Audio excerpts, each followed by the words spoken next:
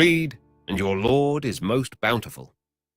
Reading, The Basis of Science and Peace, by Jawdat Said. Translated into English by Dr. Abdulatif Al-Kayat. Foreword by the translator.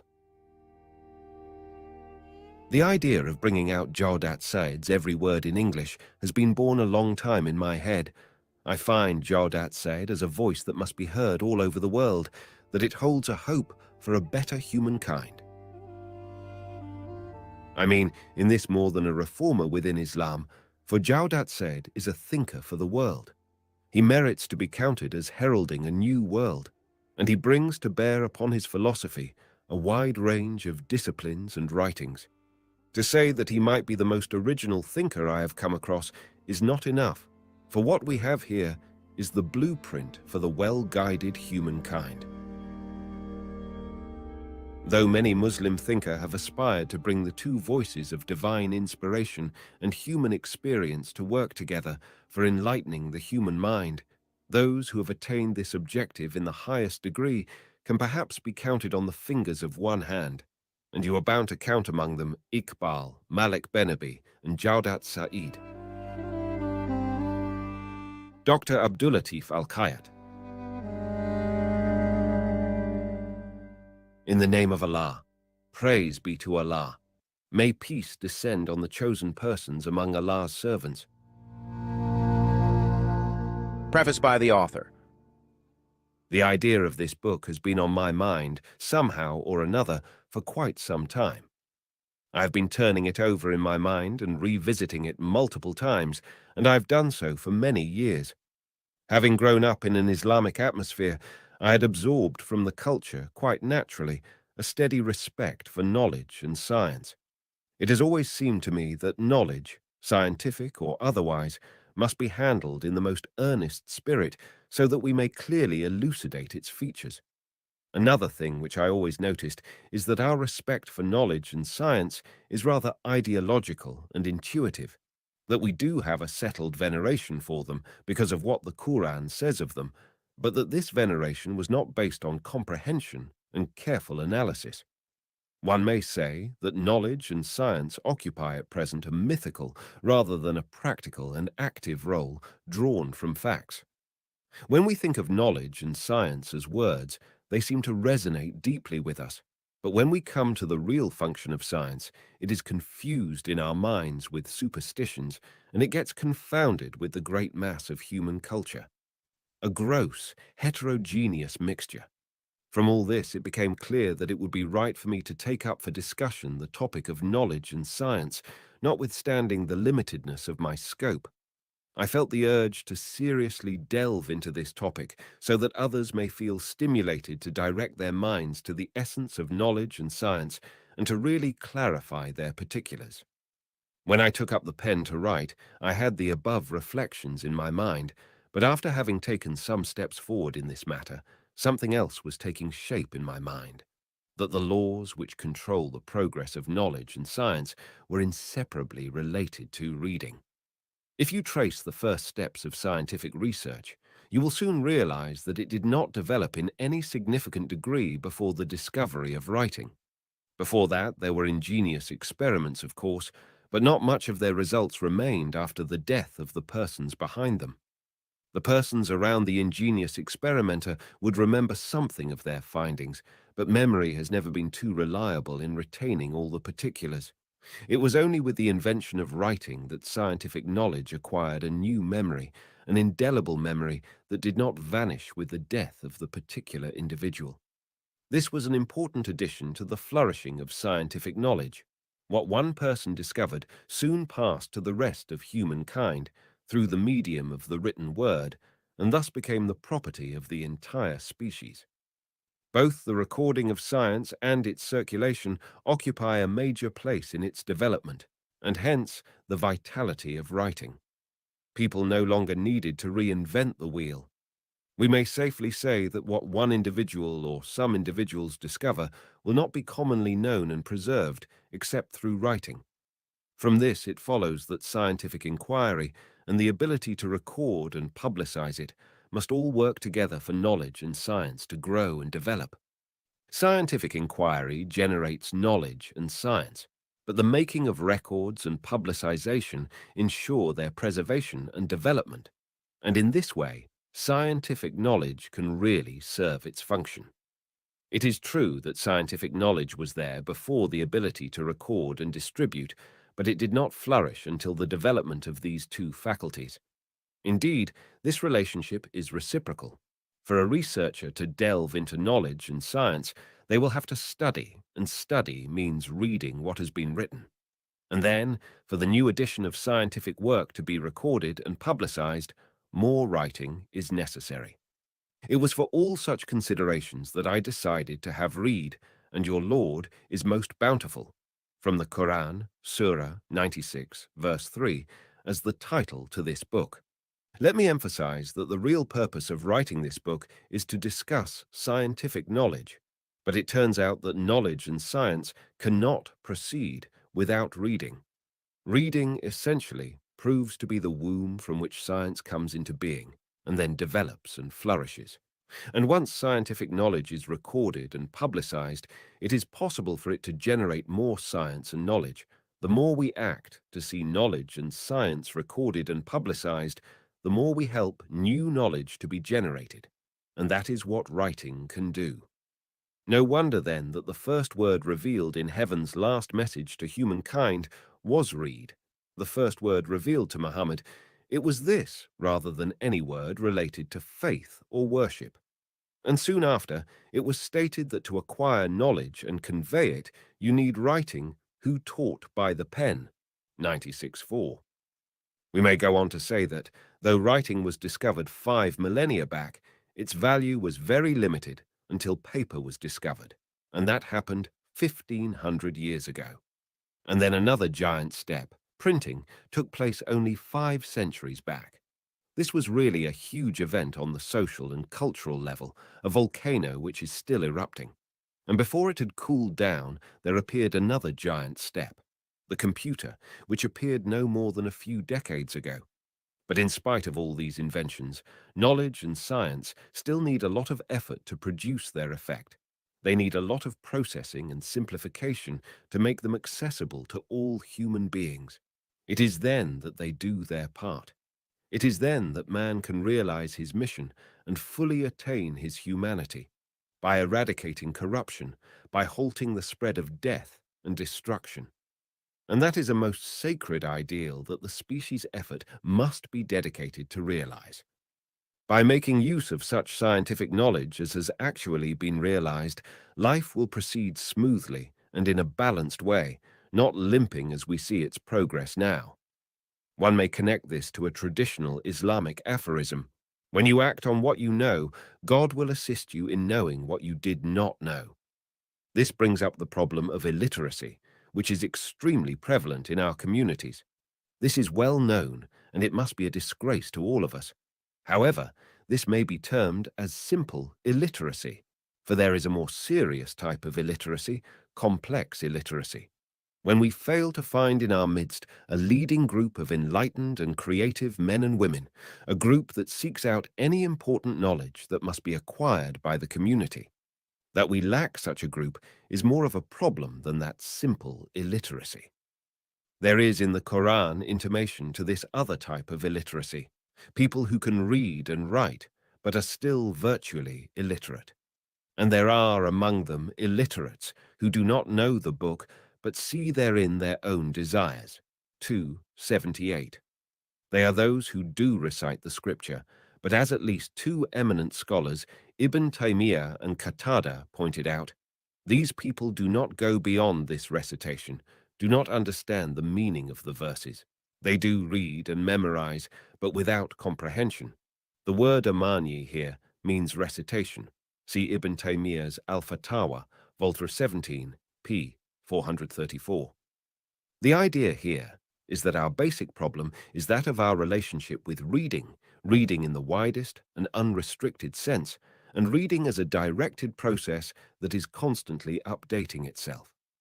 This is reading in its noblest sense, a self-correcting process that improves itself as it proceeds and generates more tools for finer production.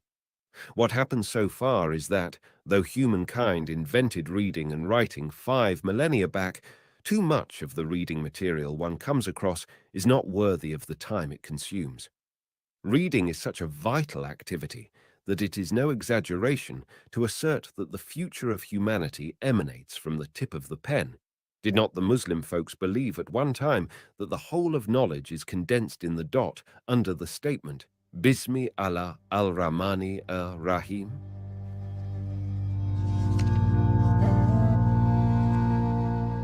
In writing this book, I have two purposes.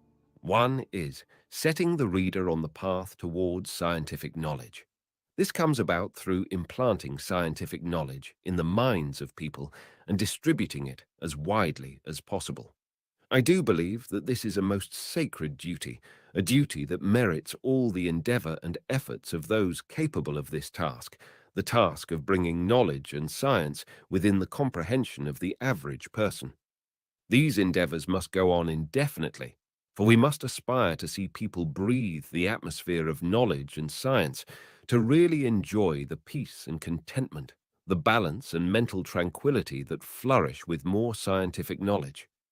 The other purpose is enhancing peace, for peace is the direct fruit of knowledge. It is through scientific knowledge that people can perceive the potential for putting right the life of the human being, the possibility of correcting their progress without having to resort to harmful or injurious means. We can easily notice that it is a person who has no knowledge, who cannot perceive the way out of a crisis, that resorts to destruction. They may even decide, Samson-like, to destroy both themselves and their enemies. This solution is often chosen by those who fail to see the right way. You may contrast this with the way of knowledge and science, which will make of the enemy an intimate friend, as the Quran puts it, 41:34. Let us notice how, even before human beings were placed on the earth, the angels suspected them of doing mischief and of spilling blood, though Allah was placing them, the humans on earth, to be its custodians or viceroys. The angels are here vividly expressing the problem of realizing peace on earth, both at the level of individuals and at the level of communities. I did mention earlier on that we Muslims have an intuitive veneration for knowledge and science, but one may go on here to say that a keen observer will notice that those who lack the faculty of seeking knowledge and science will not hold on long to them in any conflict or debate. Soon, emotion will take over, and soon it will overshadow the intellect. Soon, those who have not developed the habit of relying on the scientific knowledge resort to their instincts, and to what is commonly said before sound thinking and scientific reasoning take hold. It is a prevalent phenomenon to see a person reject scientific knowledge on the grounds of some unfounded generalization, in which case right and wrong are not distinguished, nor are knowledge and ignorance. When this happens, the consequences are quite dire, for the straight path will get blurred. By denying the significance of scientific knowledge, those who fall in this are often not aware, or they forget, how highly the Quran places knowledge and science, that it never speaks disparagingly of knowledge and science. On the contrary, those who turn their back on knowledge and science are described as la yalamun. That is, do not know la yafkahun, do not comprehend la yakilun, are without sense. Therefore, it is a serious mistake to treat scientific knowledge as untrustworthy. Those who reject knowledge do that just induced by illusions, guesswork, and the like. So no, scientific knowledge should never be the butt of attack and refutation. What may be attacked and refuted are ignorance, unfounded conjecture, and the like. We should have given knowledge and science more confidence by raising them and respecting them. This comes about when we know how to draw the line between what is scientific and between ignorance and error. The truth is that there is no way out for us without scientific knowledge. We should acquire the skill to realize the difference between what is known and that must be accepted, and what is ignorance and that must be rejected. When we fail to make such distinctions, we reject the truth and what is scientific, assuming that we thereby do service to our faith and ensure a better future for our generation and the coming generations. But it is not so. When we accept or reject without fathoming things, we are placing before the rising generations all kinds of hurdles towards balanced progress. We still see in Islamic writings a lot of implicit or explicit condemnation of science, that it is not so vital for solving our problems. Indeed, when we treat scientific knowledge as suspect, we are contradicting the high place accorded to knowledge by the Quran. Is it not in the Quran that we read, "And those to whom knowledge has come, see that the revelation sent down to you from your Lord, that is the truth." 34:6. And we read, "And do not pursue, do not utter, that of which you have no knowledge." 17:36. I do not claim here that I can put forth a coherent and succinct definition of scientific knowledge in a way that the reader will have a kind of compass that enables them to distinguish between scientific knowledge on the one hand and conjecture on the other, between what is reasoning on one hand and al-hawa, vain, whimsical desires on the other. All I aspire to realize here is to direct some light on scientific knowledge in a way that the discerning reader will have the means to widen their horizon and acquire a better realization of such issues. Let me start with declaring my dissatisfaction with the concept of scientific knowledge as it is commonly adopted, not only among Muslims, but among the Westerners, at least those of them who are quoted and translated in our part of the world. To elaborate, what Muslims, especially the modern ones, seem to imagine about scientific knowledge is not what I find in the Quran. For in the Quran, scientific knowledge is described as the process of revealing the truth. Most Muslims seem to imagine that there is another way of revealing the truth and of distinguishing what is true.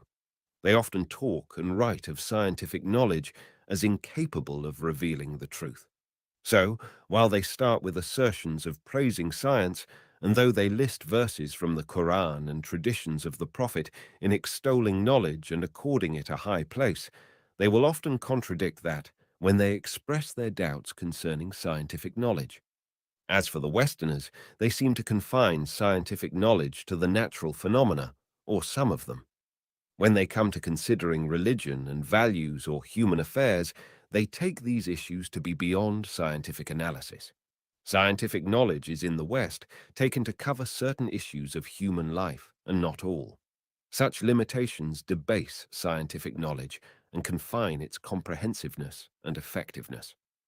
What the Quran teaches me is that both the first and second conceptions fall short. Muslims need to have full confidence in science, that it conduces to truth all the way, not part of the way. Westerners, on the other hand, need to realize that the part science can play in the sectors of religion, values, morality, and human affairs is quite equal to its part in connection with research about nature. An example will help us here. There was a time when the world had no idea about the sources of epidemic diseases which invaded the world. It was not right then to say that an epidemic disease was not amenable to scientific study, for a person who knows what science is about would say, an epidemic and its causes are not beyond scientific investigation and solution, though it has not yet come within our scope, and it is still beyond our control. They should feel that with more effort, people would be able to realize such discovery and control, which is what was later accomplished. This is the correct scientific stance. And when we come to morality, it is not the correct scientific attitude to say they cannot come under scientific investigation and discovery. The right approach is to say, though we do not at the moment know the laws that govern morality, religion, and values, science is the instrument by which we can dispel any dimness or opacity that conceals these domains. The time will come when we know the truth about morality, values, and religion. There was a time when Muslims thought better. They did realize at the zenith of their civilization that religion and scientific knowledge are essentially the same. You may see this in aphoristic statements by the illustrious writer Al-Jaheth when he says, for instance, one rule that the ancestors have left us is, intellect is nourished by knowledge, and knowledge is nourished by effective discourse. I learned much about civilization from this statement of Al-Jaheth's. One finds in intellect is nourished by knowledges a profound delving into the essence of civilization, and one may find in this statement more illumination, that knowledge nourishes morality, values are nourished by knowledge, and wisdom and religion are nourished by knowledge. It is through scientific knowledge that good morality is established, that values flourish, and the true religion takes root. Once ethics, religion, and values ripen to be scientific, they will take root in hearts, and they will take a tangible shape in actual life. The insight one may draw from Al-Jaheth's statement is very unlike what one finds in both the Western civilization and the Islamic thought under Western influence. Let us refer to the following statement by Bertrand Russell, the renowned philosopher, who said in his book The Scientific Outlook, near the end of the preface, "This fresh power of science will prove to be constructive, provided there is a commensurate degree of wisdom which is invested in the human being. It is vitally essential, then, to increase wisdom, and wisdom is a right conception of the aim of life. But that is something that science cannot provide, and hence an increase of science is not helpful there." It is concise enough what Russell says here, and it is clear, but it is at the same time confused and confusing. It confines scientific research to the natural phenomena. Ayat al-afaq is the Quranic term, while it denies scientific investigation to the issues connected with human guidance and ethics, ayat al-anfus in the Quran, and in this way it deprives science of a most vital domain of study. Al-Jaheth's principle, on the other hand, is accurate, and it is clear at the same time when it asserts that wisdom develops and thrives through knowledge and science. It is unfortunate that Muslims have been deflected from the Quranic conception as a result of their contact with the West over the last few centuries. For the Quran takes the most genuine science to be that connected with the human mind and behavior, observation of the outcome of historical events, and the wisdom that may be drawn from them. It was a mistake to move away from Al-Jaheth's approach when he linked wisdom and the human intellect with knowledge, and linked knowledge to effective discourse. They should not have abandoned this to Russell's approach. We find more in the spirit of Russell's view in Kitab al-Arabi, Issue 4, a series issued by Al-Arabi magazine of Kuwait, the issue entitled A Survey of Arabism, Islam, and Europe, PL 154.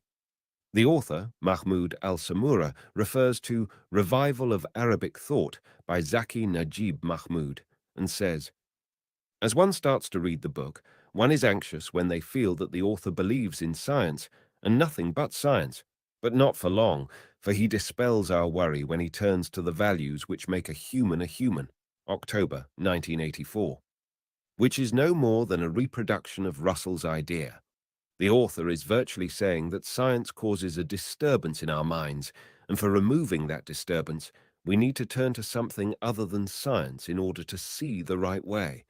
Let it be added that both the one who writes the comment and the other author who is being commented upon are modernist writers, not traditional religious scholars. This means that it is on such superior thought that the Arabic and Islamic culture is supposed to be fed. Many a reader, especially those who revere individuals and are intimidated by glamorous names, will feel induced by such writing to withdraw any confidence in science. They will have it settled in their mind that scientific knowledge is not the means by which our own problems and those of the world can be solved. The truth is that once science is not given its due worth, and once people feel that it needs something else to support it, then it will lose its real function. There was a time when germs contaminated people's food and afflicted them with various physical disease, but the intellectual diseases are even more harmful and far more serious. They infect the intellects of the Ummah. They cause painful situations in people's relations. We still pay for our failure to study the various ailments which afflict our minds transmitted from the media, the books produced by our thinkers, and the statements made by our celebrities. Our part of the world does not practice the required inspection of the discourse and other signals that keep bombarding our eyes and ears. not a strange phenomenon in backward nations. What happens on the intellectual level is not unlike what used to happen in the domain of cleanliness and sterilization before germs were discovered. Lacking knowledge of the essential parts of human history, about the emergence of science and the evolution of thought, about humankind's relationship with power, the laws of nature, and the harnessing of nature through human effort, the internal and external signs of existence. All kinds of ignorance cause such domains to be confused and blurred with superstitions and illusions. These superstitions and illusions are, indeed, given more prominent places than facts, and are allowed to impact more greatly on how we live our lives. Most of us would not be content unless those myths and illusions are treated with extreme deference, and so they keep infecting our intellectual atmosphere. Roger Garaudy has some insight here concerning the separation of wisdom from science. He quotes in his book, The Promises of Islam, the following, p. 144, Hussein Nasr's description of the relations between the modern sciences and the Islamic sciences, particularly the reversal in relations between the sciences of means and the sciences of ends, or wisdom. Had the Muslim scholars of the Middle Ages been resurrected at our time, their surprise would not have been aroused by the advance in thought, for such advance was launched by the Muslims' own effort. Their surprise would be aroused by the reversal of the value system, the utter overturning of that system. They would notice how the center of their vision which existed among them has been pushed to the margins, and the peripheral part has moved inward to occupy the center. That the sciences which used to be classified as secondary at the time of Islamic Golden Age have been given a place of prominence by the West, while the science of wisdom, the eternal knowledge, has diminished until it is all but non-existent. Before I conclude this preface, let me assert that when the above may seem a generalized condemnation of both the Muslim and Western worlds, it does not mean that one does not come across alternative voices on both sides, though still not coherent enough, campaigning for the spread of scientific knowledge. What I do mean is that the prevalent trends are as I have represented so far. Jawdat Said. Introduction. Read and your Lord is most bountiful.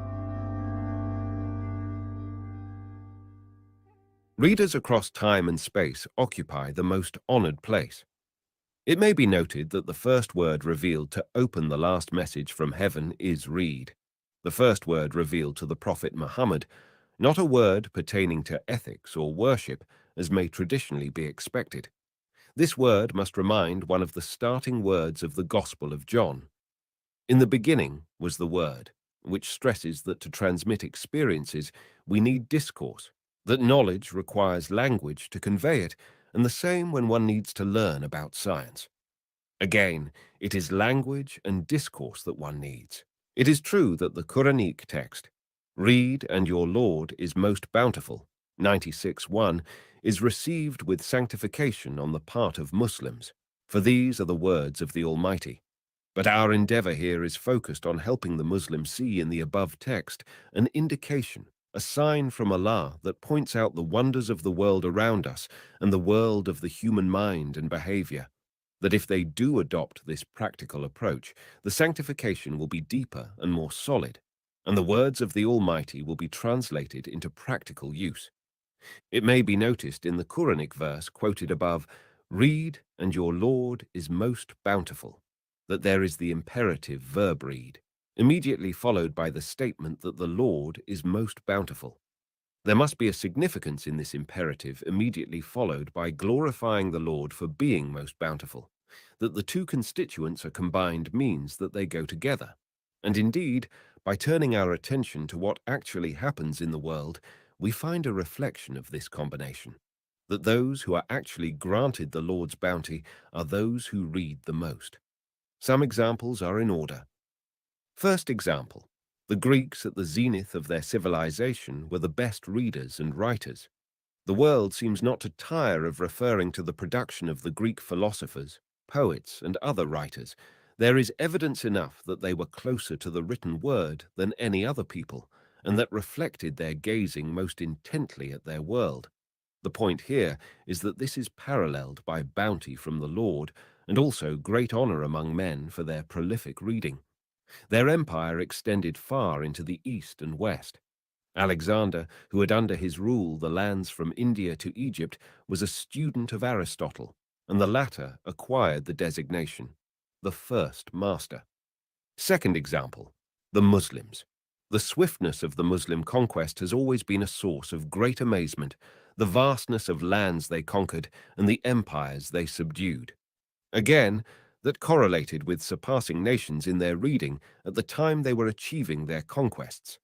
The word read in the verse, "Read, and your Lord is most bountiful," seems to have worked wonders among Muslims for some centuries.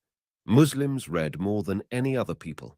They searched everywhere for books, and they had an unquenchable thirst to expand their knowledge. No source of knowledge was deemed unacceptable by them as long as it expanded their horizons. On the other hand, the Muslims at the peak of their glory enjoyed the Lord's bounty and plentiful riches, and he also conferred on them great glory and ascendancy. But I need not expatiate about the glorious past of Muslims, since this has been repeated to the Muslim ears on every occasion. What the Muslim is not reminded of is the correlation between the glorious past and Tawhid, that is belief in the one God, the correlation between this Tawhid and knowledge, and then the correlation between knowledge and reading. When the Muslims were foremost in riches and glory, their reading surpassed what other nations read, and they had more institutes of learning at the highest level than anywhere else in the world. Third example, our age. By turning our attention to the world around us, we find the same rule operative enough.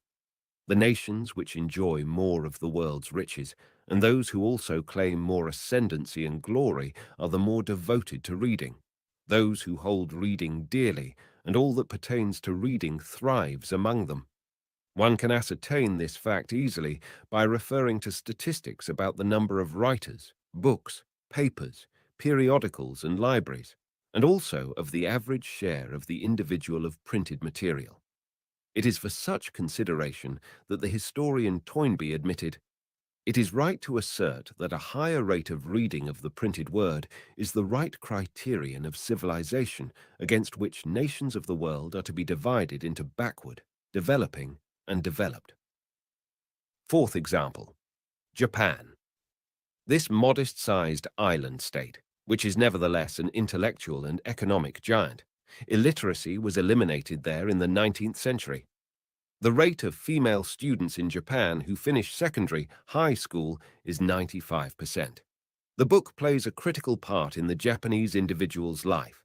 Publishers issue approximately 35,000 titles per year, double the relative number published in the United States per individual. This correlates with Japan's being the second industrial power in the world. See Al-Arabi Book of the Month, June 1985. It is interesting to observe how, when someone comes in the presence of another who is a better reader, the former feels dwarfed before the latter.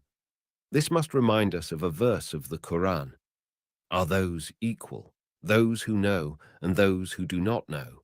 39:9. This veneration for the readers has been transferred to those who take higher and higher academic degrees, to a point that it takes sometimes mythical dimensions. But the law stands firm. By reading more, one wins more. Nothing in this world is to be won by mere wishes, as we see in the Quran. Not your desires, nor those of the people of the book can prevail. Whoever does evil will be requited accordingly. 4:123. Allah does not grant people according to their statements, looks, or designations. There is his sunnah, the Quranic term for law, and anyone who applies the law will have the outcome without fail. Again, we have support for this from the Quran. We provide both the former and the latter from the bounty of your Lord, and the bounty of your Lord can never be withheld. 1720. Some would be inclined to ascribe to intelligence a greater weight than to reading. Some have really gone further. When certain specialists discovered the possibility of influencing the inheritance of genetic qualities, it occurred to some that this would enable scientists to produce clones of some geniuses or transferring their genetic qualities to others. But such wishers forget that what makes a human being what they are is not what they acquire as embryos. There is a whole world of influences after they have left the embryonic stage to the world of childhood, when education and environment become the primary factor in determining their potentials. One may notice how the children at the time of Noah, for instance, had the same IQ as the children of the modern ages. Intelligence, the genetic endowment, has remained the same across history. But what determine what a human being is are the circumstances they grow in and their environment. What distinguishes our scholars of all disciplines of science from previous ones is not a difference in the degree of intelligence. It is rather their benefiting from the accumulating experience preserved in existent writings and obtained by later generations through reading. Human intelligence is of no real worth in realistic terms without digesting the huge and ever-increasing experiences of humankind and acquired through reading. The most advanced of nations will remain those who extend their effort to benefit from the entirety of human heritage, organized and brought within the capacity of the reader. From the above, it should be clear that reading comes before intelligence and before genius. It is also why it is right to say, as some have already said, that a late comer, the descendant, is like a dwarf who sits on the giant's shoulders, seeing all the giant can see and further. It is reading that raises posterity above the head of the giant and above preceding generations. They acquire all that their ancestors had left with no more effort than that of reading. This reading will open for them new vistas to the extent they prove themselves to be avid readers. It will benefit one to review, if even briefly, the history of renowned scholars in the world.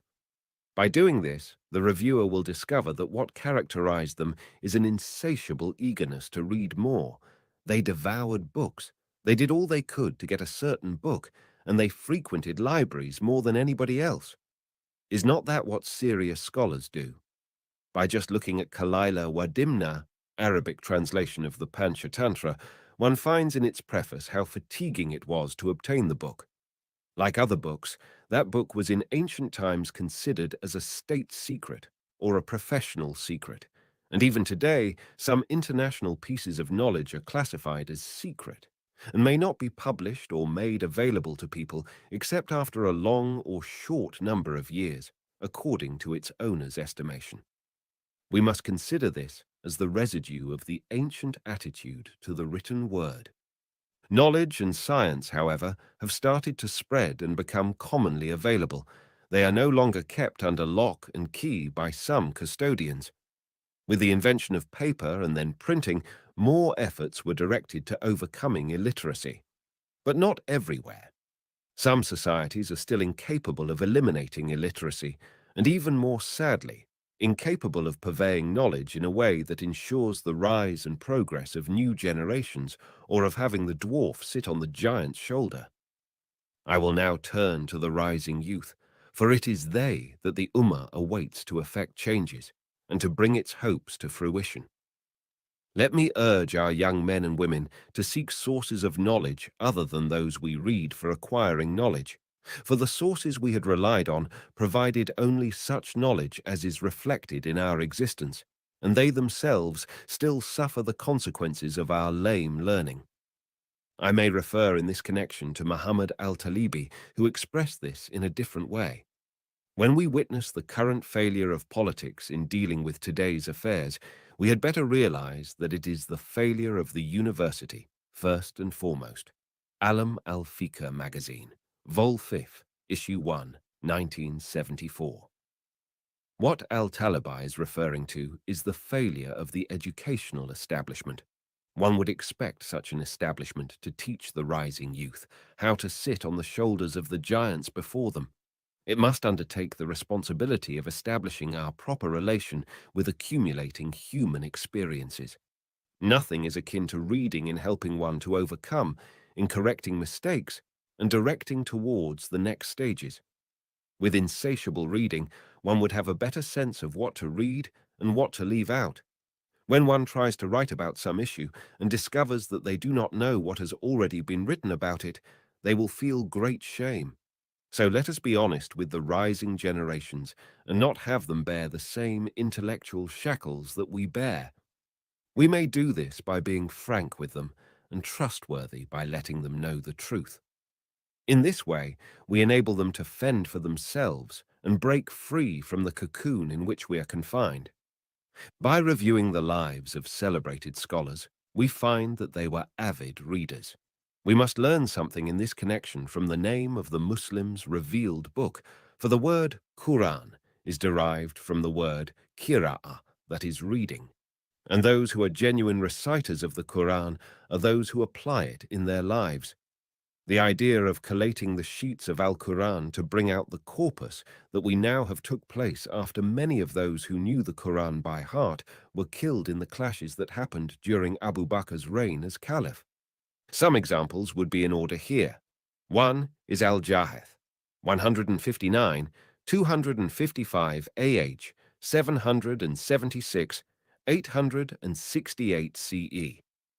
This supremely cultured writer is still cited as the foremost master of the pen.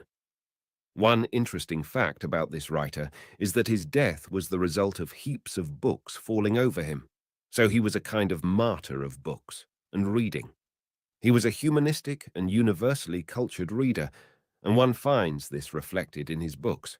They are as universal as his reading was universal. When he handles something for discussion, he proves to be closer to objectivity and further from bigotry than most people.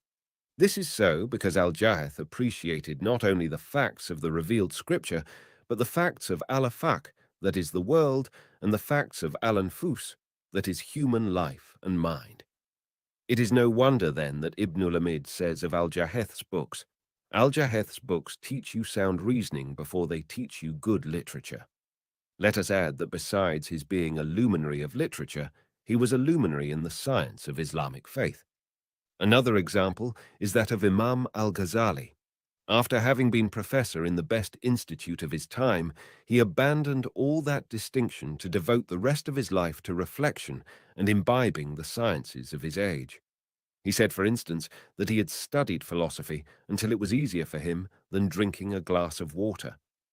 When he wrote about philosophy, he expounded and elucidated the topics of philosophy better than its veterans were able to do.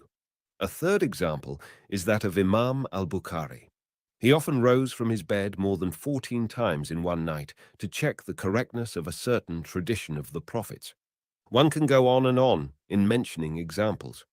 Not long ago, Damascus had a celebrated scholar, Badruddin. This man confined himself to a library for 9 years.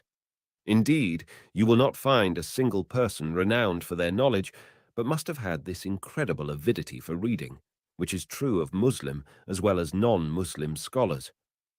I wish to elaborate on and examine this concept, how reading and gaining prominence in science and other spheres of knowledge are linked, and the causes and results behind this, which may help people proceed to study and to read. It may be observed in this way how a human may win both the Lord's bounty and distinction through reading. Reading and scientific knowledge. The advance of scientific knowledge started concurrently with the invention of writing and reading. They have been together, progressing together, and will remain so. Is it not a remarkable sign for us that the illiterate prophet, that is Muhammad, peace be upon him, received the word read as the first word of the final message from heaven? It is a kind of paradox that the illiterate is receiving an order to put an end to illiteracy. He is ushering in the era of read, and, in other locations of the Quran, he who taught the use of the pen, 96:4, none. By the pen and by the record which men write, 68:1, and in a scroll unfolded, 52:3. All this links reading to knowledge and science. Scientific principles are proved through results and outcomes, and both science and its outcome are preserved and developed through the pen. The Quran is succinct about it. He who taught the use of the pen, 96:4. Scientific knowledge cannot go on and be preserved without having the means of preserving and perpetuating human experiments and experiences. Once you have the experiences preserved, you have the material you need to review and ponder, and hence science may keep progressing. Indeed, should everything produced by people, excluding books, get lost, then all else might be regained.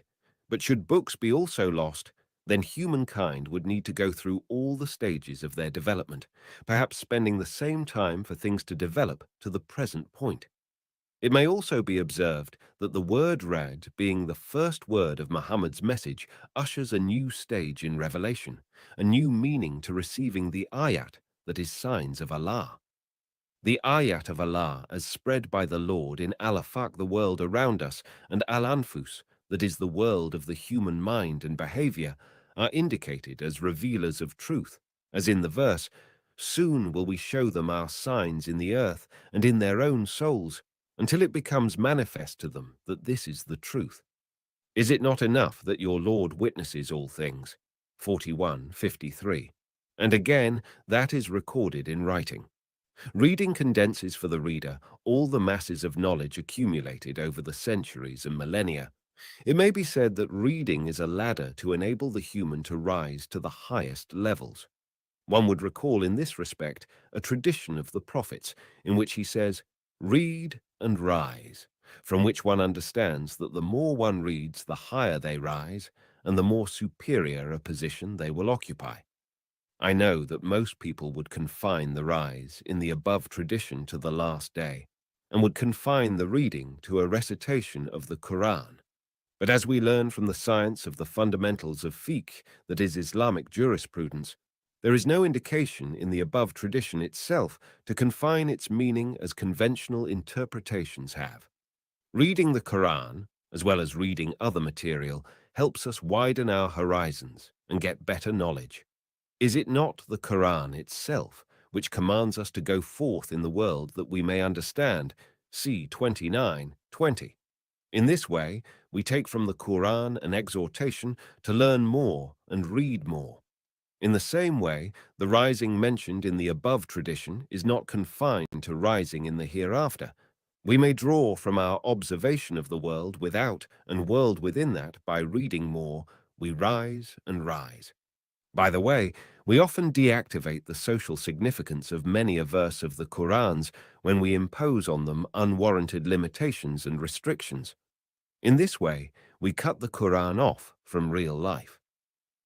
Malik bin Nabi, the prominent Algerian writer, did not make this mistake. When he discussed the Quranic verse, "Allah will change the condition of a people until they change what is in themselves," 13:11, he commented, "Older movements of reform in the Muslim world celebrated this verse only as a motto, but it seems that they would not go beyond the blessing a Muslim attaches to the Quranic words.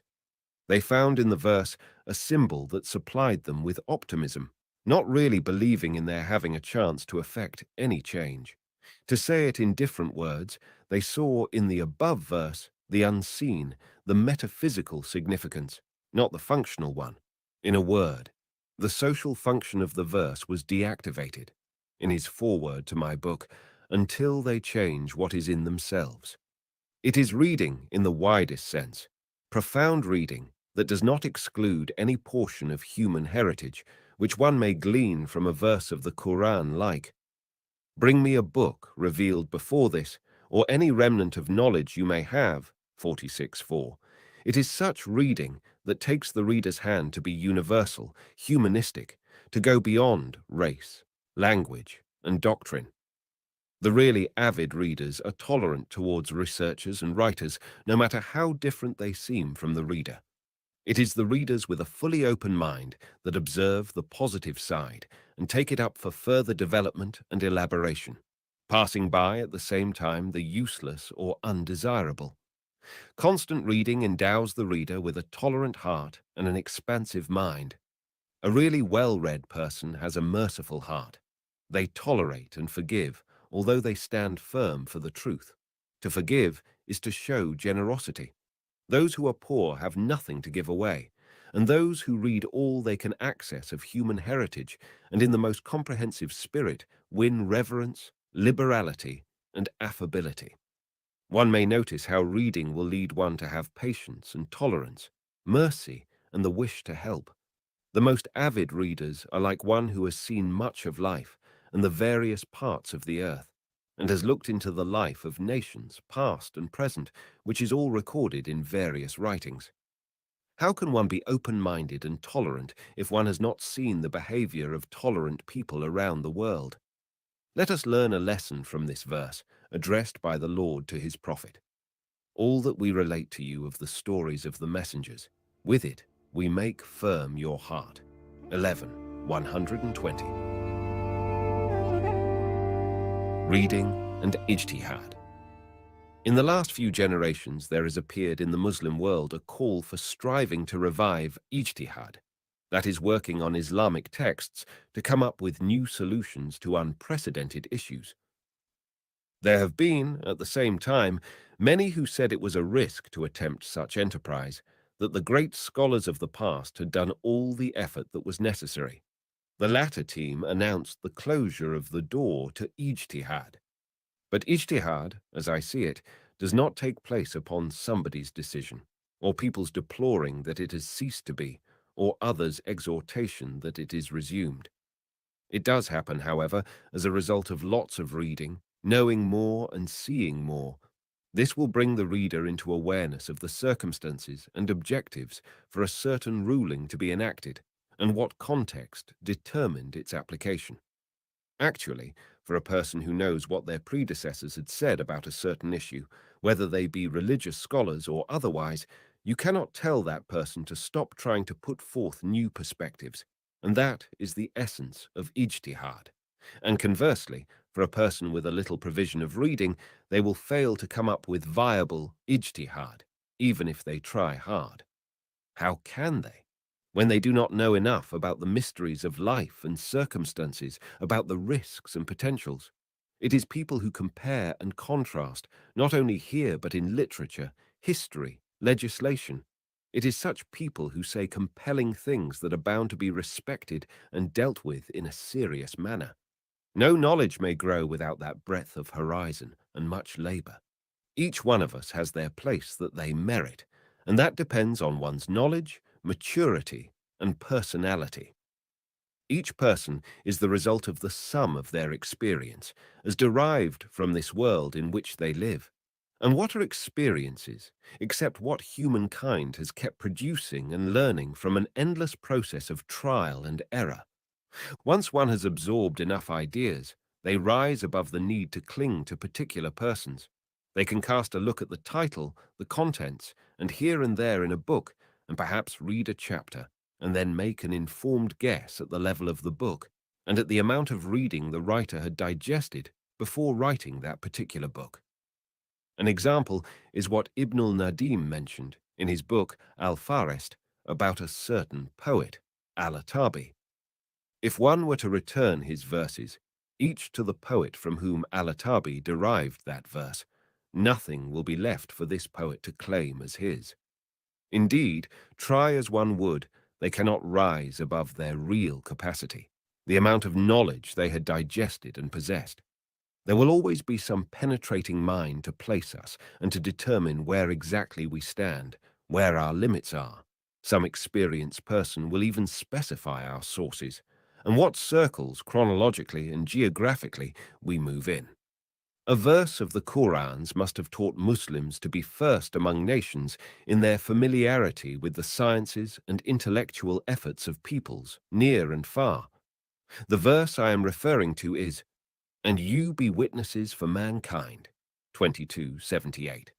It is supposed that the Muslim Ummah can tell others where they did well and where they stumbled, and that cannot happen without taking stock of the events of history and the intellectual activity in the world. Is it not deplorable that we, the Ummah of Reed, and your Lord is most bountiful, have neglected this duty, that we wait for the others to give their verdict concerning us and concerning other nations? It is an honored place for a group to be referred to for their evaluation of individuals and communities, as the above verse should teach us. But it is a position that may not be assumed without one having earned the right to occupy it through knowing all that should be known. But what exactly should one aspire to know in order to merit being a witness in the world, and to be, in some degree, one of those who can tell the world how it fares? One main element here is to trace how things came into being, the beginning of history, or in Quranic terms, how Allah originated creation, 29:20, the beginning and the end, how humans acquired control, how they came to have the upper hand, the meaning of truth, and the laws of life and the world. It requires a real maturity about all the stages that brought things to their present state and further ahead, the ends and means. Making such endeavors to tell the truth is not true of the Muslim elite. We, in our part of the world, are preoccupied with other matters. We opt for the urgent rather than the important. We move within the circles of tribal ties and rarely view the human being as a human being. We really need to acquire the vocabulary, which we have not so far acquired, to talk in terms of one humankind, to view the laws that apply to all humans. Instead, what still prevails among us is to extol our great masters and mentors, to eulogize the miracles of visionaries and walisalais and friends of Allah, the graves of our superiors, stressing the wisdom of surrendering to our superiors without having any will of our own. I do realize that many or most people of the new generation would think that this is something of the past. But no, only the names keep changing. And even after what we think to be a new revival, we still have not the least degree of freedom and democracy. We still find some master to give up to them all the will that we have.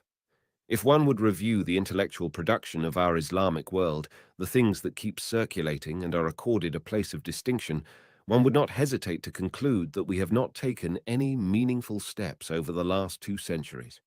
It is really the other way around, that ends and means have receded, backwardness and disunity have taken root even more deeply.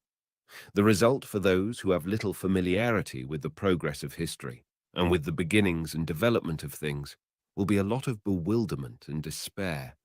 They are sure to keep wondering why the sacred and the base get confused. Where is light and where is darkness? Who is noble and who is corrupt? What is trustworthy and what is treacherous? Reading and clinging to individuals. Let me start this section by a quotation from Dr. Muhammad Abed al-Jabiri in his book, The Current Arabic Discourse, a critical analytic study where al-Jabiri handles the attitude of the contemporary Arab towards the problem of revival, development, and overcoming backwardness. He really handles this problem in a simple and direct way, by the end of which he draws the following important conclusion. Both the ancestor-loyal person and the liberal and all other allegiances in the Arab world are the same in not comprehending, perceiving, or practicing asala, loyalty to heritage, and modernity at the same time. We have no way of establishing an edifice that is compatible with our dreams, as long as we are under the control of an inherited model, the heritage, no matter if that model happens to be ancestral or modern thought, or a mixture of both. We do not deny that it is most natural for the human being to think in terms of a model, but there is a definite difference between taking the model as a companion to overcome any feeling of alienation and taking the model as a criterion to measure your behavior against. When the model turns into a referential authority, a dominant power that overwhelms one and oppresses one, it will rob the individual of their independence and identity. The beginning is then to know oneself, to free oneself of the grip of the model, the ancestor, so that one may deal with all models in a critical way, by combining concurrently asala and modernity. pp. 56, 57. What Dr. al-Jabiri calls in his book clinging to the model and to the ancestor is what we call in this study the world of persons, that is to be under the dominance of referential persons versus the world of ideas. To put it differently, it is dealing with the existing world around us versus dealing with our images of it that we bear in our mind. And to express it even differently, it is ijtihad versus imitation. All this must remind one of what the Quran expresses in the form of dialogue. When it is said to them, "Follow what Allah has revealed," they say, "Nay, we shall follow the ways of our fathers," 2 170, or elsewhere in the Quran. Nay, they say, "We found our fathers following a certain faith, and we do guide ourselves by their footsteps," 43:22. By criticizing and admonishing those who follow any models, any persons, without good reason, without evidence, we would be reviving the Quranic principle and the scientific principle of any time or any territory. But I would like to go a step beyond what Dr. Al-Jabiri had stated. He at least did not say it explicitly, although he might have meant it. Nor have I seen other advocates of reform and adversaries of conventional following in the steps of the ancestors go this further step, that to go beyond clinging to revered individuals to the domain of ideas, this cannot take place except by going beyond mental images to existing facts outside the mind, to deal with those facts rather than with dealing with models, images, and persons. Have I said enough to rid people of their restrictions? Hardly. It is no more than having expressed the same problem in other words. The idea I am trying to express is that you cannot get a person to produce new ideas or to do ijtihad by commanding them. Go ahead and produce new ideas, nor by praising ijtihad and deprecating blind imitation, no matter how eloquent we prove to be, and no matter how graphically we can represent the virtue of this and the folly of that. No matter how passionately we believe in what we say, we cannot in this manner produce the effect we like to see happen. I do not find in Dr. Al-Jabiri's statement a solution to this. Yes, he does write well, and he does analyze things well, bringing into focus who is the liberal and who the ancestors tied, and what they have in common. He did well express the problem that is common to the ancestors tied, the liberal and the progressive. He showed in his bright style how, no matter if we come across the leftist, the rightist, or the moderate, we find them all to have not broken free from imitation. If the religious-minded follows closely in the steps of the ancestors, it turns out that the others, with all their diverse directions, have found some persons to follow closely. Let us admit that Dr. Al-Jabiri did go a decisive step. He clarified how the sharply dissimilar directions have essentially the same shortcoming. This definitely narrows down the mystery. It pinpoints where the problem lies. Let us then give the credit where it is due to Dr. Al-Jabiri in this case. But we need the next step. Where is the way out? And I claim here that the way of overcoming this unhealthy imitation of Muslim ancestors or any other referential individual or individuals, the way is through reading in its profound and unlimited sense. One can simply act here upon the verses, "Read, and your Lord is most bountiful. He who taught by the pen taught man all that which he did not know." 96:3, 5. It is not the terrified, narrow, limited reading. This will not at all rid one of Abaiya being a passive imitator of the ancestors. How can one who is exposed to just one pattern, and maybe a distorted one, be creative and add something new? What ijtihad, in its real sense, means is adding a brick to an already existing structure. On the other hand, that person who studies a lot of patterns and models, and who reflects well on things, that person is quite likely to come up with a model that is a synthesis of the positive aspects of previous models, or a really new model. Such a person can, as Iqbal put it, cull the flowers from inside the tree. It would be right for me not to feel that I have said much. I did say that it is unlimited and profound reading, that following up of issues in a comprehensive way, that is what rids one of imitation and clinging to models, clinging to the world of persons. I now say that I have not said much. It is so because to speak of unlimited and profound reading is not enough. It actually must be under glaring lights, under a microscope that brings out the tiniest details. We say that for it is unlikely, if we place an invalid on this road of many branches, to be able to move with vitality to cover the required distance. nor if we have a little boat sail on an ocean with violent waves. It is not easy at all. It is not easy to tell the inexperienced to enter a maze and find their way out of it. Did I not object to Dr. Al-Jabiri wondering, where is the way out? Well, the reader has the right to ask me. You insist on profound and wide-ranging reading. So what is the way to that? Do we not need a map and a compass? Do we not need some vehicle or means to enter this vast world, the sprawling space which is sure to give us no help in how to navigate through it? Its terrain and contours are sure to baffle us.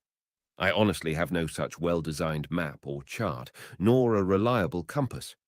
I do say that I am pointing out the next step in defining the problem. We did agree that holding on to a model does not solve the problem, and I added that the solution lies in wide-ranging reading, reading that excludes nothing of human endeavor, its trial and error, and its hardship.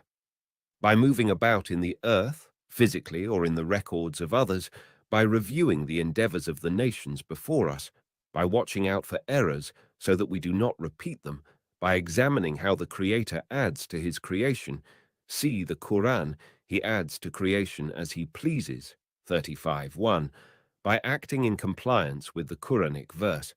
You say, this is my way. I do invite to Allah, on evidence clear as seeing with one's own eyes, ala basira in Arabic, I and whoever follows me. Glory to Allah, and never will I associate partners with Allah. 12:108. Ala basira means a study of all the details that compose and are associated with an issue, having all the views and opinions before one, and then summing up and making conclusions by accepting what is most likely right, and also finding any indications to the future and signs that point out the way ahead. This is then al-Baira. We must have a way to reveal the truth when people are confused, when they keep disagreeing about what is right. We must reach a point when we act in compliance with the prophets, peace be upon him, admonishing that a believer is not to be stung twice from the same hole. If we reflect on this tradition and think of applying it on various levels, we may say a believing society and an enlightened humanity must learn from the lessons of history. They must really not repeat any mistake twice. For if a community or humankind fall in the same mistake again, it will have to pay in suffering for an error that it was possible to avoid. The above tradition is telling us that by repeating the same mistakes that our predecessors had committed, we would be acting in contradiction with what faith dictates. We would not have fulfilled the injunction of the tradition in its social dimension, nor would we have heeded the Quran's command that we move in the earth and look and reflect to draw lessons. So have I delivered my message, young man and young woman? Pay attention to this. We do need it very badly. There is a task enjoined on us, which we have not fulfilled. It is the task of inspecting the past and present, the task of night guards who wake while others sleep, who keep a watch to protect society from being stung twice from the same hole. We need to keep wakeful so that history would not make us pay the same toll that was paid before. If we keep heedless of history's lessons, any society which does not have its active pioneers who work most diligently and in earnest to analyze the events of the world will have to suffer. Without these people, such a society will stumble blindly, as if without a compass. It will have perhaps heaps of shallow writings, but not more than a few lines in 1,000 pages to shed light on vital matters. Chapter 1. The levels of existence. The idea of levels of existence was handled by several Muslim scholars, two of whom being Ibn Taymiyyah and Al-Ghazali. They all state that there are 4 levels of existence. 1. Material or independent existence. 2. Mental existence, that is the mental image of the material or independent existence. 3. Verbal existence. 4. Formal or written existence. The material or independent existence is the existence of something in the world, its being actually there, such as the existence of thunder, lightning, the seas, the stars, all that is there from the atom to the galaxy. The mental existence is the image that one bears in one's mind of those things which actually exist, independently of the human's being aware of them. The verbal existence is the uttered sign a human uses to represent the image which they have acquired and borne in their mind about the thing actually present in the world. It has been a great distinction of the humans when they started to give names and signs to the images they bore in their mind. The Quran itself celebrates this distinction of humans. And he taught Adam the names of all things. 2:30. As for the fourth level of existence, it is the formal, written existence.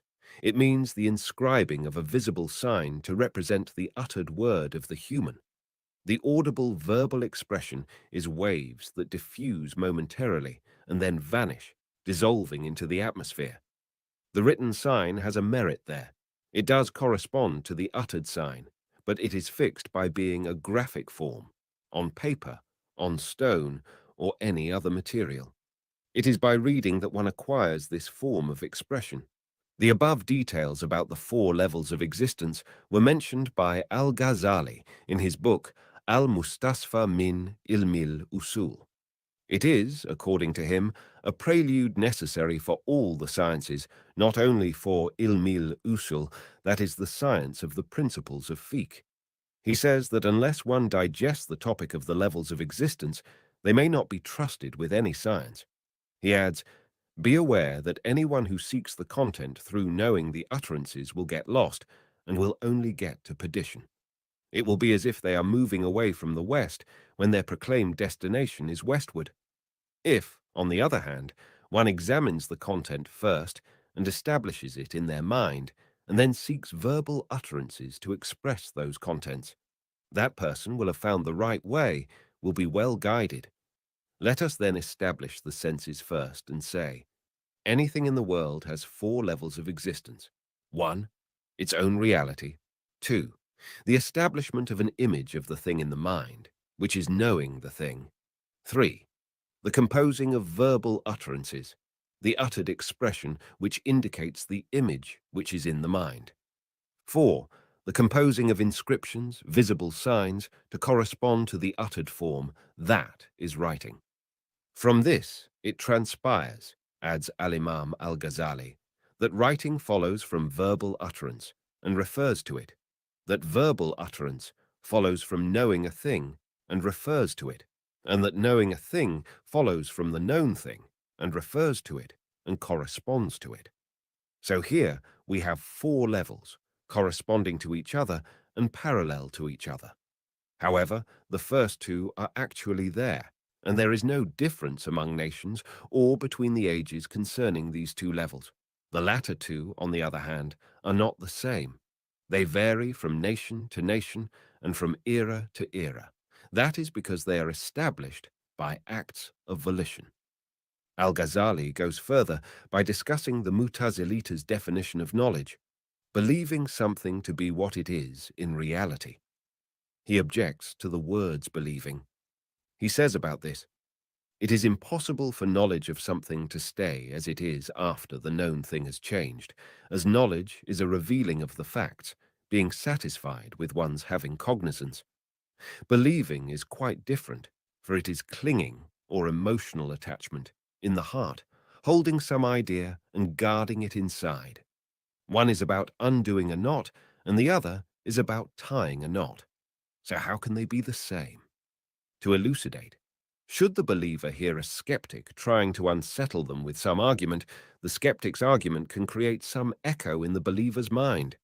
Not so is the knower, who holds on to notions not in imitation to some other party. No doubt will arise in their mind, none at all, even if they hear the arguments of the skeptic. They will be steady, unlike the believer, and have no doubt that the argument put forth by the skeptic is false. Let us focus on a certain portion of Al-Ghazali's statement. Should the believer hear a skeptic trying to unsettle them with some argument, the skeptic's argument can create some echo in the believer's mind. Not so is the knower, who holds on to notions not in imitation to some other party. No doubt will arise in their mind, none at all. It is very powerful reasoning, and a sensible person must feel its truth deep in their mind. People do hold on to certain notions, having accepted them implicitly, without having considered their justification. There is no scientific basis for their accepting these notions. Such notions can be shaken in the mind of the believer, no matter if they speak in a stubborn manner in support of their beliefs. Not so is the enlightened scholar. No amount of throwing doubts and putting forth doubts will shake their belief. They are as solid as a rock, although they might or might not have the suitable arguments to win others over to what they believe. An example would make this clear. Galileo swore with his hand on the Bible that he condemned, cursed, and scorned what was mistakenly claimed the heresy of the earth's revolving around the sun. This oath of Galileo's must remind one of when the Quran encourages a person who is forced thereto to utter the word of disbelief, and whose heart is still content with faith. 16:106. It is so because what Galileo had accepted as true he had known through scientific proof. One would guess that he had great pain in denying what he had known to be true, and he knew that his idea must wait for the opportune time for announcing it. It is correct that true ideas must be coupled with the right arguments to be accepted by others. But this latter issue is for another domain of knowledge to handle, the domain of education and the optimal way of getting people to accept facts reached through scientific evidence. The specialist in disseminating ideas would find ways of removing the obstacles to allow the facts to get through. About this latter aspect, we have a tradition from the preface to Sahih Muslim, in which Abdullah bin Masud says, "You cannot tell a group a tradition that is beyond their comprehension without causing turbulence in the hearts of at least some of them." We see when a person who had discovered certain facts in a scientific and reliable way, they are often challenged violently and maybe put themselves at risk.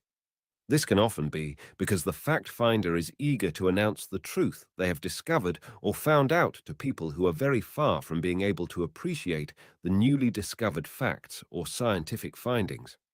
The gap between such knowledge as they inherited and the knowledge newly conveyed to them can be so wide, and the concerned person may very likely have failed to bridge the gap.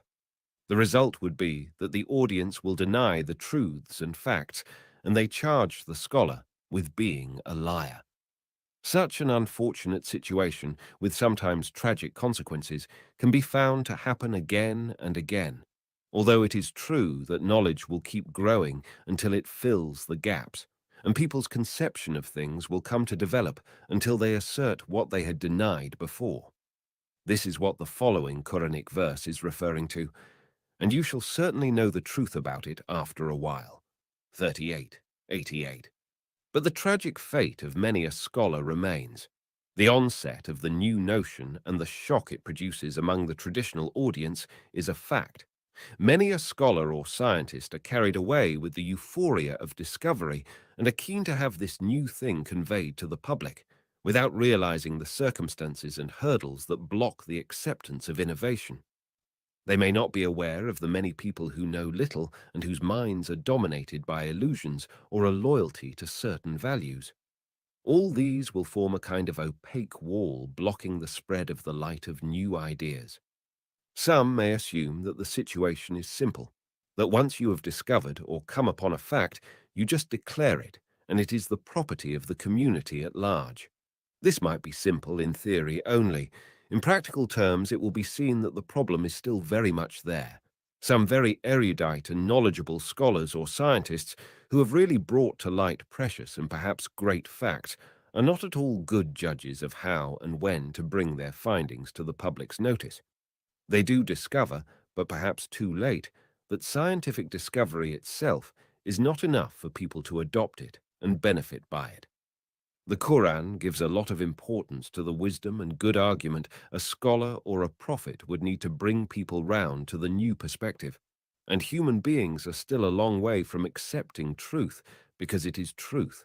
They still need to have the path to truth smoothed and made easy in order to reach this destination. It should be added that the Quran is discussing the process of conveying and spreading truth. It uses the word bala to describe this process, But it also adds mubin, manifest, when it is discussing Bala in scores of locations, for example in 2 locations of Surah 44.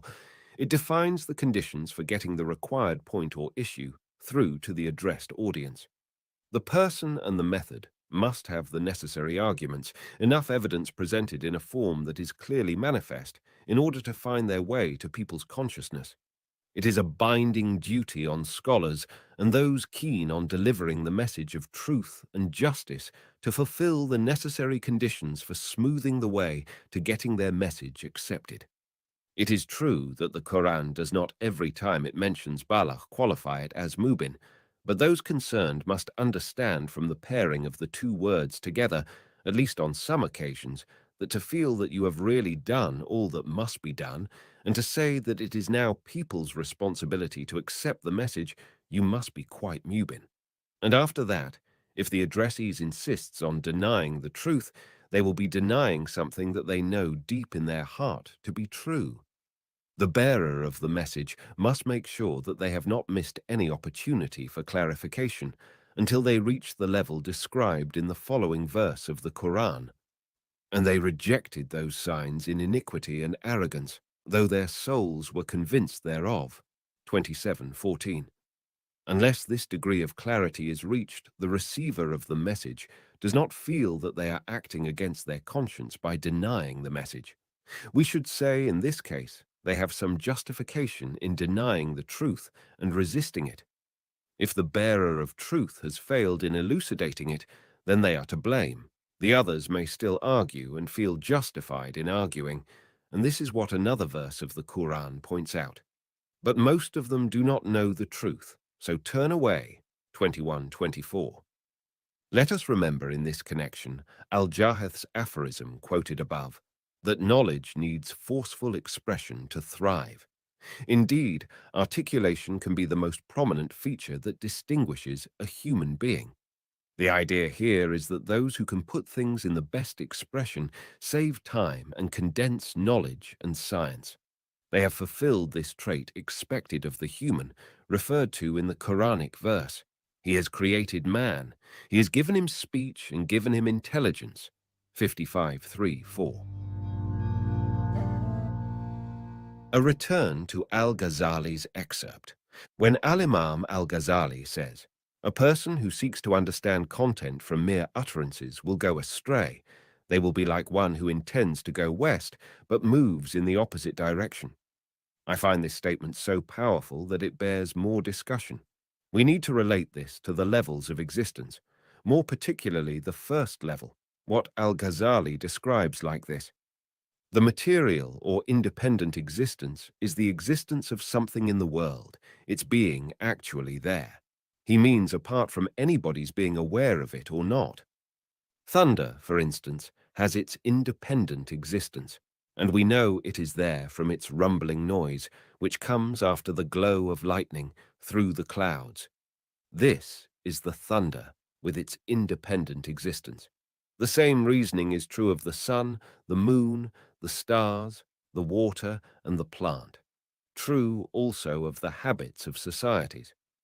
All these are things that exist, apart from our realization of them, apart from the mental image that a human has of them, the image that a human has in mind once they have come into contact with the particular object or entity.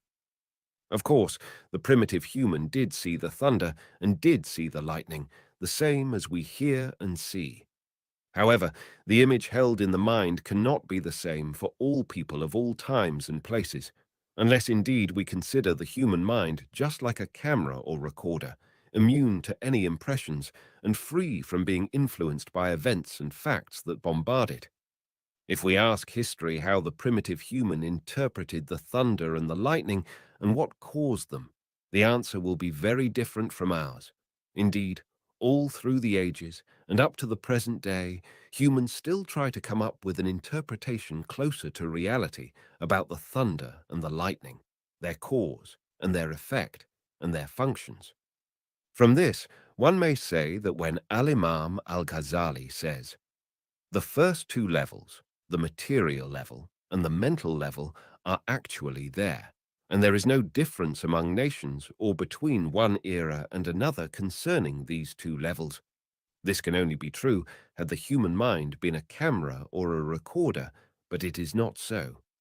Let us think of an example. Humans have seen the sun rise each morning, but their realization of the truth about the movements behind its apparent rise has changed. In fact, what actually happens is now seen as the opposite of what the ancients thought of it. It is important to reflect on this example, for it reveals how a human may absolutely believe the meaning of the image in their mind, but it turns out that it is directly opposite to the facts in the world, the independent facts. Humankind still progress slowly in perceiving the reality of things, their causes, how they happen, the beginning of their creation, as the Quran puts it.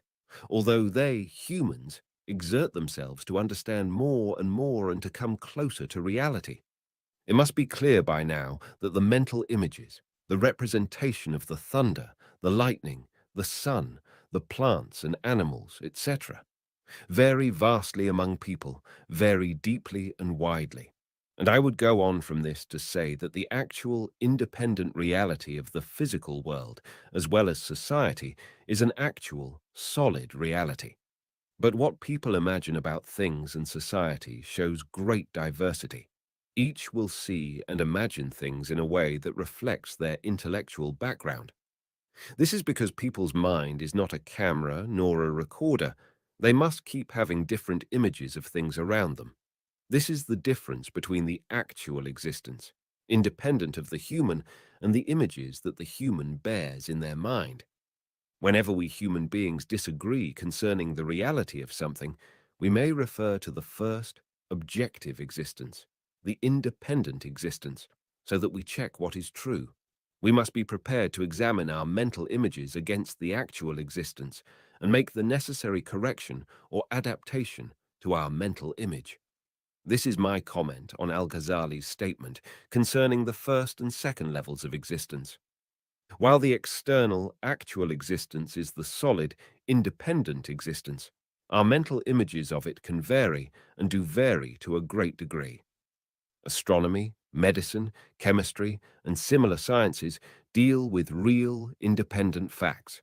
But what the researcher learns and finds are images in their mind, and they are bound to vary vastly, at least as science keeps developing over time. Am I repeating myself? I wish these simple facts to be clear beyond any doubt, to be the basis for other topics and other sciences. How much acrimonious discord might be avoided if people understood the above clearly. Much of the tension and dispute happens simply because the self-important scholar would not distinguish the first and second levels of existence. They fail to be true to the principles of research and investigation. It is true that we have done away with this confusion in some sciences, but we are still confused about other disciplines. This happens from not learning the lesson of past examples, which is a point that the Quran handled and discussed carefully, as in, "And such are the similitudes we set forth for mankind, but none will grasp their meaning save those who know." 29:43. "And so learn a lesson, O you who have eyes." 59:2. From all the above, the takeaway rule is that when there is disagreement concerning what people take to be true, it is disagreement about mental images, and the criterion for judging who is correct is how well their mental image conforms to the existent external reality. Level 3. The verbal existence. This is the level of existence that Al-Ghazali defines thus: the composing of audible utterances, the verbal expression which indicates the image or the model which is in the mind.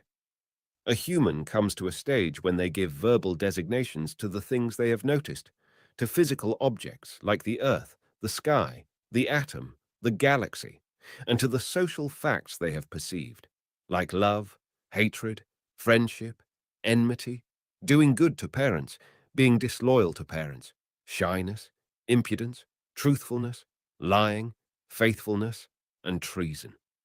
This third level of existence, the ascribing of names to all things, the linguistic stage, is mentioned in the Quran. "And he taught Adam the names and nature of all things." 2:31. This level consists in giving audible utterances to designate physical entities, things in the world, and also social and mental phenomena and entities. It is an ability that distinguishes and raises the human above other creatures. It is even the trait which Allah referred to in his debate with the angels concerning this new creature, as we saw in the above verse. But let us go over the whole debate between the Lord and the angels. Behold, your Lord said to the angels, I will create a vicegerent on earth. They said, Will you place therein one who will make mischief therein and shed blood? While we do celebrate your praises and glorify your holy name. He said, I know what you do not know. And he taught Adam the names and nature of all things. Then he placed them before the angels and said, Tell me the names and nature of these if you are right. They said, Glory to you. Of knowledge we have none save what you have taught us. In truth, it is you who are perfect in knowledge and wisdom. He said, O Adam, tell them their names. When he had told them, Allah said, Did I not tell you that I know the secrets of heaven and earth, and I know what you reveal and what you conceal? 2:33. We notice in the above debate between the Almighty and the angels how and he taught Adam the names and nature of all things occupies a central place in distinguishing the human being. It is through teaching Adam the names that Adam and his posterity will realize that which the Lord knew them capable of doing, while the angels did not have this ability. It will also be through teaching Adam the names that Adam and his progeny will overcome that which the angels accuse humanity of, the tendency to do mischief and shed blood. It is a serious charge, and it is still true of humans. At the same time, the Quranic discourse, the story quoted above, teach us something else. It is through assigning names to things, through knowledge and science, that the human being may overcome that drawback of doing mischief and shedding blood. One will not designate something with a name until they have perceived it. This is the normal process of naming. People do not give a name to a thing they do not perceive and comprehend. All that is outside people's perception has one name, the unknown. It is after the human has won some perception of a thing in the world or a fact about the human social life, even an elementary perception, that people agree on some way of referring to it with a vocal designation. Things do not stop there, of course, for people keep discovering more and more about things they perceive to some degree. Humans will keep adding more correct details and eliminating errors. This also has been mentioned in the Quran. For the scum disappears like froth cast out, while that which is for the good of mankind remains on the earth. 13:17. The Lord enables humans to possess more of the hidden mysteries of the universe, and the Quran refers to this with the following words.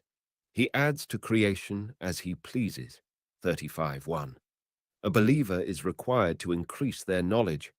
But say, O my Lord, advance me in knowledge. 20:114.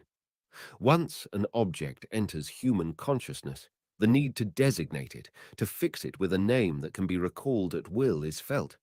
It is like a newborn that we distinguish with a name. Before something has entered the human's perception, it is not yet born. But when the name has been assigned, this indicates that a sign is given to distinguish that object from other objects. And this ability of using names, the human's ability to deal with audible utterances as names, it is a new ability, this important and distinctive ability, which has entitled the human to be viceroy over the earth. This verbal ability, the ability to know things and distinguish them with names, it is this which makes of this creature a different creature, as mentioned in the Quran. We developed out of it another creature, so blessed by Allah, the best to create. 23:14. The ancients did notice this paramount ability, and they referred to it as the distinguishing and unique trait. They called the human a talking animal. It may be added that logicians consider this talking as synonymous with thinking, but thinking will not be transmitted from one person to another without articulation. So again, we come to words and speaking, or through writing, which is a collection of symbols that refer to utterance and speech. So, one is justified to say that utterance and articulation are a human's most distinctive feature, which may be gleaned from these verses of the Quran. Allah, most gracious, it is He who taught the Quran. He has created man. He has taught him speech and given him intelligence. 55:1, 4. The faculty of speech added a higher environmental factor to human development beyond genetic heritability. It allowed human experiences to be transferred between individuals through language. Unfortunately, what is known to scientists concerning the initial development of language and the first utterance of humans is very little, although mankind's very humanity started with it. It is the word that elevated human beings above other creatures. Besides, it is with the invention of writing and reading that human history began to be recorded, and history entered a new stage. Experiences began to be transmitted from generation to generation. A new light was shed onto the road of human progress. Once Adam and his progeny after him learnt the ability to use names and to give names to things, this ability qualified Adam and his progeny to be unique. They were now qualified to receive revelation. It is this that qualified the human to be custodian of the earth. By learning the words, humankind's talents were unlocked and his potentials emerged. Humanity began with names, and that was a necessary and inevitable stage before learning to read. And humanity will subsequently learn to read, as the Quran puts it. Read, and your Lord is most bountiful. He who taught with the pen taught man that which he did not know, 96:3, 5. It is this same human being who will fulfill what the angels did not know about him, but the Lord knew to be true, that they will overcome the tendency to do mischief and spill blood. It is this knowledge of language also which made the angels admit that this new creature knew that which they did not know.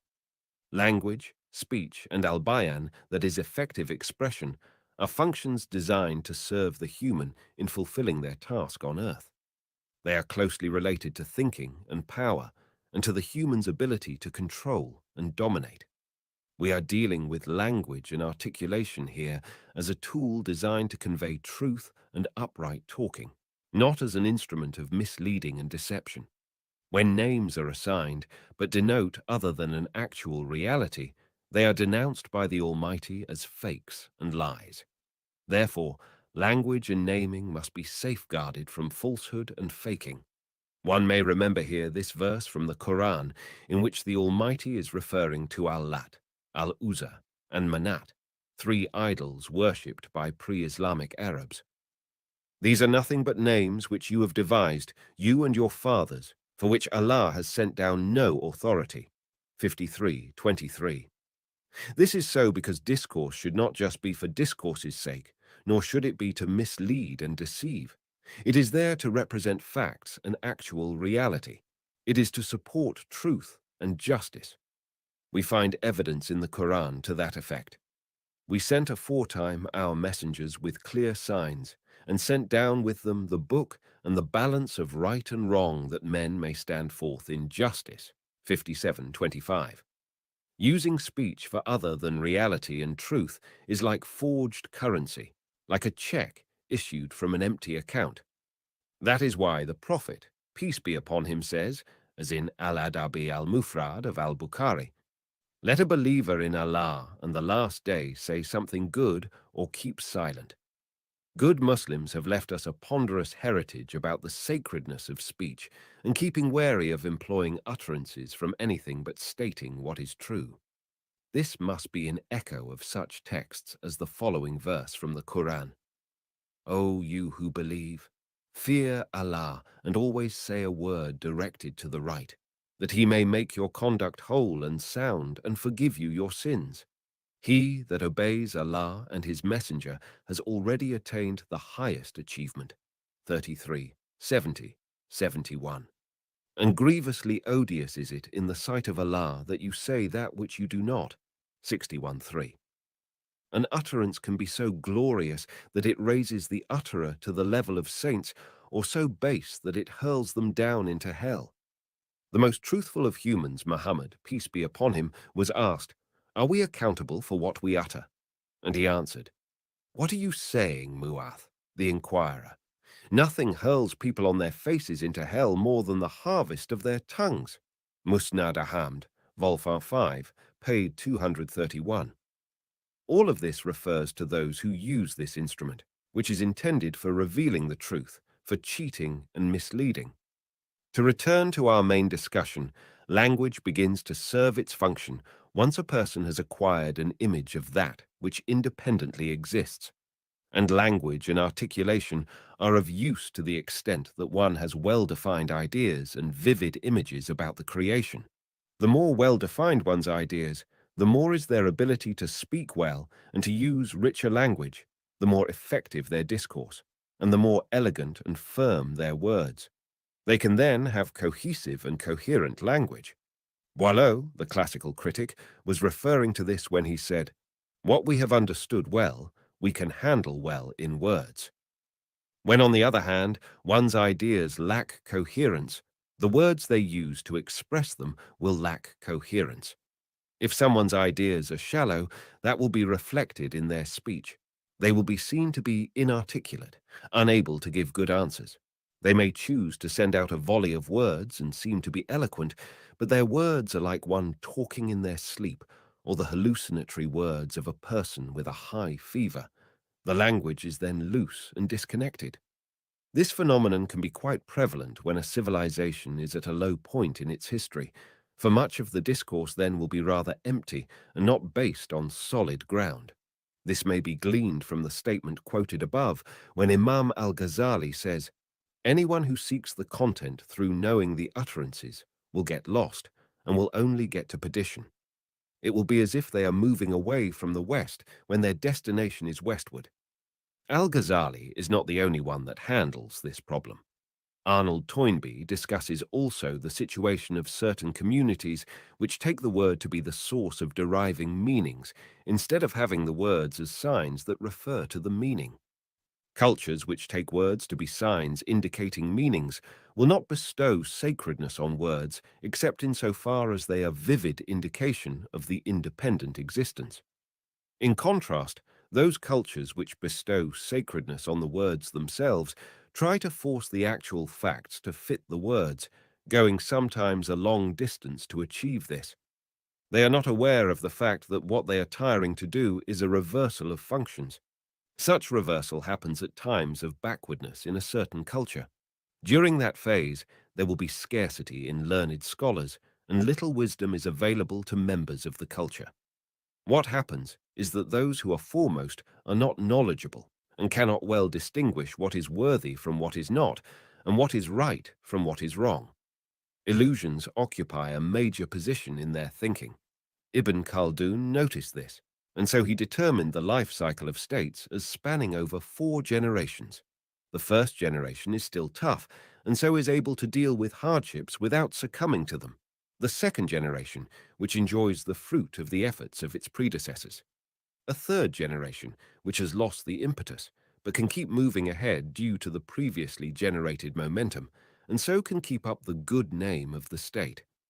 And then the fourth generation, which has lost all the potential, and so it collapses like a corpse. It is the generation in which functions, responsibilities, and facts are lost. It chases after illusions. We may notice, in connection with the reversal mentioned above, how some noble families were, and still are, clinging to certain distinctive and glorious memories, achievements of the family by which it rose to an honorable status in its own and in others' eyes, but which the new generation is no longer capable of achieving. This must remind one of a tradition of the Prophet, which states that for one who has proved to be a low achiever in real terms, he will not be capable of compensating on account of his distinguished extraction. The Quran itself describes this when it talks about what really counts in distinguishing people from each other. Verily, the most honored of you in the sight of Allah is he who is the most righteous of you. 49:13. And then when the trumpet is blown, there will be no more relationships between them that day, nor will one ask after another. 23, 101. Similar situations of reversal happen in connection with religion and law. One reads in the New Testament that Jesus denounced the Jews' exaggeration in sanctifying the Sabbath. He laid down for them the rule in this regard: man is the Lord of the Sabbath. Matt 12, Luke 6. The idea here is that the Sabbath is there for the sake of the humans, not the humans for the sake of the Sabbath. Something similar happens concerning any law which had been enacted for the good of society. Some forget this and forced people into difficulties in order to comply with the particular law. We may go on and on in expounding the use of words and the sense behind words. Those who opposed Copernicus's astronomical theory argued that his discovery could not be right, and to prove their point, they referred to the words, the literal words, of the Old Testament, when Joshua commanded the sun to halt and not set down. They said, "If the earth revolved around the sun, and not the sun around the earth, Joshua would not have commanded the sun, halt.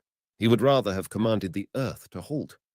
It cannot be, of course, that Joshua, or any prophet, should say something in conflict with the truth, and each prophet came to corroborate what his predecessors had stated and taught. On the other hand, the prophets were scathing in their attack of the false way followers practiced religion. The true religion, taught by the prophets, was there to elevate humans and rid them of being enslaved by any other human, and yet those same religions came to be understood in a way that turned them into shackles. The saints and prophets were deified and worshipped as gods. This when a prophet's task was to relieve people from their heavy burdens and from the yokes that are upon them. The Quran 7:157. We know how Muhammad kept warning his followers against following in the steps of previous peoples. He once said, "You will follow in the footsteps of the peoples before you. The very foot they move, you will move, and the very cubit they move, you will move." Sahih al-Bukhari, part on holding tight to the teachings of Sharia. What the above tradition is about is not a binding fate that will take place whether believers accept it or not an affirmation of determinism. It is warning people that once they let go of the reins, once they neglect what is within their capacity, having control of the rudder, then there are natural laws which apply to all things and will apply to them, treating them as the sun, the moon, and the objects of the universe are treated. For a human being is not part of the automatically controlled world unless they just neglect to have control. They will, in case they neglect to practice the control they are expected to practice, be like the mountains and the sky, which, like all the other creatures, are not equipped to bear the trust of custody. See the Quran 33:72. This, as the quoted verses show, happens when the human being does not acquire the necessary scientific knowledge to enjoy the blessing of task-here having control, having things serve them without charge. They can have the upper hand, the authority over things and people if they chose, and if they are ready to put in the necessary effort in investigation and study. What we have been trying to drive home over the last few pages is that to seek to gain content by relying on words will lead us nowhere. It is the other way around, as Imam al-Ghazali teaches us, that by determining the sense first and using words as a sign to indicate that sense. In this way, we move forward. Level 4. The level of teaching by the pen. The meaning of teaching by the pen. This level, the level of teaching by the pen, means the encoding of visible signs intended to be sensed by the eye, signs that indicate the utterance. In a word, it is writing. As you see, writing follows from utterance, in the same way as utterance follows from knowledge, which is the mental image. And of course, the mental image follows from the independent reality.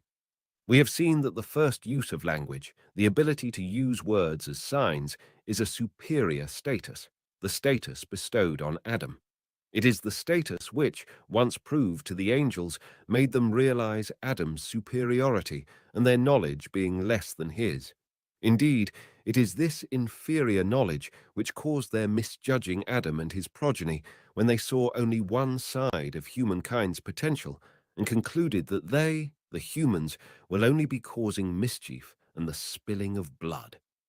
They did not appreciate what language can do for Adam and his progeny, how it will enable them to be responsible for the affairs of the earth. All through this amazing talent of transmitting experiences and ideas through words, utterances to begin with. The little they could see of Adam's ability, however, was sufficient to make them realize his higher status. Language is, then, quite ancient, maybe hundreds of thousands of years old, and maybe more. The other level, having signs to represent the utterances, is relatively new in the life of humanity, not more than a few thousand years. It is from the appearance of writing that historians date the historical era. The effect of the invention of writing is really incalculable. When a human being reads, they are honored with this most precious ability.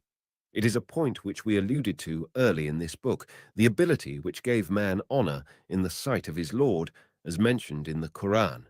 Read, and your Lord is most bountiful. 96:3. It is the bounty of teaching with the pen. It merited being the object of an oath elsewhere in the Quran. By the pen and by the record which men write. 68:1. It is a symbol and instrument, ever handy for helping the human. It is not just any symbol. It protects a human from being stung from the same hole twice, if the human being knows how to put it to good use. Humans protect themselves from evil by heeding the lessons that are there to learn from. And it is through this symbol, the encoding on paper, that humans are enabled to save themselves from suffering if they are keen to look and peer at the lessons of experience.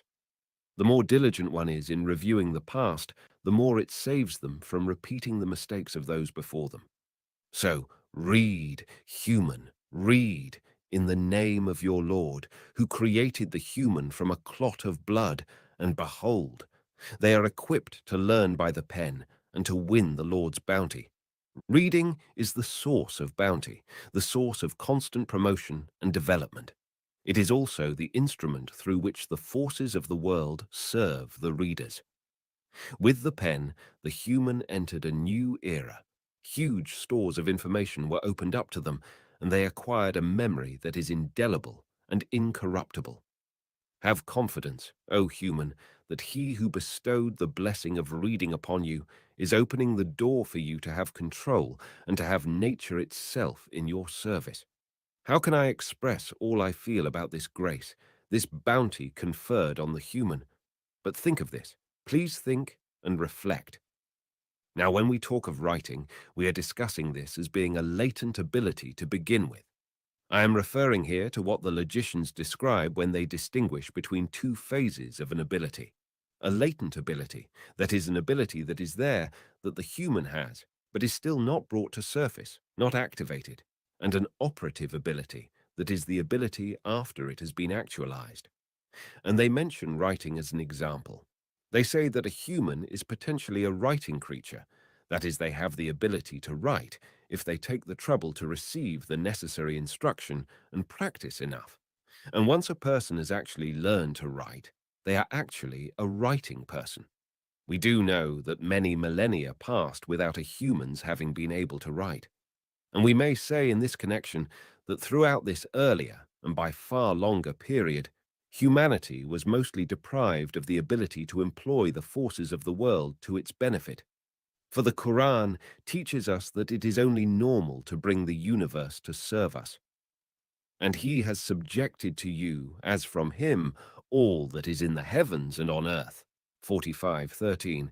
See also 14:32. It is interesting to notice how Muslims not long ago prayed to Allah for rain in the name of Kaf Ha Yahain Saad, letters at the opening of Surah 19. They were not aware of the depth of truth in such prayer, that the symbols represented in the above letters do really hold the secret of much mercy and blessing from the Lord, that the language does hold the secret of incessant bounty from the Lord. Now, these letters and other letters are encountered in many of the Quran's surahs, have been handled scores of times by various commentators, each contributing their own idea in view of their own background and inclination.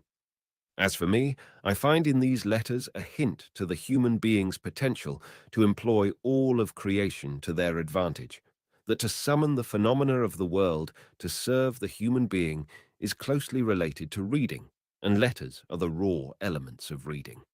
Reading consists of signs that refer to all creatures, material or abstract. By having this ability of assigning a symbol to indicate creatures of the universe, the human being has been recognized as the one who holds the reins that may control the various creatures.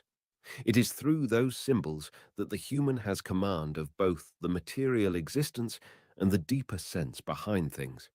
And from there, they were qualified to fulfill the part assigned to them, as in the following verse of the Quran. And he has subjected to you, as from him, all that is in the heavens and on earth. 45:13. And human beings did not stop there.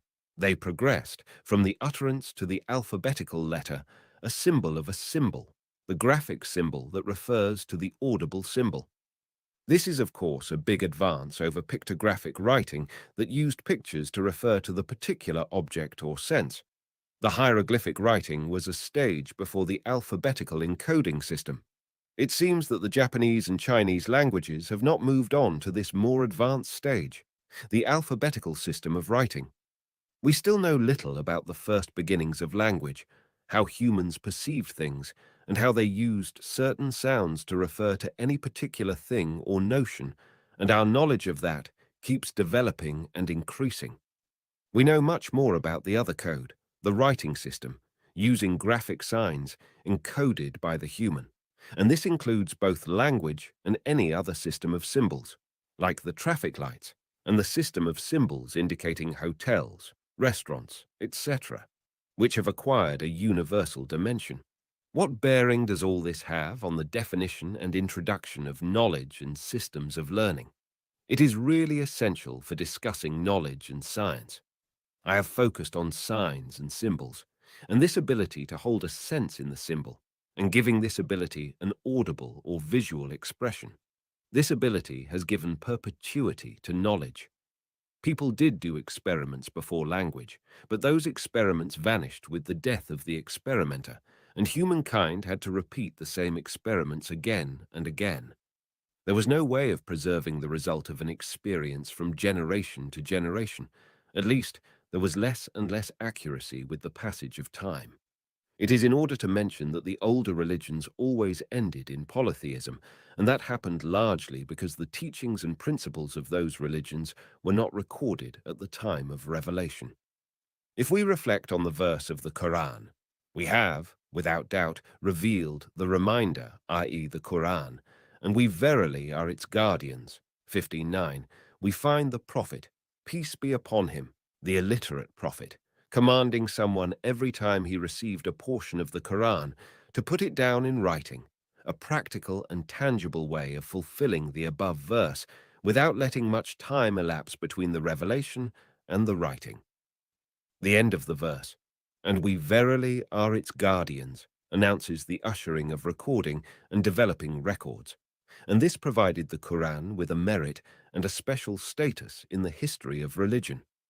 Using the pen for encoding symbols granted permanence to scientific knowledge and safeguarded it from distortion and from getting lost or being forgotten. Let us notice in this connection when the Quran says about preceding peoples, but they forgot a good part of the message that was sent them. 5:14. Their delusion emanated from the lack of the later habit of getting events and important things written down soon after they happened. If reads on past the same last verse, it will be seen that a lot of hostility and hatred ensued from the lack of articulation. That things are written down in as detailed a manner as possible will leave a cool stability in the heart, and that will do away with malice.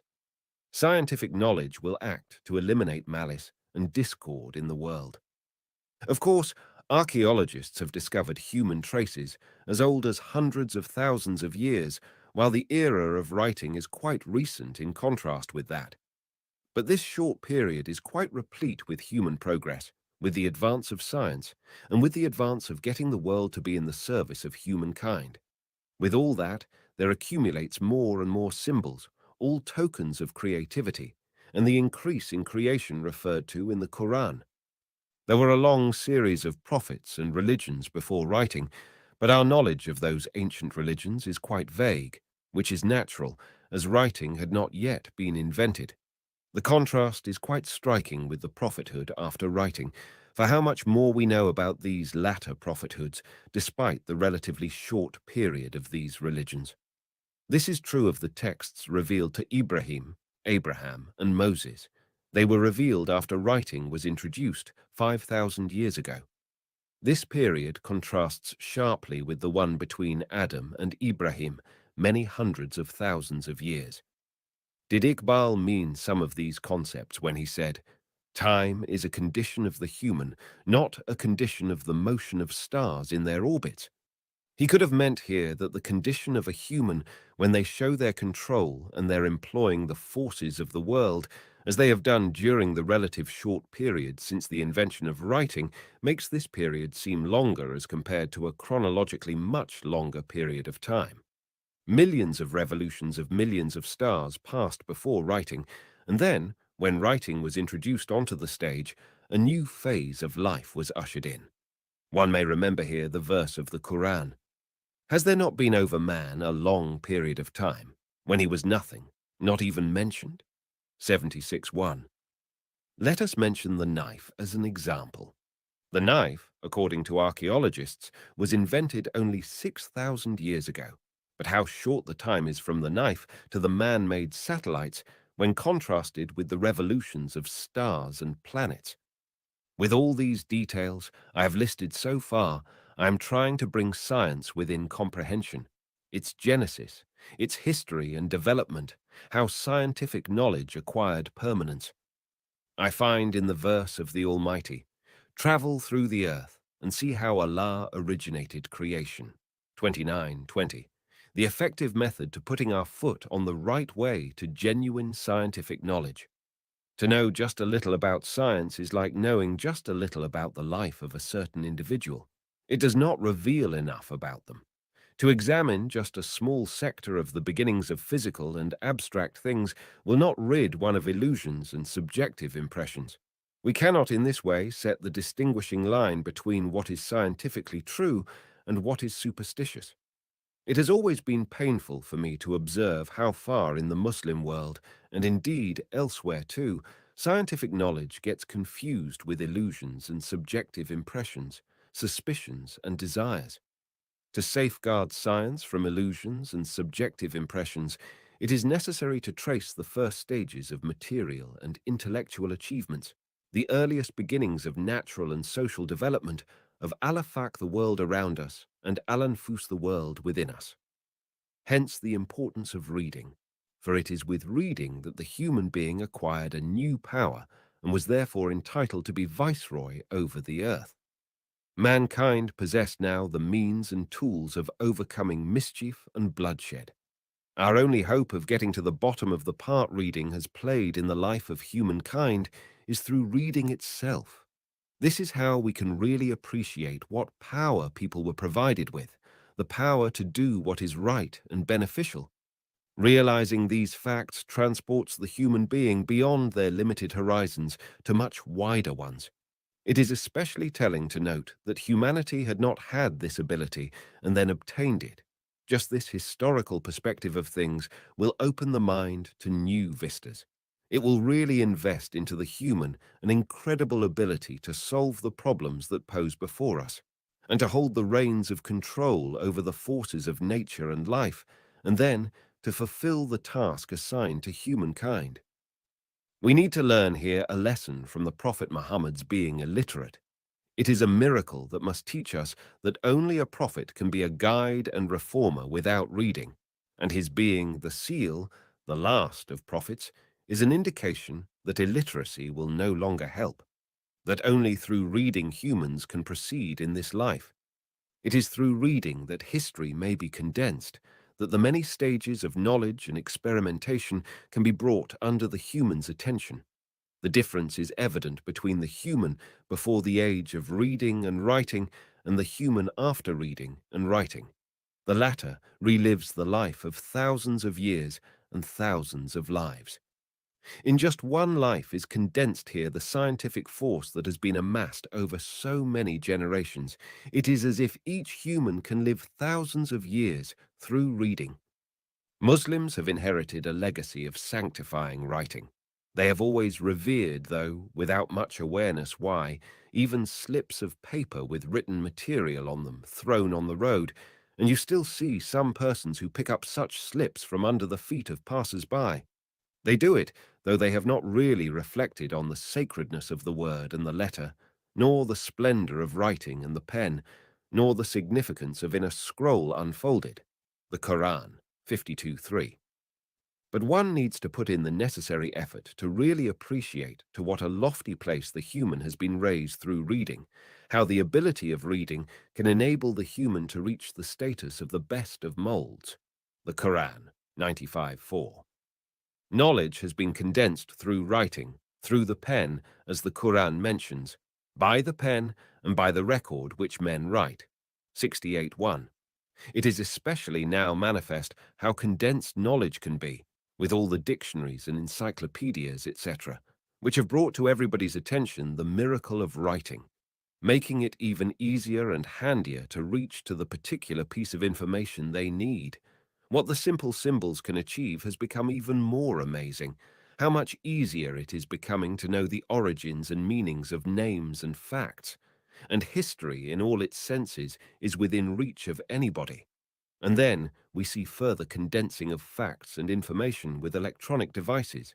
They have made it much faster to reach the particular facts one would like to know. But again, it is from that amazing bounty, writing with the pen, that it all came forth. To have the power to harness nature in the service of human beings, they need to deal directly with the signs in the wider world and within human life, as well as resorting to the many resources of condensed knowledge and science. It must be clear by now how serious the problem of illiteracy is, how much the illiterate misses by lacking the ability to read and write. Nothing indeed can compensate for that loss.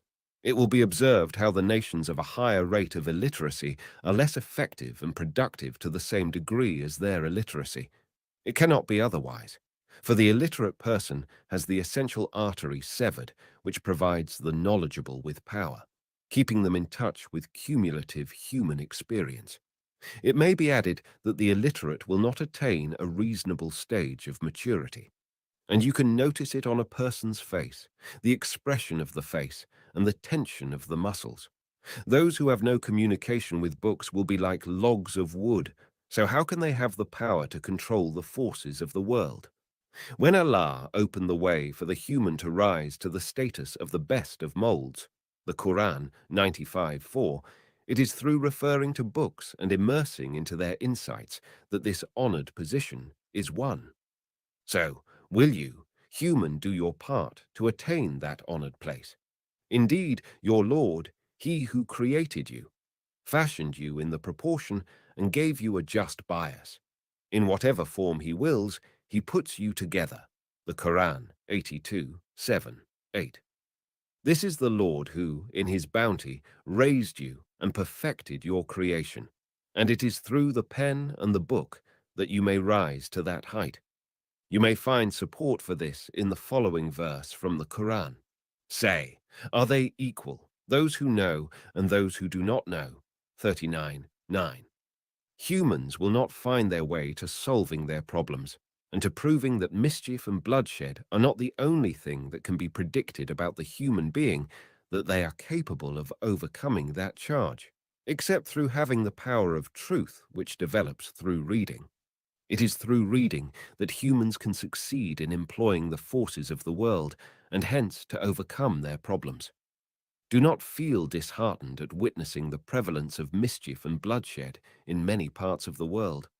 If one has learnt enough about the genesis of things and the progress of development, if one has studied the past well and seen what human beings have achieved so far, it is such persons who can achieve what has not yet been achieved. They have no doubt that there is not one hurdle, but can be overcome, in the same way that humans got over obstacles previously. When you wish to assess where some society stands, It would be a good idea to see how the written word fares in that society. See the condition of the writer, the reader, printing, editing of the book. It is by examining each of these aspects a society can be accorded its true place in history and among its contemporaries.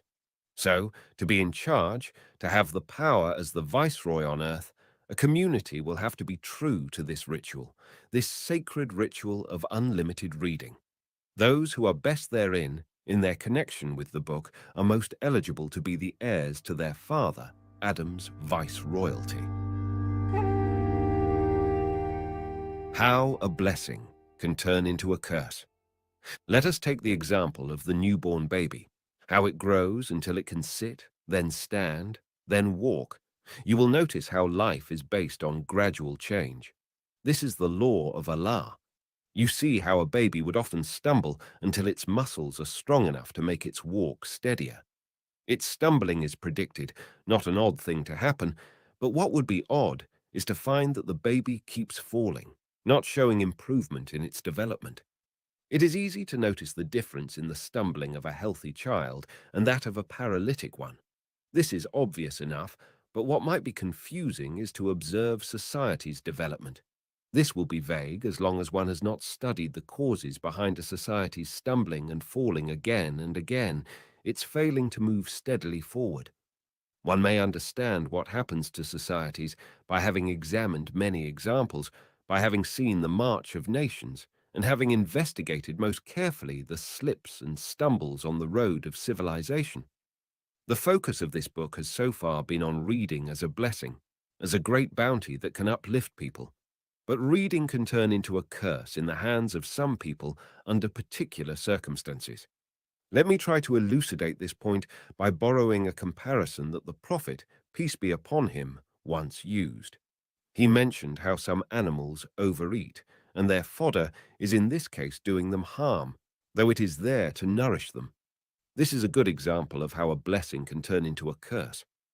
When the Prophet used this comparison, he was warning the Muslims that in a short while they would have great abundance of money and the good things of the world flowing rapidly into their hands, that they may very likely compete in piling up more and more of the wealth before them, and would be likely then to fall into perdition as happened to the peoples before them.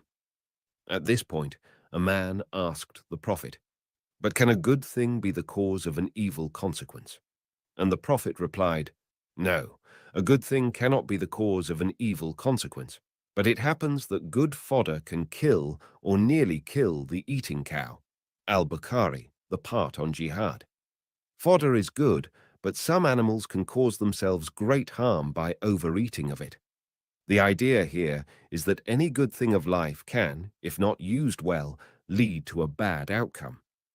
It is true that reading and writing are a blessing at any time, that they continue to produce an abundance of benefits for humanity, that it is through reading and writing that life will prosper, talents and abilities grow, that there is no alternative to reading and writing in bringing about these blessings. But reading and writing can be used in a wrong way. They can have, if not well used, bad effects. Muslims do use certain letters of the Quran, like Kaf Ha Ya Ain Sad, as a talisman, instead of seeking to widen their scope and delve into human experiences and trace the earliest stages of creation. They use these letters to conjure up red devils or blue devils, to produce or undo magical charms. When they sanctify Nun wal Kalam, that is none, by the pen, start of Surah 68, they have no way of showing their veneration except in picking up slips of paper with any Arabic writing on them, instead of seeing in the verse a call to examine the experiments and experiences of communities and civilizations, and instead of getting to reveal the Sunan, the laws of Allah, immutable and common to all peoples.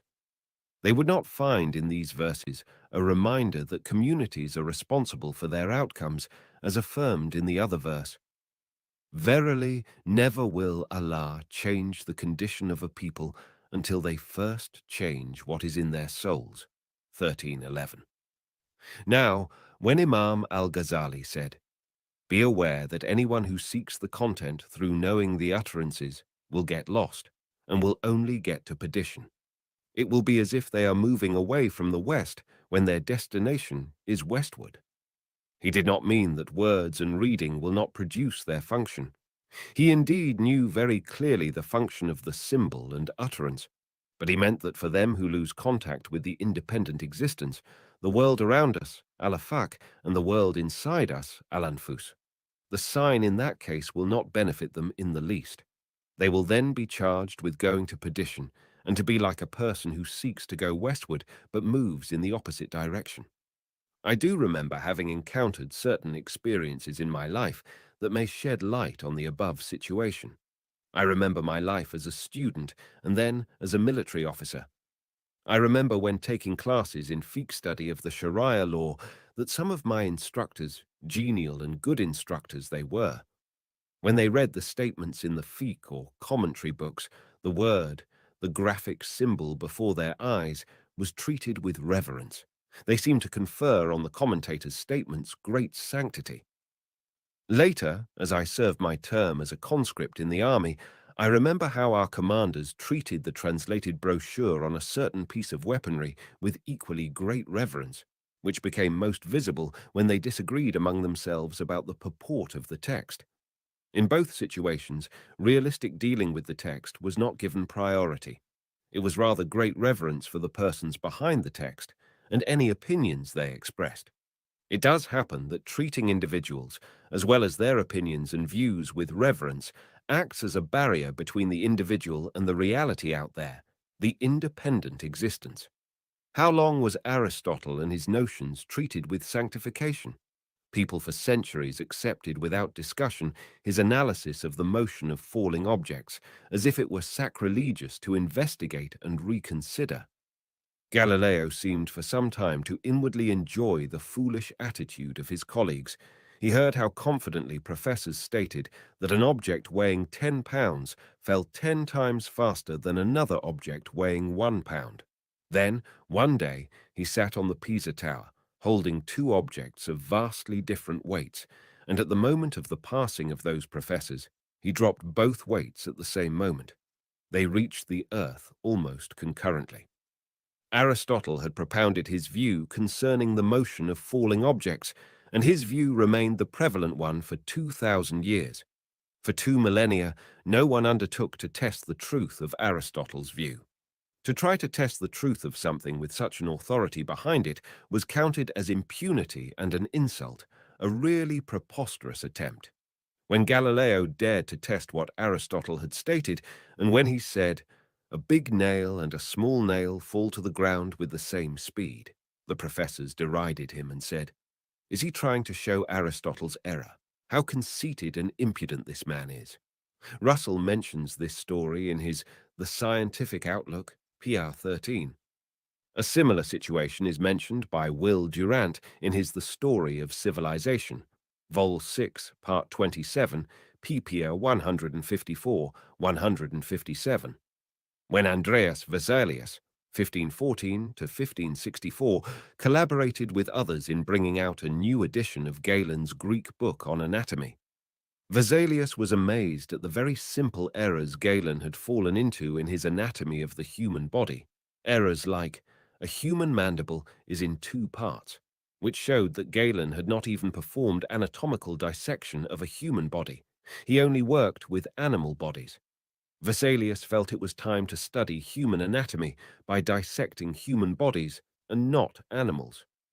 A contemporary scientist of Vesalius, Dubois, wrote, "No, Galen is not mistaken. It is only that the human body has undergone some change from the time of Galen until now."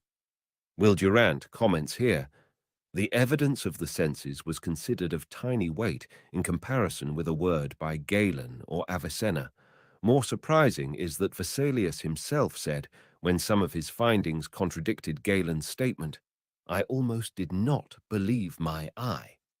For at that time the successive translations and editions of Galen discouraged any new experiments. All this is to demonstrate how reading and writing are a great favor from Allah, that they are the sure and basic way to human progress and development. but they can become a factor of rigidity and stagnation, and they can impede progress if they are used in the wrong way. A book is a mental image. All books are no more than mental images of their authors. A book will handle some issue whose subject matter exists outside, something that has an independent existence, maybe from nature and maybe about the human being. By our referring to the independent facts when evaluating a book, we may put right any mistake within it. And the closer one is to the facts of the world, the sounder is their dealing with the book. It is important to view a book in accordance with its closeness to the external facts, to be ready to put right any error in the book, not to perpetuate a mistake. If one realizes this well, they will not give sanctity to books. Books will be to them signs and indicators that point out where somebody is, to determine the person's level at the particular time they wrote the book. In this way, books will play their positive part, but they will not block our search around in the independent existence. By reading more and more, one acquires a positive attitude towards books. They assign to a particular book its suitable value, not denying the sacred part of it. There is something sacred about books, for they have merged humankind into one being, an immortal being. A book condenses history and provides people with the experiences which sometimes afflicted other people until they took root. It may really place before us the experiences of millennia, all condensed into a few minutes. What happens one pores over books for extended periods is that the descendant may become as if they are contemporaneous with the ancestors. For example, an Egyptologist who studies well the history of the pharaohs and reaches the level of a specialist in that domain may know more about their civilization and culture than many who were their contemporaries. What happens is that an individual's life is prolonged, sometimes to an amazing degree, through the book, and the legacy of past generations does not end with the end of their life. So, through books, life extends long into the past, perhaps the very ancient past, and can have a very long extension into the future. When this is well comprehended, and when the value of the written word is assigned its real worth, the individual is freed from the world of persons and moves to the world of ideas. And this is a movement from the world of mental images to the world of independent existence, the facts of the world. The opposite has taken place in the Muslim world, a transfer from the world of ideas to the world of persons, hence the banning of ijtihad, seeking to come up with opinions and solutions in an Islamic context. For correction. For any written text to fulfill its role, it is essential to get rid of the erroneous mental image concerning it. One may find in a certain book such wordiness which does not correspond with the independent facts, in which case reading the book becomes a waste of time and a move away from the required destination. In this case, an abridgment and summing up would be sufficient. You see here the heavy task awaiting the pioneers of culture at the level of a nation and at the level of humanity to protect the rising generation. For instance, what the layperson needs of the history of chemistry, astronomy, medicine, etc., is definitely not an exhaustive list of details, but some examples only. We do need to know how they took shape, their beginnings, and how far we stand from full control of the particular domain for the good of humanity. We need the past to the degree it helps us see our steps in the present and have some plans for the future. A good example is that of microbes. They have led to numberless deaths over history, and they were all the time hidden in their dark fortress, with no human eye to detect them and no hand to reach them. But then some humans worked tirelessly on the matter and discovered pasteurization, infection, and vaccination. And as a result, many epidemic diseases just disappeared. But the same has not yet been achieved in the sphere of social diseases. We still see them destroying the lives of multitudes of people. We see how people spill the blood of each other. That this happens, though people's conception, illusions, etc., is as amenable to scientific study as the physical diseases and microbial organisms. It is within human ability to discover the pathogens or concepts which drive people to inflict harm on each other and destroy the lives of each other. The present condition of the science of culture and the science of human behavior is similar to the science of microbiology before microscopic organisms were discovered and examined and analyzed. So, in the same way as the human being has discovered germs as the cause for epidemics and has known their long history of destroying lives, the door is open now for us to do the same concerning human behavior. For here, too, there are germs which destroy lives and stir malice and hatred among human beings. We should show our appreciation of what science can do for us by discovering the causes of our hostility and hatred, our ignorance of the means of change, and our ignorance of the past, since we fail to examine it and draw the lessons it has to teach. It is here that we need to show that knowledge can work in our service, that we can deal with the most intractable situation with the force of science. By now, it may be said that we know where scientific knowledge belongs, and we can benefit here from Imam al-Ghazali's assertion that, should the believer hear a skeptic trying to unsettle him with some argument, the skeptic's argument can create some echo in the believer's mind. Not so is the knower, who holds on to notions not in imitation to some other party. No doubt will arise in their mind, none at all, even if they hear the arguments of the skeptic. They will be steady, unlike the believer, and have no doubt that the argument put forth by the skeptic is false. This stability in the mind of a person who reaches at facts through direct examination of the independent existence enables the scholar to keep checking the notions they hold against the independent fact. They do not mind such correction, as facts are given priority, not persons. This solid position is not open to a person who believes in the literal and rigid truth of a text.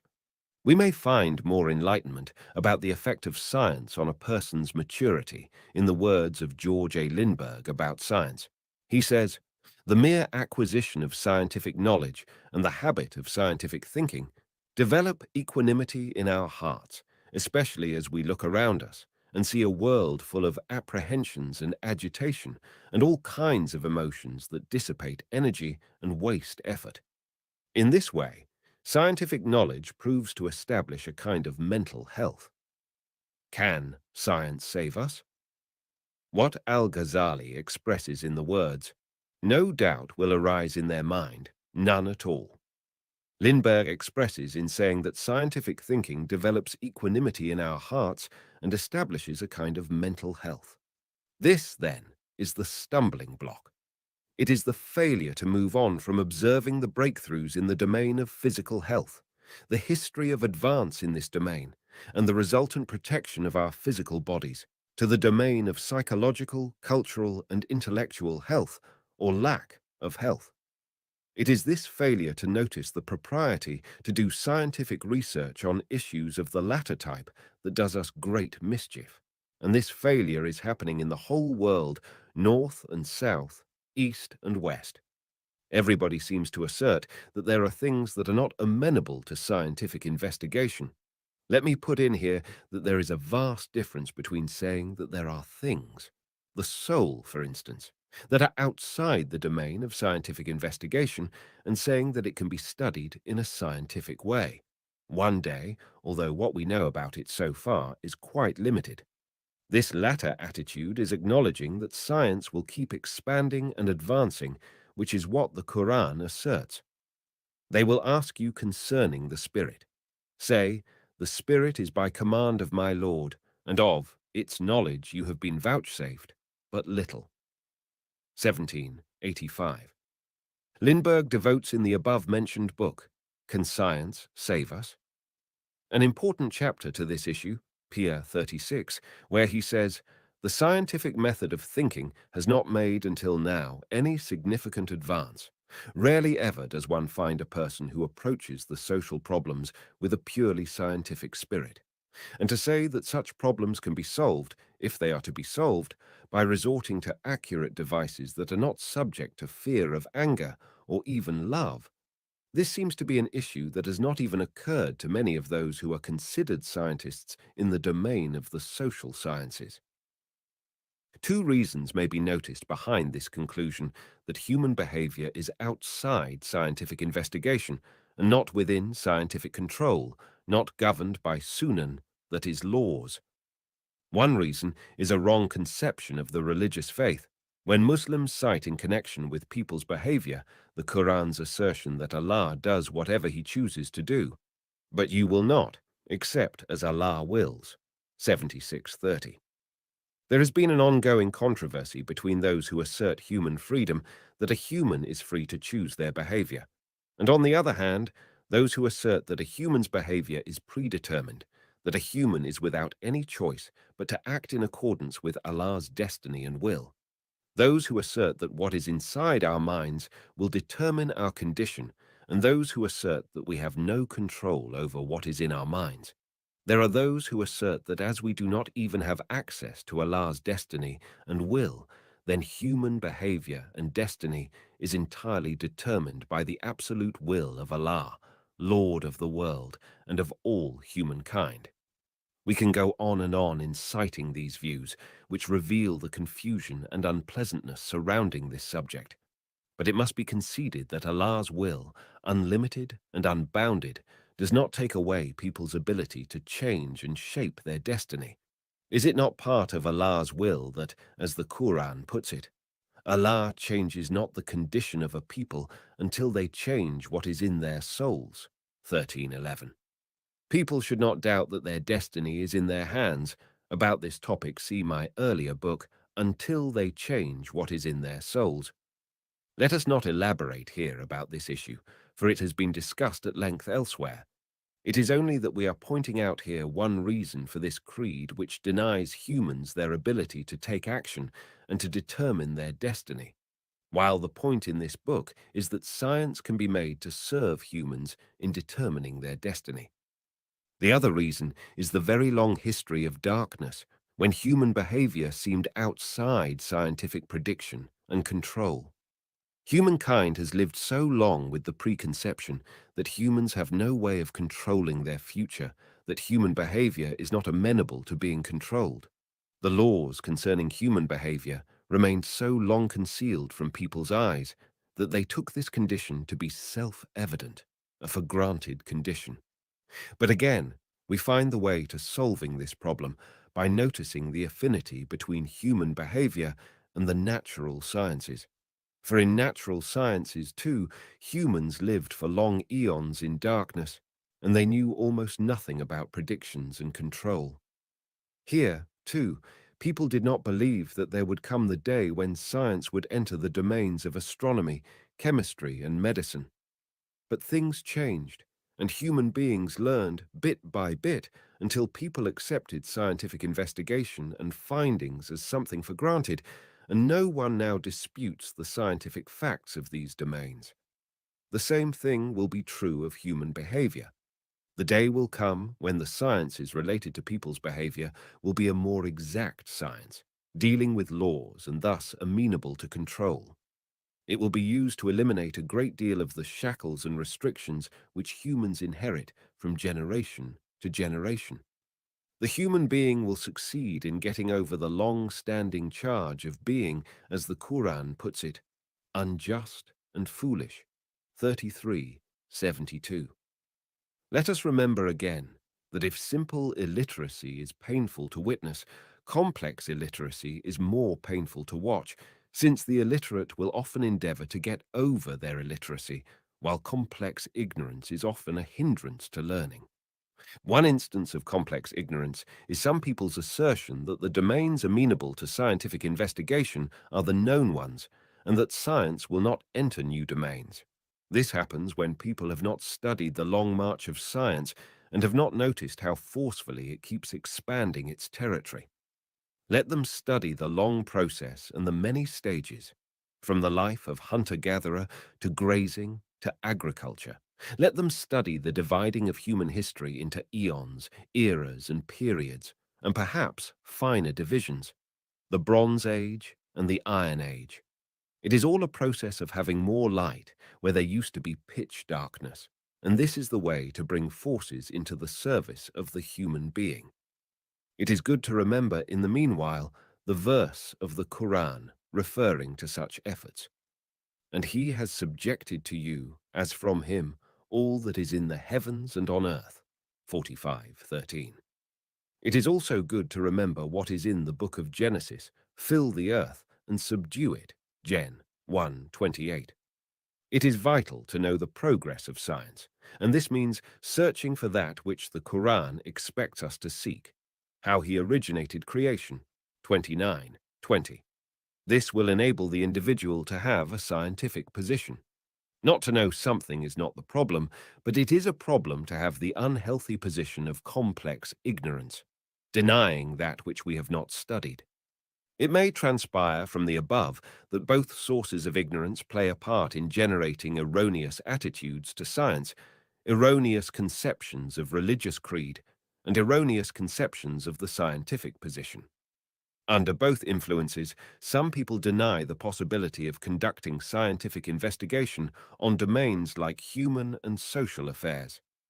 As mentioned sometime earlier, the Quran gives special attention to sciences of human behavior. It, in fact, accords them a place of prominence. The Quran does, of course, urge humans to notice the sun, the moon, the stars, the mountains, the rivers, the plants, the animals, etc. But it gives even more importance to the behavior of peoples. The Sunan, that is, laws that governed bygone nations, learning lessons from such history, unearthing the causes and outcomes of historical events with a view to avoiding errors and holding on to the truth.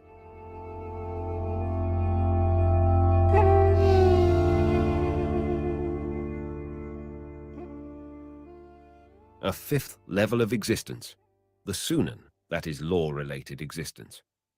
We started this chapter by reporting that several Muslim scholars, Imam al-Ghazali and Sheikh al-Islam ibn Taymiyyah being the most prominent, have identified 4 levels of existence, and I have given enough detail about each level. But I think we need to add a 5th level of existence, a level pertaining to Sunan, that is, laws. Some philosophers assert that what we call the beauty of nature, things like the brightness of the sun, the blueness of the sky, the crimson of twilight, and the green of plants, that such things have no existence outside of the human. They assert that what exists physically is no more than light waves, and it is the human who receives them and interprets them in accordance with his/her human perception. What the human brain does is not to just interpret the phenomena of nature in numbers and digits, by saying, for instance, that red light is so and so nanometers in wavelength. The brain interprets them in a different way. It bestows upon those physical objects a sense of beauty, ugliness, etc. The number, the wavelength, is perceived as an image, a kind of decoding. In logic, they express this by saying that color is accidental, that is non-essential, while the wavelength is essential. But we may go one step further and say, what is classified as essential, the wavelength for instance, is accidental, an aspect of something more essential. The sunnah, that is the law, which governs the particular object.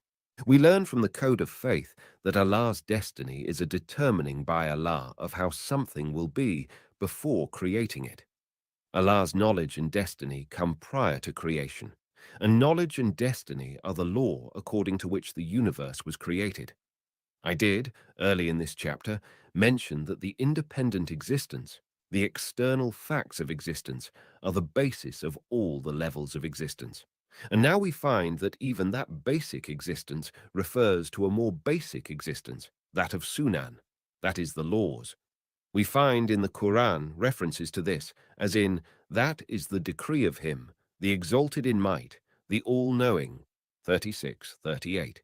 This Sunan-related existence seems to be something like the word of God, in its existence being prior to what is independently in existence, prior to what the human mind takes to be the origin of all existence, what exists externally and independently. A verse of the Quran tells us, verily, when he intends a thing, his command is be, and it is, 36:82. If you think of the symbol H2O, you find in it a symbol of the chemical formula for water. H2O does not exist except in its visible form water, but it has its law-related existence, and the chemical symbol is an indication of this. So take this and generalize it. All the phenomena of the universe are the visible representations of the Sunan. It should be added here that not every law-related existence has its visible, tangible counterpart or representation, and this may be most plainly demonstrated in chemistry. The original constituent parts of matter begin with two particles, the electron and the proton, and these two compose the hydrogen atom. And then all the elements of the universe stem from the diversity in the number and organization of these particles, the electrons and protons, and the reaction of two elements or more together produces a new material with properties different from the consisting elements, properties that were not there before. Mendeleev compiled his periodic table depending on the systematic increase in the atomic mass, revealing the serial order of elements, a law-related existence that is true whether or not the element mentioned has been actually discovered or not yet. He predicted the existence of elements that were not yet known, and he left their place blank on his table, predicting at the same time their characteristics. And then those same elements were discovered, confirming Mendeleev's predictions. So this is a very good example of Sunan-related existence. It is in chemistry, too, that this relation is exhibited most clearly at present. We keep being surprised with more chemical compounds, with new characteristics and properties different from those of their constituent elements.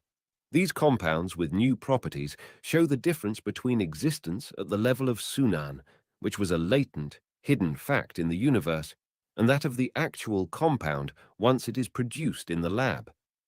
The different medicines available today are the clearest example of this. These compounds were theoretically there, and all their elements were there, and that is the law-related existence.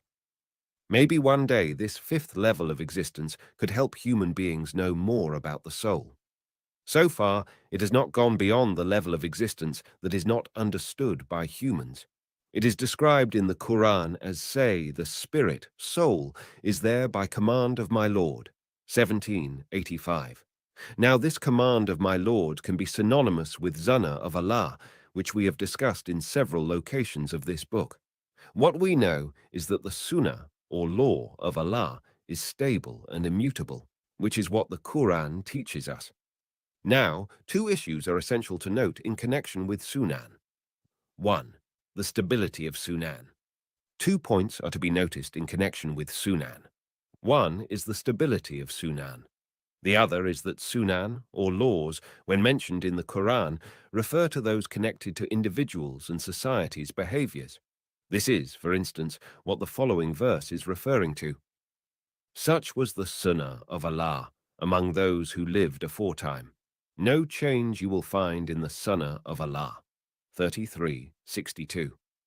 These 2 points seem to be confused in the Muslim's mind, and so we need to work on that. It is a fact that a Muslim takes science to be an ever-changing thing. You hear it said, what science asserts today, it negates tomorrow. Behind this impression in the Muslim's mind is that there were assumptions that had been quite widely prevalent among people and had been supposed to be truths, and then they were found to be erroneous. A Muslim may take this to discredit science or to prove the sunnah or law to be changeable. But it is not so. What happens sometimes is that certain facts are discovered piecemeal, not all at the same time. It may take quite some time for the whole truth to be revealed.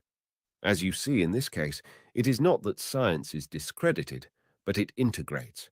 Nor is there here a change in law, but one law is revealed or discovered and then another.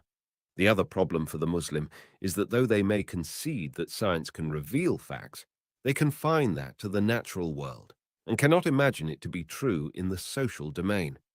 These two problems block a Muslim's accepting science as reliable. One very brief definition of science is that it is the admission of a law of nature into the mind and its comprehension. Given that the sunnah, natural law, does not change, no change will you find in Allah's sunnah, no turning off will you find in Allah's sunnah. 35:43. then is it not the case that science also is not subject to change? The law of the composition of water is stable and permanent. And when this law becomes part of science, when people get it right, this scientific fact will enjoy durability. The same is true about social affairs. A society that loses justice will lose stability. We may refer in this to a tradition of the prophets. What brought past peoples to perdition was that they carried out the divinely determined penalty when the culprit was from humble descent, and failed to carry it out when the culprit was from noble descent.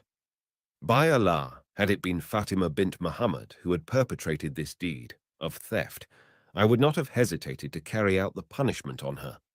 Al-Bukhari, the part on the divinely determined penalties. When the Almighty refers to the Sunnah in the Quran, he mentions it in relation with the behavior of individuals and communities, rather than in reference to nature and the physical world. While people do the opposite, they find a sunnah or law applicable only in relation to nature, not in the behavior of humans, as if the world of human behavior is outside stable phenomena or laws. I find that to run opposite to Quranic principles, and even to the methods of Muslims in previous times. The Muslim world has only recently learned from the Western world to restrict science to the world of nature. It is incumbent on us to put things right here. How often must it be repeated? For something which is given such prominence and clarity in the Quran must not remain vague and uncertain in our minds to this degree. We need to dedicate all the effort it takes to get over these obstacles.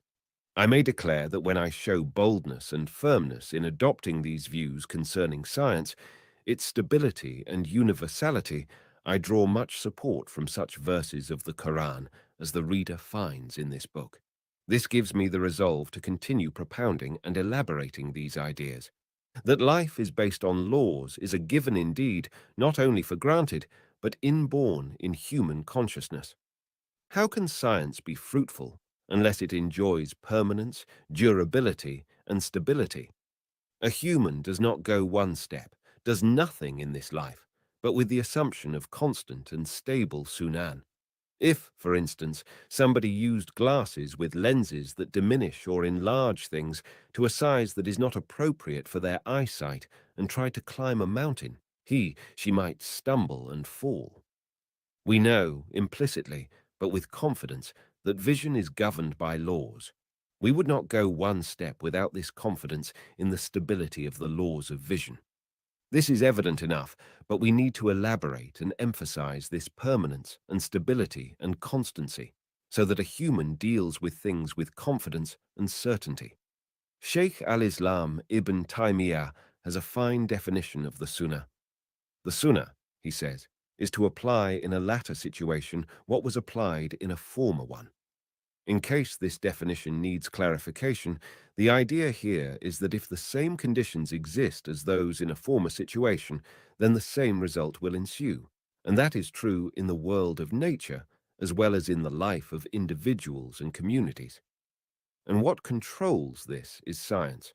When you have comprehended and mastered the conditions of a situation, you prove your mastery in repeating or replicating what had happened before. The Sunnah tells you that if something happened once, it can happen again, should the conditions be realized. Bertrand Russell repeats Ibn Taymiyyah's definition, but in modern terms when he says, scientific method, although in its more refined forms it may seem complicated, is in essence remarkably simple.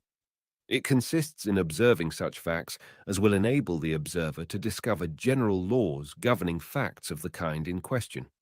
The two stages, first of observation and second of inference to a law, are both essential, and each is susceptible of almost indefinite refinement. But in essence, the first man who said fire burns was employing scientific method, at any rate, if he had allowed himself to be burnt several times.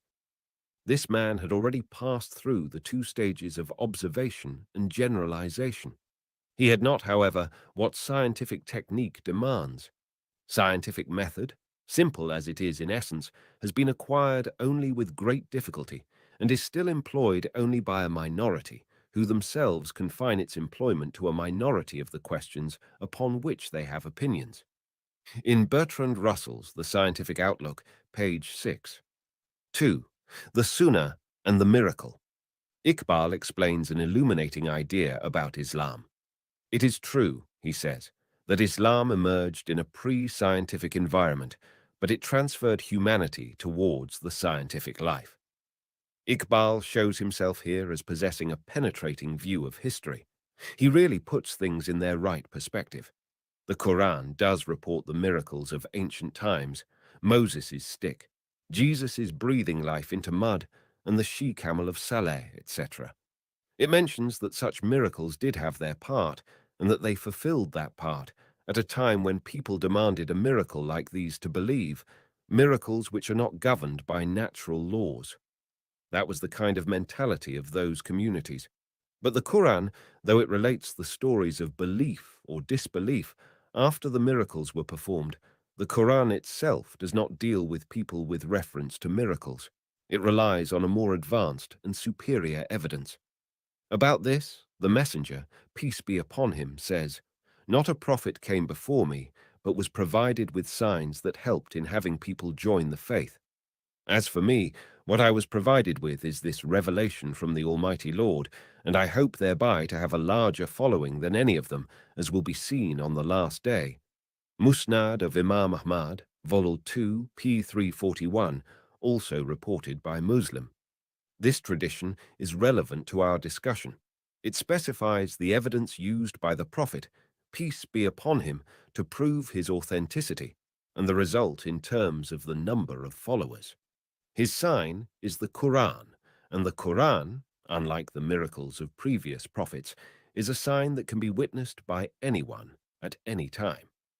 That the Quran suffices for evidence of the authenticity of the Prophet is mentioned also in the Quran, though the context is different.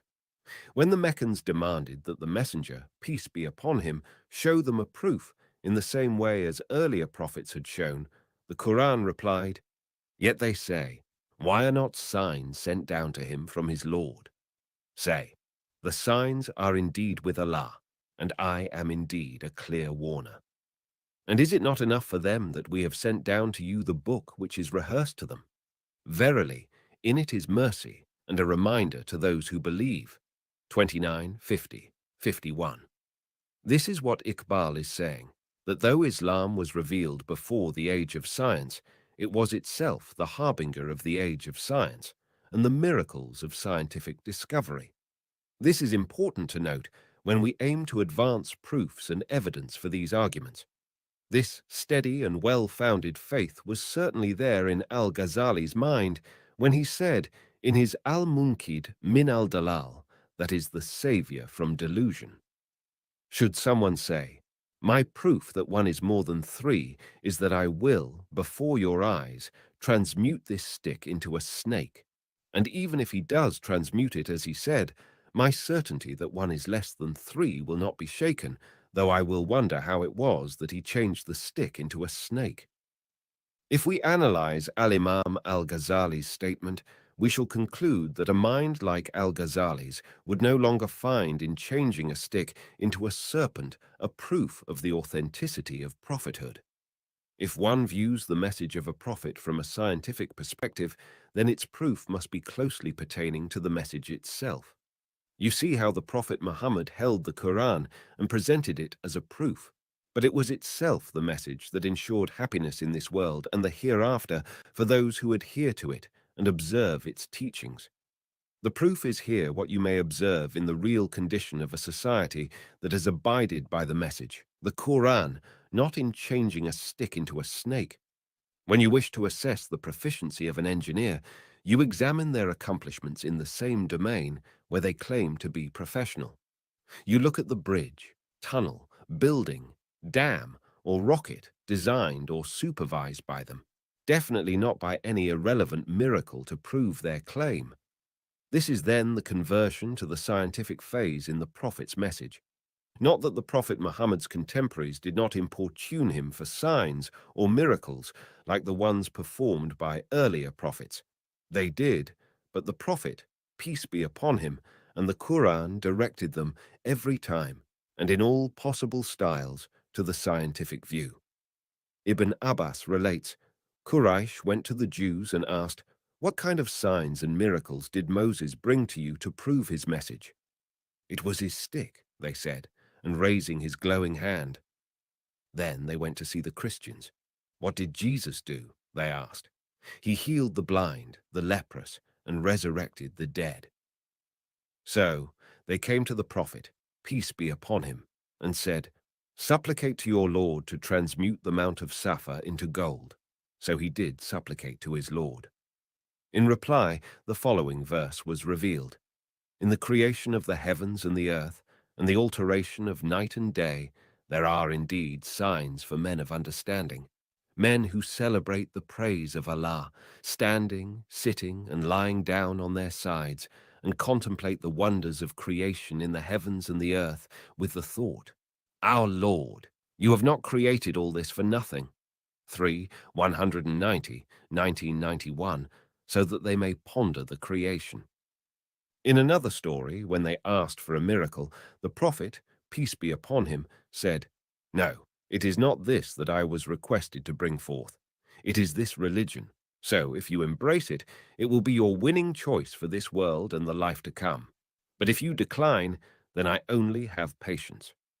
See about these incidents the commentary of Ibn Kathir on verse 1790. What we have in the Prophet's replies is a very scientific and firm method, far-sighted and solid like rock. It is a call to societies to turn their vision to history in connection with people's behavior. This method is not designed to reap rapid results in attracting people to accept the new faith, but in the long run, it is the method which will ensure for the Prophet's message the largest number of followers. But Muslims have not learnt this lesson, except for a few exceptions. They still think in terms of the pre-prophetic era, and hence do not deal with science. It is true that they do not ask for miracles like those asked by the people of Moses, Jesus, etc. But when they are celebrating the memory of the Prophet's birth, they focus on miracles similar to those of people before them. I mean by this, it is miracles of the Prophet like multiplying water and food. And when the stones spoke to the Prophet, that strike them. They totally ignore the propounding through the Quran of the age of science, the signs of Al-Afaq, the universe, and Al-Anfus, human life and behavior. We may get some further enlightenment from a tradition related by Muslim, excerpt from the merits of the companions. Anas relates that Abu Bakr said to Umar bin al-Khattab after the messenger, peace be upon him, had died, "Come on, let us visit Ayman, a wet nurse of the baby Muhammad, as the messenger, peace be upon him, visited her." They did, and when she saw them, she cried. "What makes you cry?" they said. "You know, do you not, that what Allah has stored for the messenger, peace be upon him, after death, is better than this worldly life?" "No," she said. "What drives me to tears is not that I do not realize that what Allah has for his messenger, peace be upon him, is better for the messenger. I cry because revelation from heaven has stopped." And when they heard this, it induced them to cry, and they cried with her. One can learn profound lessons from the above tradition. What concerns us in this book is that even if the door of revelation from heaven was closed, there is another door that the Quran opened, as we learn from the tradition before this, about the Quran's attracting more followers than the miracles of previous prophets. This is the door of directing people to observe the signs of Al-Afaq, the natural world, and Al-Anfus, the world of human behavior and human nature. It is a door that will prove more effective over time and more telling about the authenticity of the Prophet and the Quran. By observing the signs of the world and human behavior and human life, we come closer to the Quran, which is exactly what another verse asserts.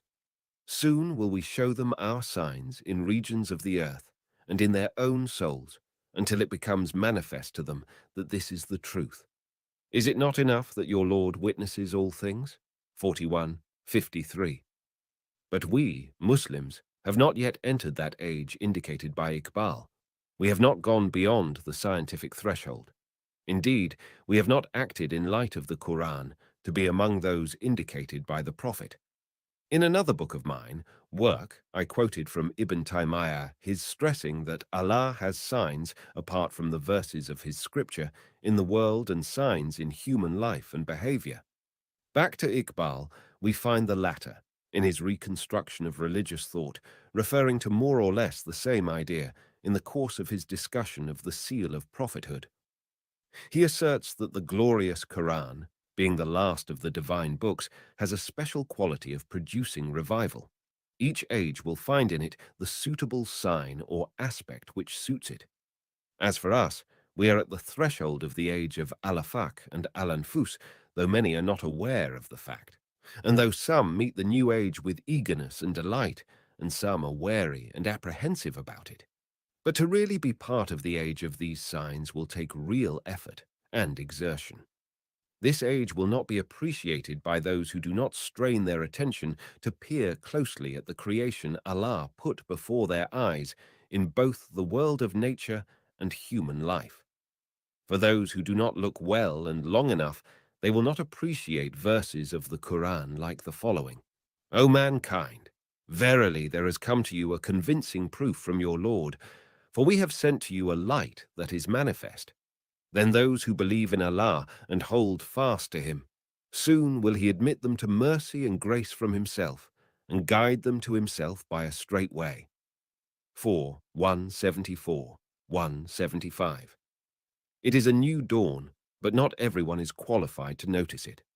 How heartening it is to see those who are on the alert, wakeful for any sign to take note of it, and how heartening it is to see those who have dedicated themselves to bringing to people the signs of Al-Afaq, the world, and of Al-Anfus, human behavior, in the most palatable style, to help others see the mercy and bounty of comprehending the lessons of history and of watching out for signs and laws in the world and in human experience.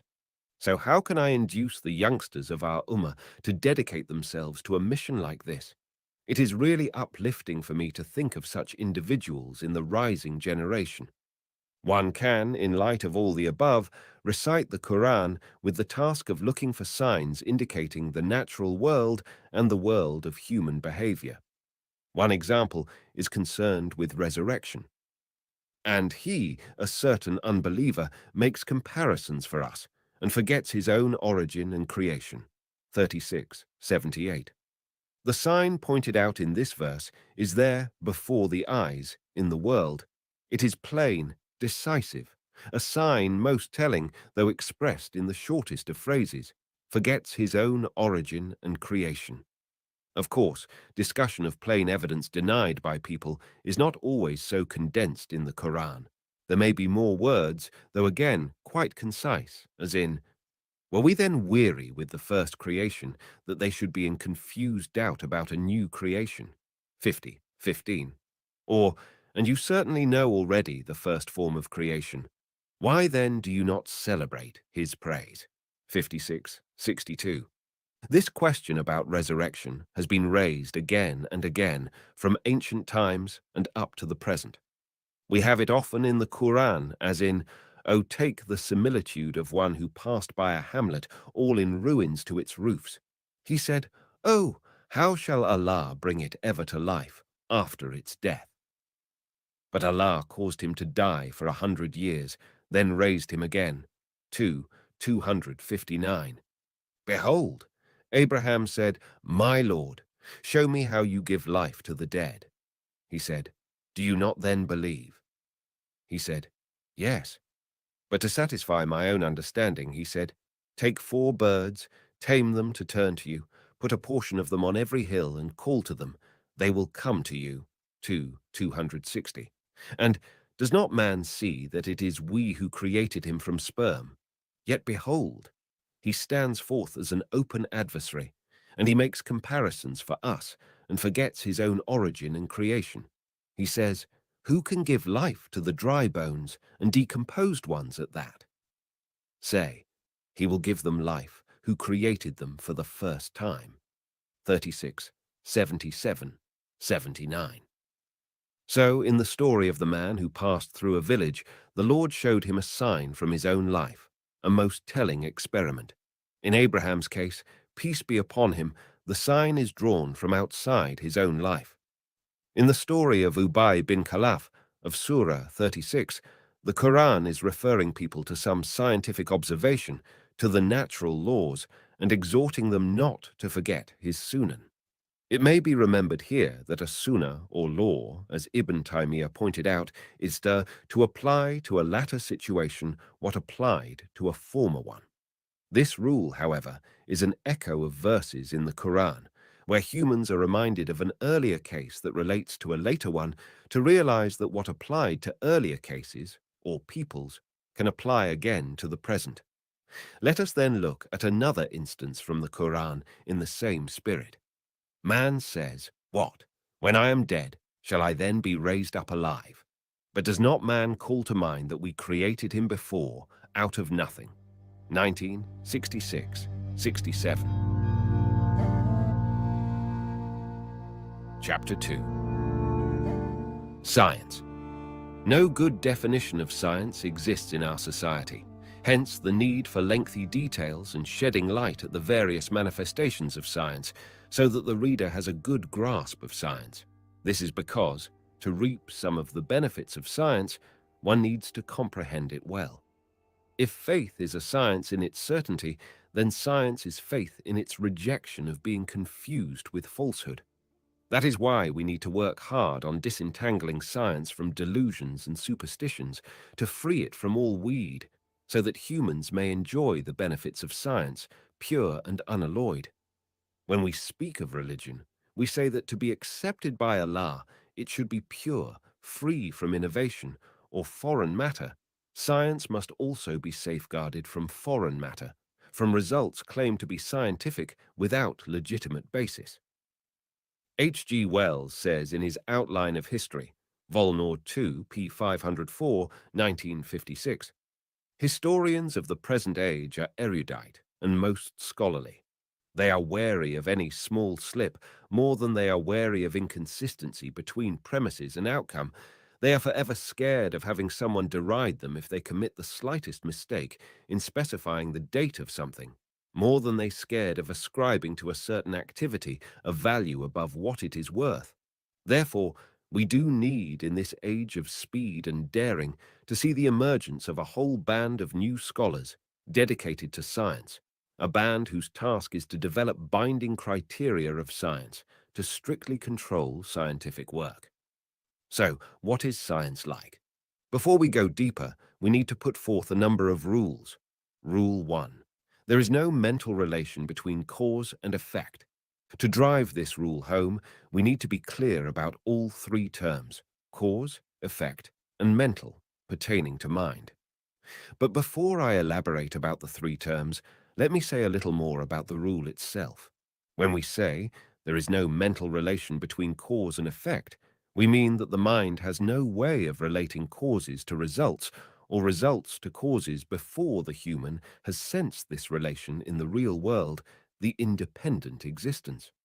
An example of this is that there is no mental relation between a disease and its medicine. Had it been possible to establish such relation mentally, then the mind could determine it before the person has seen this relation, which is not the case. As we see, people can establish a relation, negative or positive, only after the event. They see how, once the cause is there, the effect will happen. No effect without the cause. The same may be said about the relation between water and oxygen and hydrogen. They need to be there, and the right conditions must exist before water comes into being. The same may be said about table salt and sodium and chlorine, for they produce salt as a result of their reaction. We observe something to result into something, and we observe it again and again until we state that there is this relation. We state the law of the salt and say, there is a settled law that two elements, sodium and chlorine, react together under certain conditions, and the result is the composition of salt. It is a settled law. This must help in comprehending science.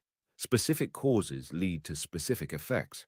If the observer is exact enough, And if they observe well enough and long enough, or if they conduct the necessary experiment, they will establish the exact link between cause and effect. A scientific relation is established, and the mind gets it. It is as simple as that. The mind itself has no way of establishing the relation cause to effect. It happens that a human sees the effects without seeing the causes, as happened for long centuries with epidemics. Their results were terrible, and the human watched passively without detecting their causes. And then somebody came and said, "The cause is that." And they pointed out the evidence observed. People saw and saw again until they believed. Then it was a scientific fact. Had it been that the mind could spontaneously relate causes and effects, people would have specified the causes of epidemics before they had seen them in reality. But it was not so. The mind, which has it firmly established in it that events have causes, starts to search until it reaches a definite cause. And when a person says, "Now I understand," they mean, "Now I can see the link between cause and effect." It is out of direct observation that a link is established. So the mind does have the inborn principle that events have causes before seeing the cause in reality, but the human needs to see in real terms the link, or an experiment is positively conducted to check whether there is a link or not. And this is true in the domain of material things, like chemical or organic compositions, and in social affairs, like the problems of society in which justice, for instance, is absent, or the trouble with a particular individual. In all cases, it is they who observe and look well who make scientific conclusions. It is true that observing causes in natural phenomena is easier than observing them in social phenomena, and the Quran actually puts them in this order. Soon will we show them our signs in the regions of the earth and in their own souls, until becomes manifest to them that this is the truth. 41:53. There is a science of astronomy, another of chemistry, etc. There is, on the other hand, a science of society, another of psychology, a third of ethics, etc. That the findings of a certain science are more accessible and numerous does not mean that the effects in another science are not the result of causes. It is only that we have not worked hard enough to reveal the links, to relate effects to their causes. The simple fact is that for establishing relations between causes and effects, one needs to work well on observing the events in the world and the social events to keep watching, and the prize would be discovering the relations between causes and effects. The mind will then comprehend the situation, and the issue becomes scientific. What we are discussing here are not difficult issues. In fact, intuition and innate thinking lead us this way. But people let themselves be fooled when they allow the dominant figures, the big names, to say, "Chemistry is a science, and astronomy is a science. But social affairs are not subject to scientific study, nor is morality subject to scientific study. We just yield and do not have doubts." What happens is that we do not deal with the facts out there, but we see things through persons and through what is written. This is why Al-Ghazali says, should the believer hear a skeptic trying to unsettle him with some argument, the skeptic's argument can create some echo in the believer's mind.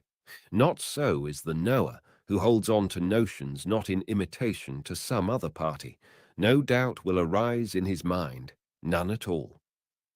This steady position happens when dealing with the independent facts is placed above dealing with books and persons.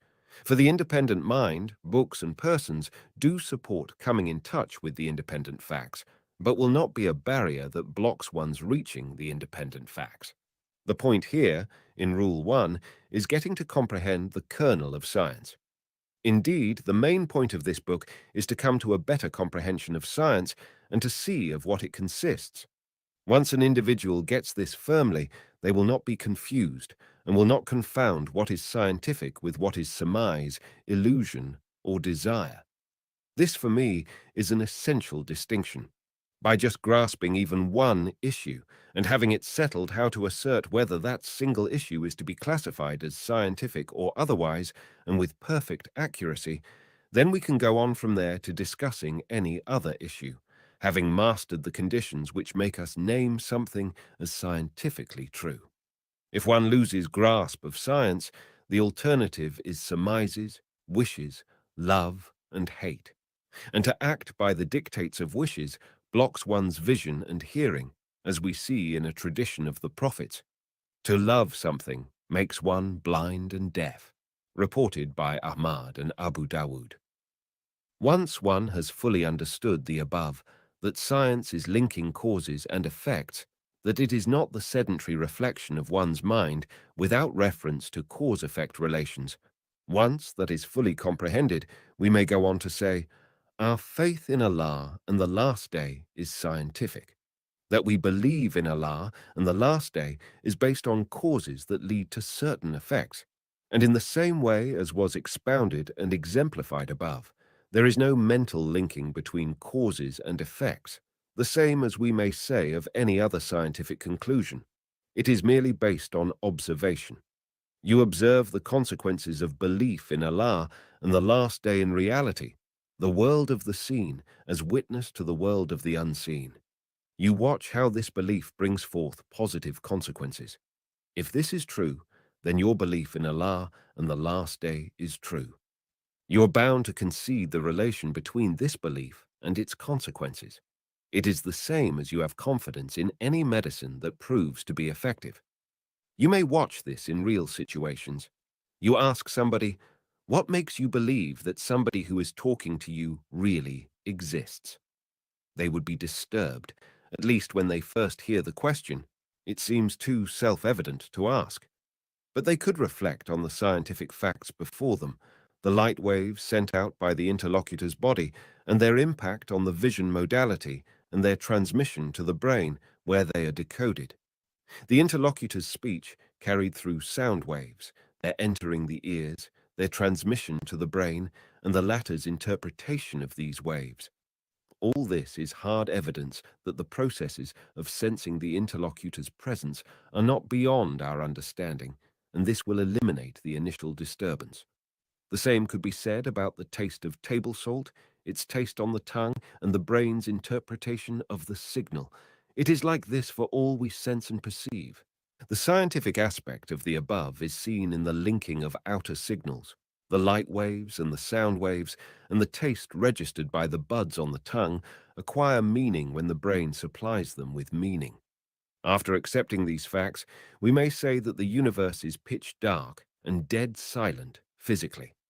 All there is the waves, and it is the brain which gives those waves meaning, light, color, sound, tune. Beauty that we perceive in the world around us is beauty in the brain. What we need to realize now is that the moral beauty may be perceived through its consequences in real life, the same as we perceive color and sound. Let it be affirmed now that the consequences of our faith in Allah and the Last Day, in real and visible consequences in life, are not less evident than the reality of sound and color. This we learn from the Quran when it teaches us to generalize the application of science. It asserts that the reality of believing in Allah and the Last Day is as certain as your confidence that your interlocutor, standing there in front of you, is a reality. We recite in Surah 51, after having given details of scenes of the universe, the winds, the clouds, the stars in the sky, the conflicting views of religion. The Almighty continues, on the earth are signs for those of assured faith, as also in your own selves. Will you not then see? And in heaven is your sustenance, as also that which you are promised. Then, by the Lord of heaven and earth, this is the very truth, even as true as you do speak. 51:20-23. The discourse in this text describes natural phenomena and mental and human phenomena, like the conflicting views concerning belief, disbelief, truthfulness, falsehood, and other human positions, and referring to the day of judgment. After all this, the Lord asserts that the truth, as perceived by humans, is not different from the mental facts, belief, disbelief, etc. Then, by the Lord of heaven and earth, this is the very truth, even as true as you do speak. We do know that certain compositions of elements supply a human with nutritious materials and water that are necessary for life, and that other compositions result in death or poisoning, copper oxide, etc. We may go on to say that belief in certain values leads to decent life, and belief in others leads to destruction, debasement of the human character, and the corruption of society. I hope things are getting clear. Our faith will be a science when we believe in the divine values in the same way as we believe in any tangible fact. For this is what the above verse is urging us to do. Then, by the Lord of heaven and earth, this is the very truth, even as true as you do speak. So often does the Quran direct us to ponder about the world around us, so that we may draw proofs from the world of the seen for our belief in Allah.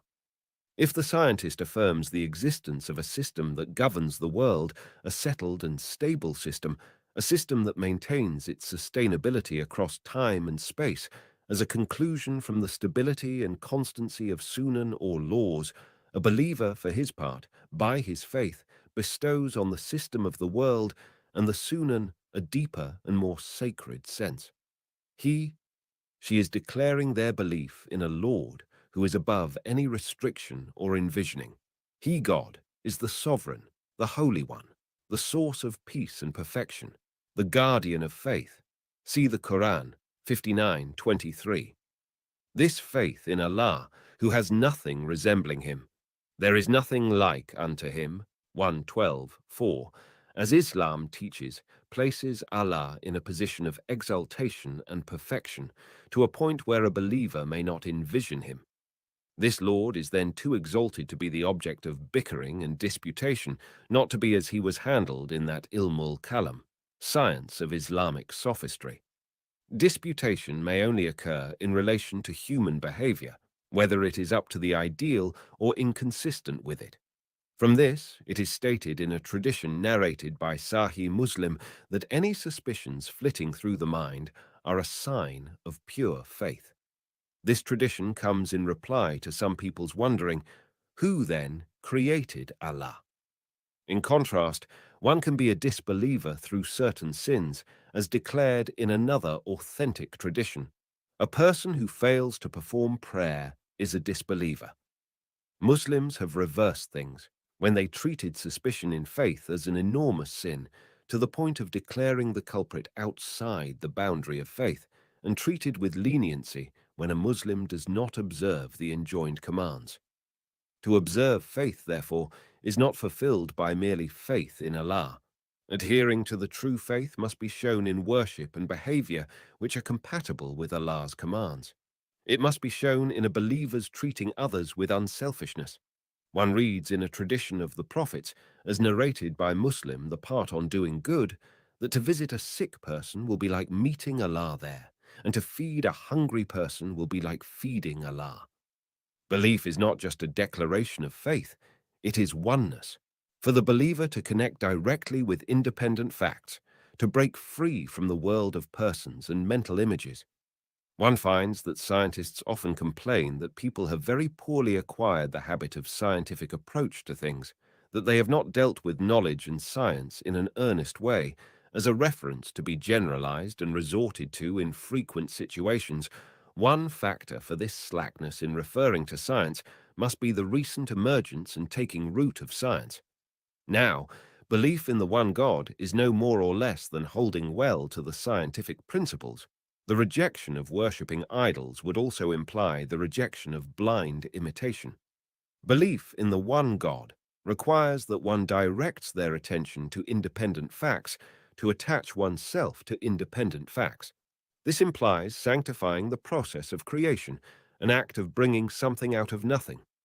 When one gets to the depths of things, science boils down in the final analysis to faith, and faith to science. Conversely, polytheism in its deeper sense is ignorance, and ignorance is polytheism. Let us recite this verse. And those to whom knowledge has come see that the revelation sent down to you from your Lord, that is the truth, and that it guides to the path of the exalted in might, worthy of all praise. 34:6. In the same way as acquiring knowledge and scientific thinking and belief are enjoined, ignorance and polytheism are unforgivable sins, and they entail inevitable penalty.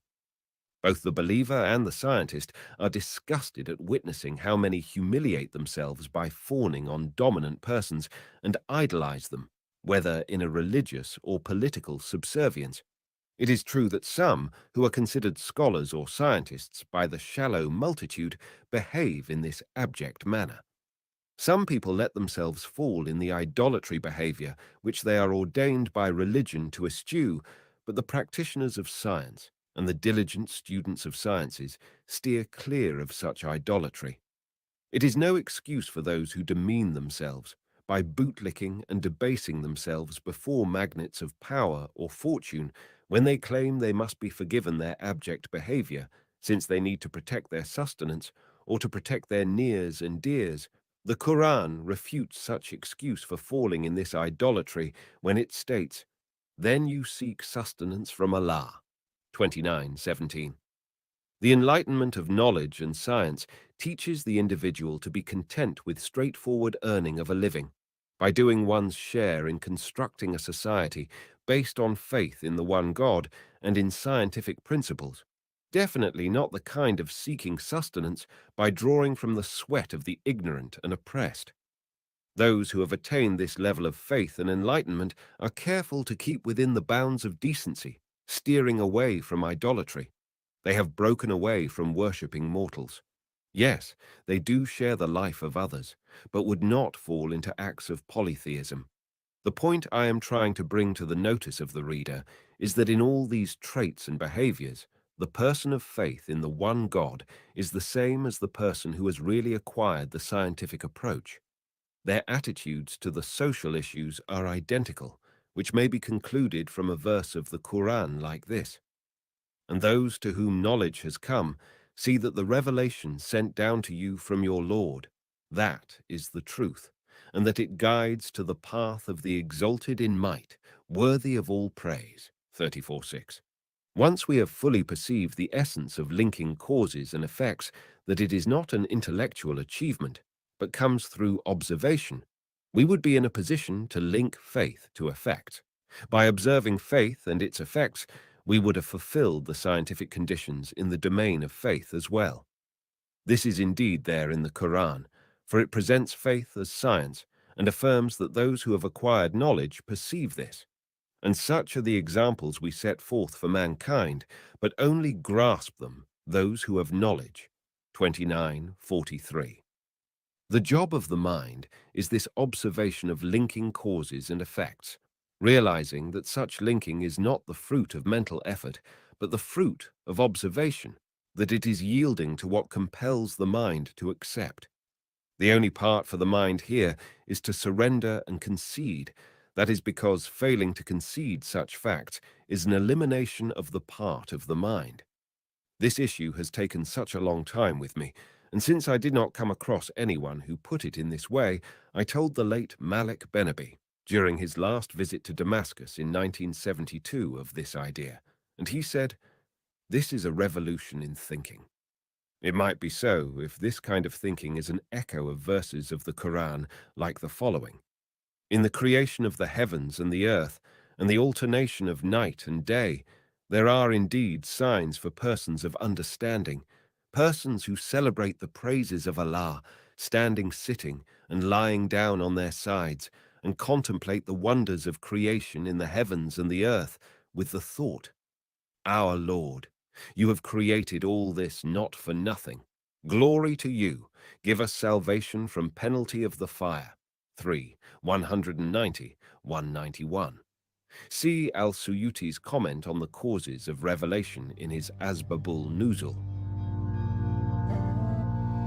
Science is the miracle. And once religion has become a science, like chemistry, people will stop disputing about its facts. It is so because science cuts off disputes. It will be as the Lord said in the Quran, "For the scum disappears like froth cast out, while that which is for the good of mankind remains on the earth." 13:17.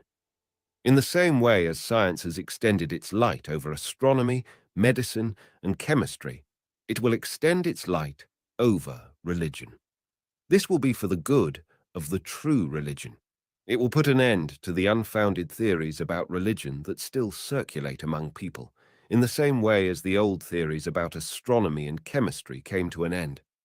The facts of religion will take root, in the same way as the facts of chemistry and astronomy have taken root. This reminds one of the verse of the Quran. And those to whom knowledge has come see that the revelation sent down to you from your Lord, that is the truth, and that it guides to the path of the exalted in might, worthy of all praise. 34:6. There is no national color of scientific knowledge. Anything that develops into science acquires universality. You see how none of us would refuse to take a medicine because it was discovered by an enemy, and none would hold a hostile attitude to the medicine once it has become scientifically established. In the same way, the values which become endorsed by science will be universal. As for those who are scared that their values and beliefs may be discredited by science, they cannot be firm in their faith, and their faith is not firmly based on knowledge. We still see glamorous names in the ancestor idealizing tradition, and such leaders will keep confusing people, all the ideological and bigoted conflicts, and all the clashes that refer to ancestor idealizing principles or to any fanatic reverence for certain figures. They are all conflicts that fall outside the scientific domain, no matter how impressive or revered the names of the cited persons are. So many of the establishments have turned over history into centers of idolizing certain names, and hence into ideological attitudes. This is when the world of persons is allowed to replace the world of ideas and laws. Take the Western democracy and its establishments, the parliaments for instance. You will find that they have lost their soul. Wells says of these establishments, democracy has brought to authority men who are no better than any invader who conquers and dominates a certain land, and no better than an inheritor of throne. But we still find that these establishments are treated with all the sanctification awarded to ideology. It is through knowledge and science that the world can unite. It is also the way to faith in the one God. Holding up persons and yielding to them, on the other hand, is the way to polytheism and disintegration of the world and disunity within societies. The confrontations and conflicts that tear societies apart are common enough phenomenon. They are actually the natural result of holding up illusions and superstitions, taking ancestors and distinguished figures or even parties, parliaments, etc., to be the criterion for truth rather than the scientific facts. The right way to uniting people, as well as faith in the one God, is the scientific evidence. It is the miracle that eliminates illusions. Second rule, the mind is not an instrument, but a function. A legend from China tells us that an emperor of China, at acceding to rule, consulted the foremost philosopher of his time what he was supposed to do. The first thing to do, the philosopher said, is to put right the use of names. The philosopher seems to mean that names must be checked as a first step so that they are not vitiated of their meaning, so that words do not lose their effectiveness, that they do not lose their sunan basis, and so that life does not turn into polytheism. We may draw some relevant enlightenment here from a verse of the Quran. These are nothing but names which you have devised, you and your fathers, for which Allah has sent down no authority. 53:23. One word or name that needs to come under correction and redefinition is the mind. It is such a widely used term, especially in writings about thought and knowledge, since the rational trend is holding sway in the modern world. What I would like to put forth here is that the mind is a function, and not a device or a tool or an instrument. One may notice that the words akel, that is mind, has not been used in the Quran. It is the action or activity that is used. The disbelievers, for instance, are not rebuked for not having a mind, but that they do not yakil, comprehend, perceive. One example in the Quran is, they will further say, had we but listened or had sense, we should not now be among the dwellers in the blazing fire. 66:10. Like reading and writing, having a kell is like any other function or skill that a human attains through endeavor and effort. No one, when writing is mentioned, would imagine that it is a device or instrument. What occurs to us without hesitation is that it is a skill, a function that an individual will or will not acquire. We do not, for instance, say of a certain person, he has no writing. We rather say, he cannot write. In the same way, the mind is not mentioned in the Quran as a word. Akel does not occur, only the verb is there.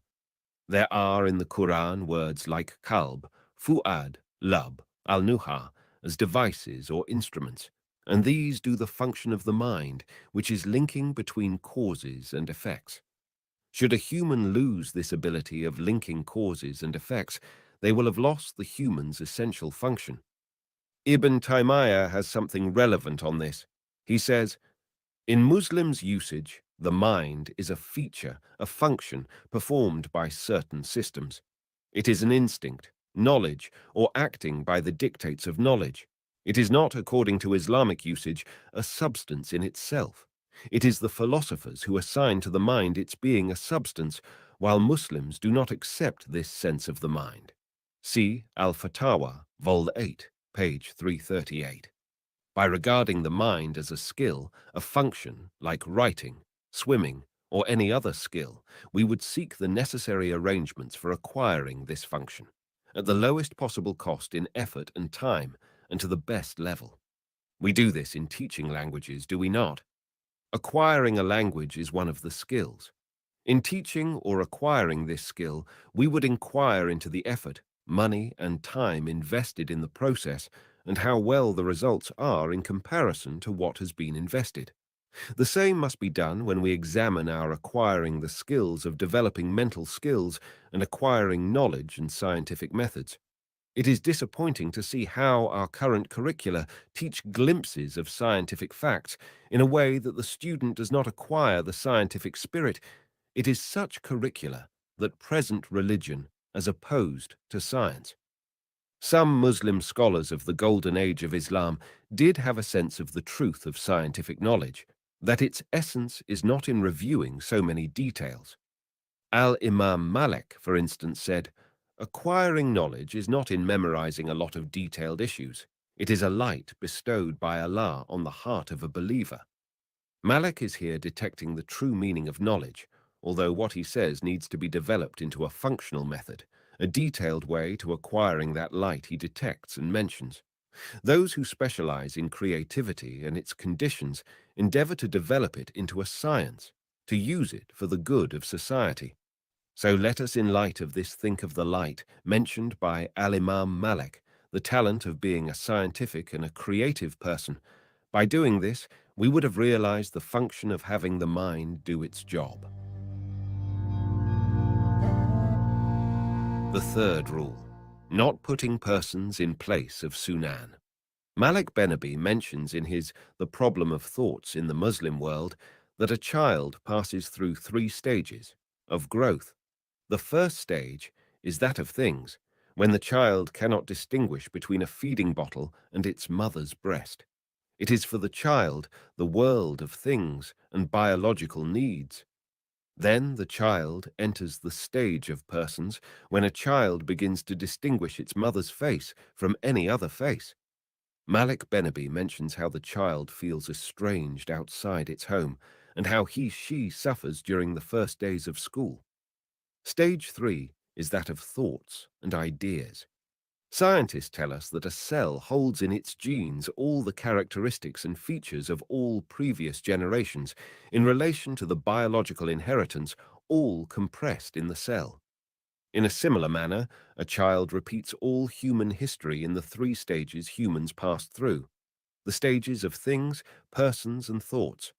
The embryo passes through the stages of organic creation, compressing the history of existence, and then it passes through the intellectual stages of the world of things, the world of persons, and the world of thoughts, in the same way as the embryo passes through the stages of organic creation, compressing the history of existence.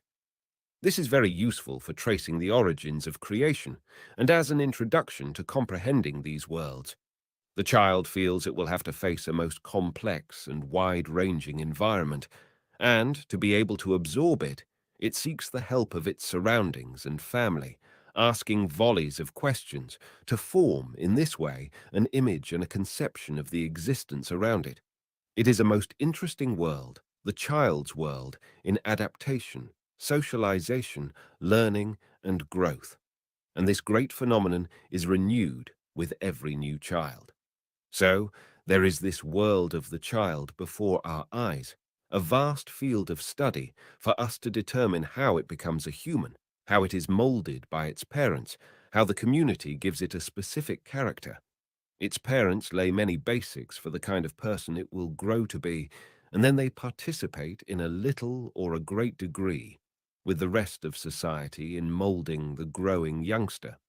This is then the domain of sciences focusing on the human and the Sunan laws which mold the human, starting with the pressing drive in the child to acquire an image and conception of the world around it. It will of necessity turn for help in developing such image and conception to the persons who happen to have spent a long time in the world, who are familiar with this life, which is new to the child. It is the most natural thing that the ancestors and the parents should compose the world of persons, and to the child they will be accorded the value due to the world of laws. The child will spontaneously adopt the ancestors' mental images in place of the sunan of the independent existence. Humans in this case will take the place of Allah's laws, and this is a kind of religious polytheism. This is not a minor fact that may be passed by. The Quran often mentions how those opposed to the prophets cite their own ancestors had followed the ways that they, the disbelievers, now followed. The ancestors and the fathers are treated in this case as adequate for evidence and proof that their position is the right one. Very simply, instead of seeking truth in the independent existence, truth is now to be looked for in the mental images of the ancestors. A person who has not been trained to deal with the independent facts will spontaneously turn to the world of persons for inspiration and guidance. From these, they get acquainted with the independent existence.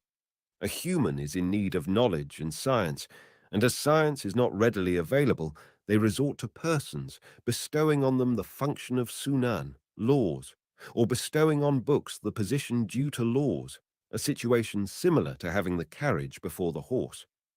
In the glorious Quran, doing this is polytheism, a heresy in faith. When persons are given the position of laws, they are treated as associates of the Lord. This is so, since only the Lord may issue Sharia rulings. Sharia's only source is the Almighty, not the humans who issue rulings as dictated by their views and maybe caprices. The solid and stable commands are what Allah ordains. They are the law which is not object to change or alteration, and to award to persons the position only due to the Sunan of Allah is tantamount to taking them for associates to the Lord. Therefore, it is an aspect of heresy and polytheism. These are vital facts that we need to comprehend fully and deeply. Neither life nor religion will go right and properly without observing these rules. By failing to refer to science, we shall be falling into idolatry. To hold on to the oneness of Allah, on the other hand, is to hold on to the stable laws, or sunan, in all that happens in the universe. To ascribe to persons the status of sunan is a disruption of science, and it is at the same time a disruption of the faith in the one God. And in practical terms, you may observe how people in backward societies, where the scientific approach is least developed, fall in the sin of idolizing and worshipping persons in both a religious sense and political sense. To take persons for idols is polytheistic, in both a scientific and religious sense. All the assault in the Quran against the polytheists focuses on idolizing persons, to warn us against worshipping persons, not against just particular persons. All are mortals like us, and so it is the deadly sin to take them as objects of idolization and worship. It is disgusting and horrifying for persons well imbued with the oneness of Allah, or with the scientific outlook, to see the subjugation and enslavement of societies where knowledge and science do not thrive. And this is by and large true of our part of the world, where we idolize persons and hence cannot enjoy the dignity that characterizes people of knowledge and science.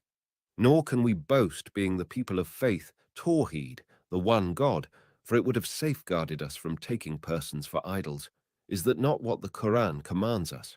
Shun the abomination of idols, and shun the word that is false, being true in faith to Allah, and never assigning partners to him. 22:30, 31. It is only when persons of knowledge and science occupy an honorable place in our communities, scholars who have a firm background and a passion for scientific work, that we shall see walking among us figures of knowledge, affability, dignity, and modesty, figures of spiritual richness and selflessness. It is such persons who may uplift our morale and heal the many wounds and afflictions of our societies. It is such persons who may save us from the mire of idolatry, in a way that the star of knowledge and science and the sun of the oneness of God may glow over our paths. It is then that we may be sure to come out of the stagnation of idolatry, and words will regain their glow and richness. For until now, our words are nebulous and vague. Our souls will then come out into light and be purified and uplifted. There will prevail among us intellectual and psychological wellness.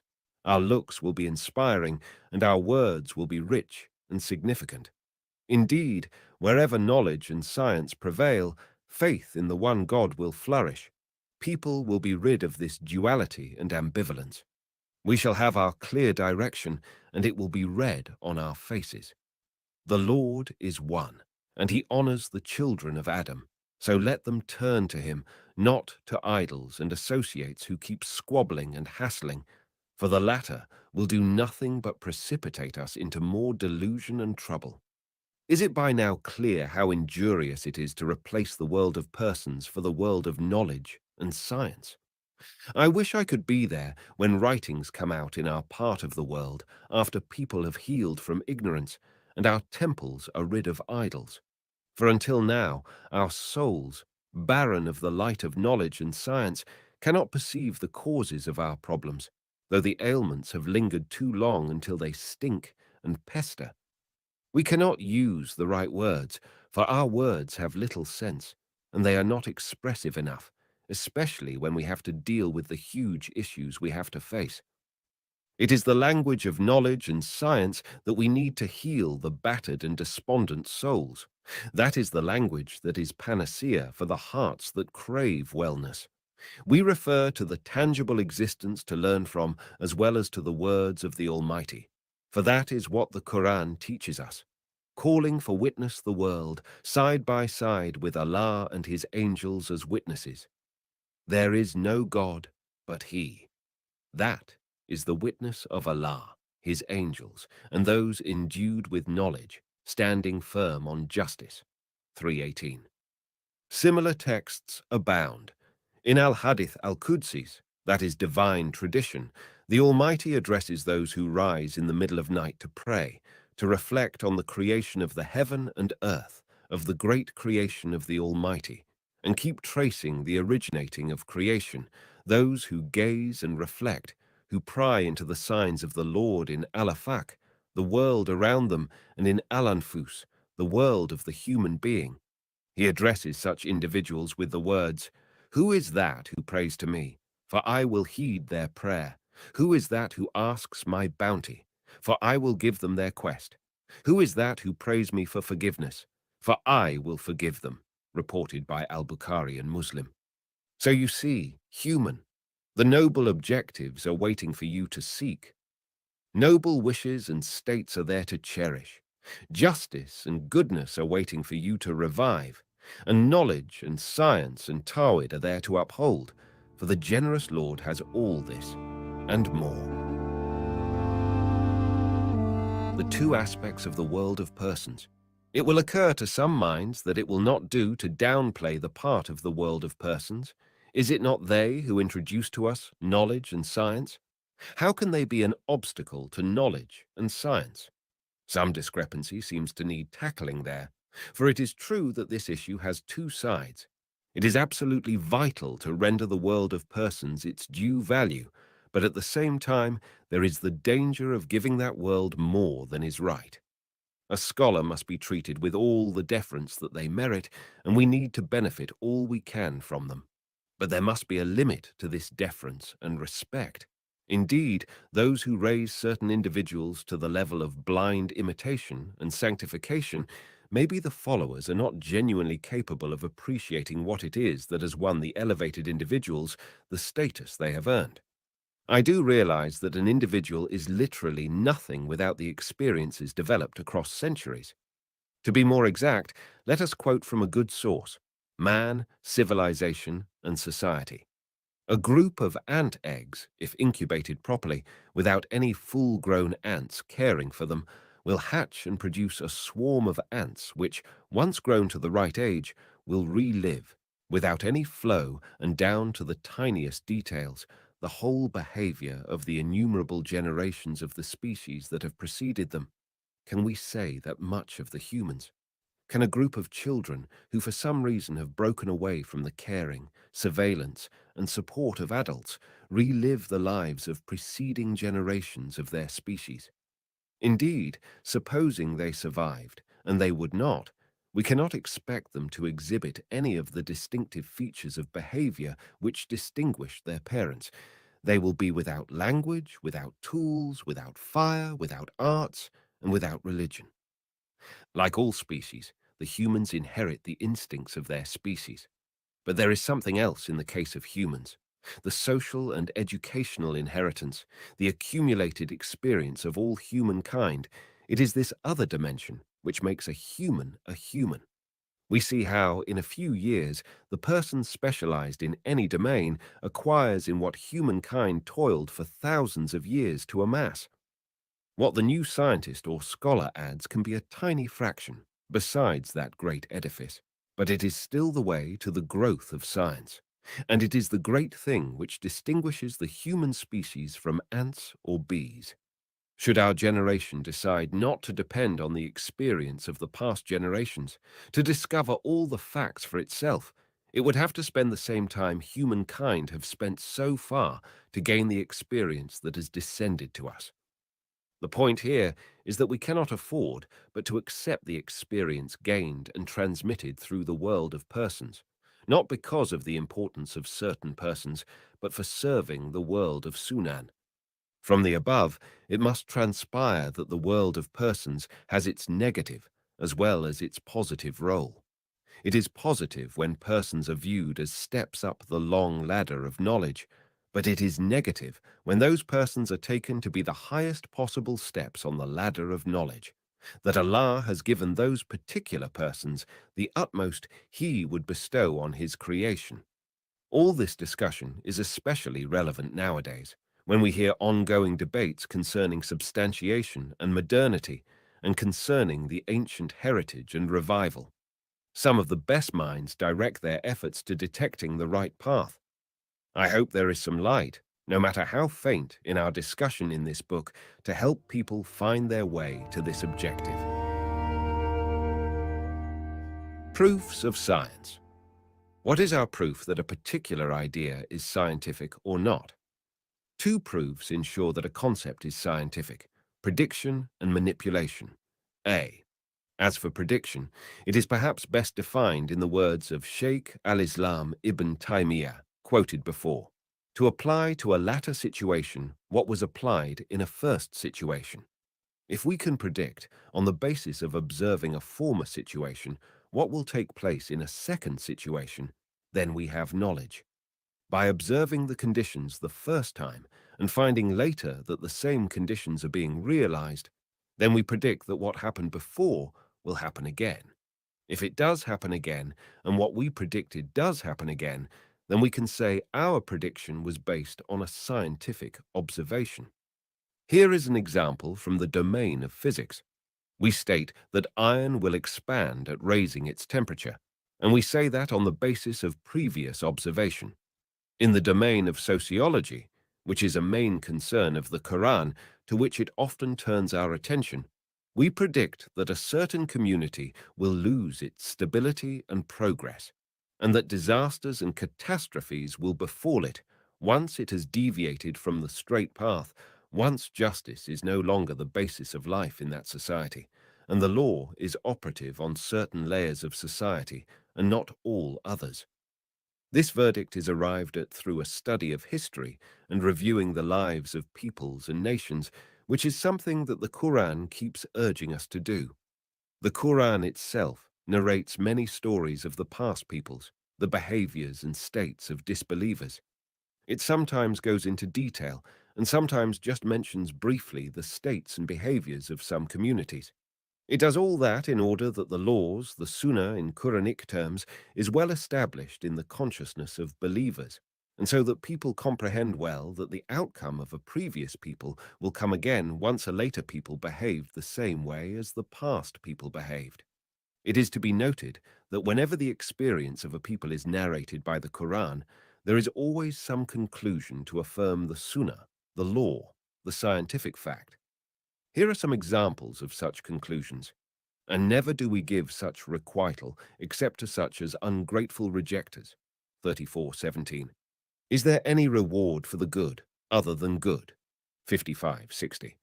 Are your unbelievers, O Quraysh, better than they? Or do you have an immunity in the sacred book? 54:43. Did we not destroy the men of old for their evil? So shall we make later generations follow them. Thus do we deal with men of sin. 77:16-18. Thus do we deliver those who have faith. 21:88. Are they but looking for the way the ancients were dealt with? But no change will you find in Allah's way of dealing sunnah. No turning off will you find in Allah's way of dealing sunnah. 35:43. It must be noted here that when it is affirmed that Allah's law will apply absolutely and inevitably, this is not to deny people's part in causing nations' destiny. Allah's sunnah, law, is based on a basic principle, best expressed in the following verse of the Quran. Verily, never will Allah change the condition of a people until they change what is in their souls. 13:11. This principle asserts that peoples and nations hold their destiny in their hands, the outcome of their own conduct. This is emphasized in other verses. When we give men a taste of mercy, they exult thereat. And when some evil afflicts them because of what their own hands have sent forth, behold, they are in despair.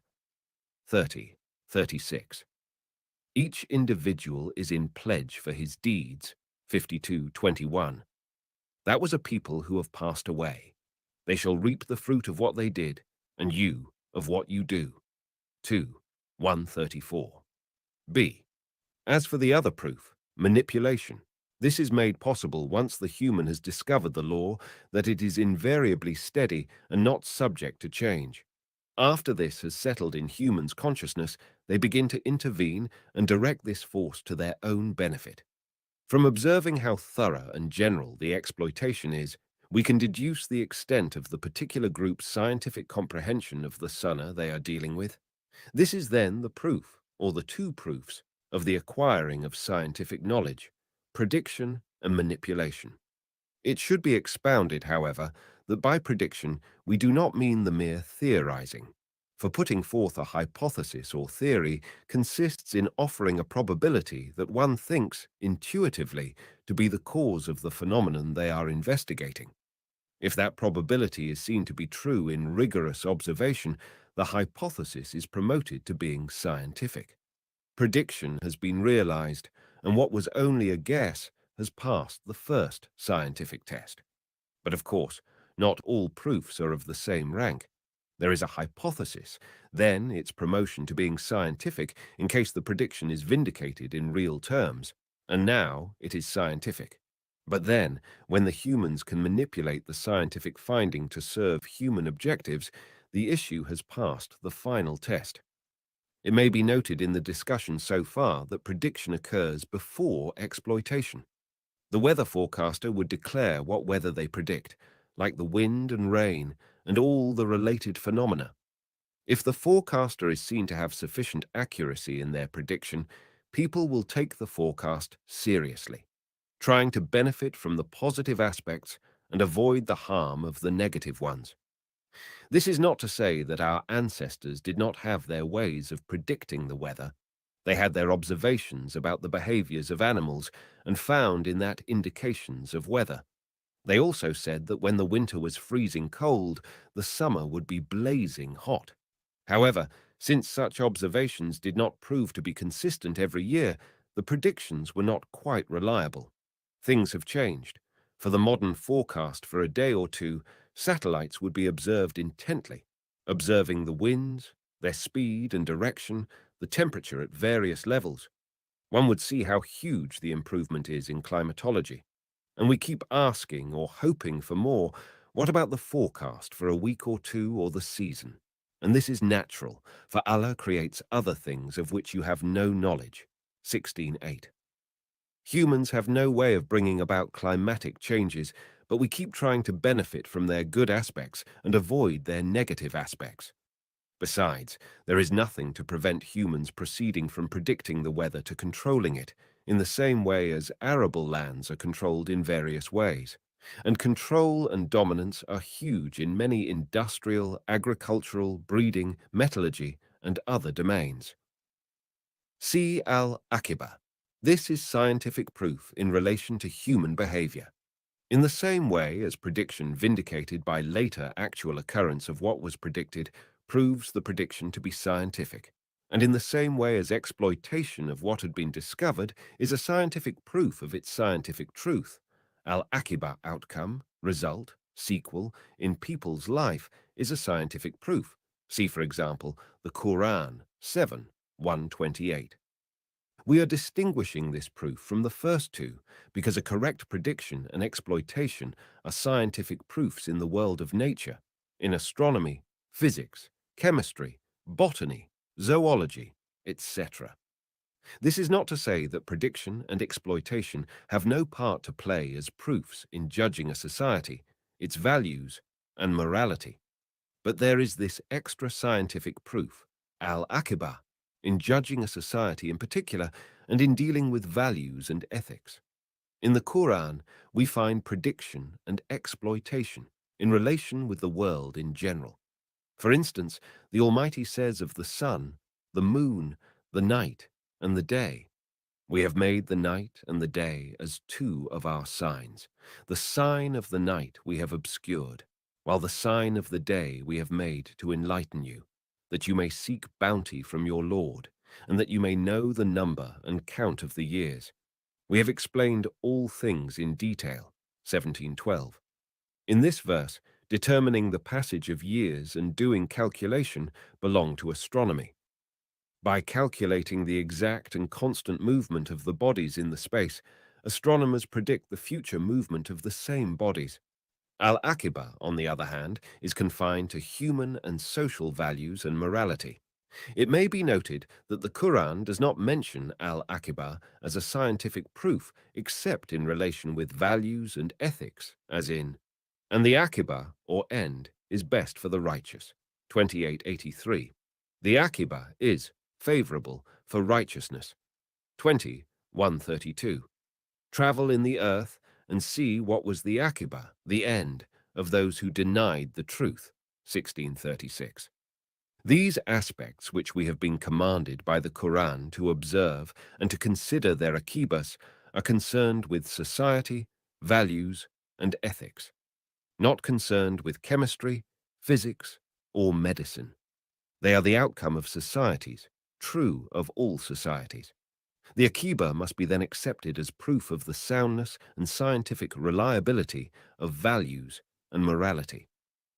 The glorious Quran does not mention the akiba of money, weapons, ships, plants, animals, or iron. This is so because the sunan of such things do not have akiba in themselves.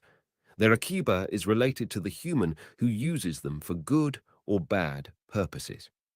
This is important, for many scholars insist that science is morally neutral. One reason for this assumption is something I alluded to before, that they take science to be restricted to nature, while they take issues related to values as not covered by science. The other reason is that they do not take al-Aqaba as scientific proof, especially the existence of a science of values. Nature and its laws are not good or bad in themselves. They acquire this quality or that depending on the way the human uses them in view of the human's values and life principles. A tradition of the Prophet, peace be upon him, sheds light on this. Good money is most vital indeed for a good person. Musnad Ahmad, Volume 4, page 177. One would infer from this that money obtained in a forbidden way is such a bad thing in the hand of the perverted person. We also have the Quranic verse, "Make not your hand tied like a miser's to your neck, nor stretch it forth to its utmost reach," 1729.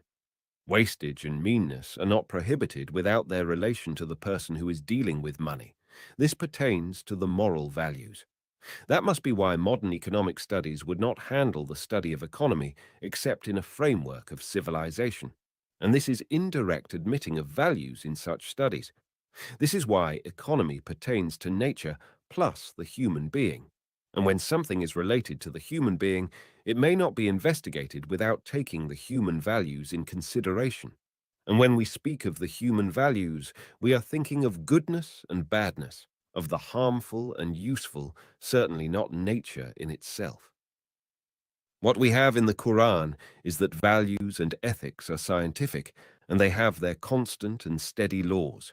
Hence the exhortation of the Quran that we explore the akiba of those who preceded us, the akiba of piety, the akiba of intrigues, and the akiba of injustice. Now, sciences like physics and chemistry have their labs and have instruments and materials to prove their laws and put them in the service of the human being.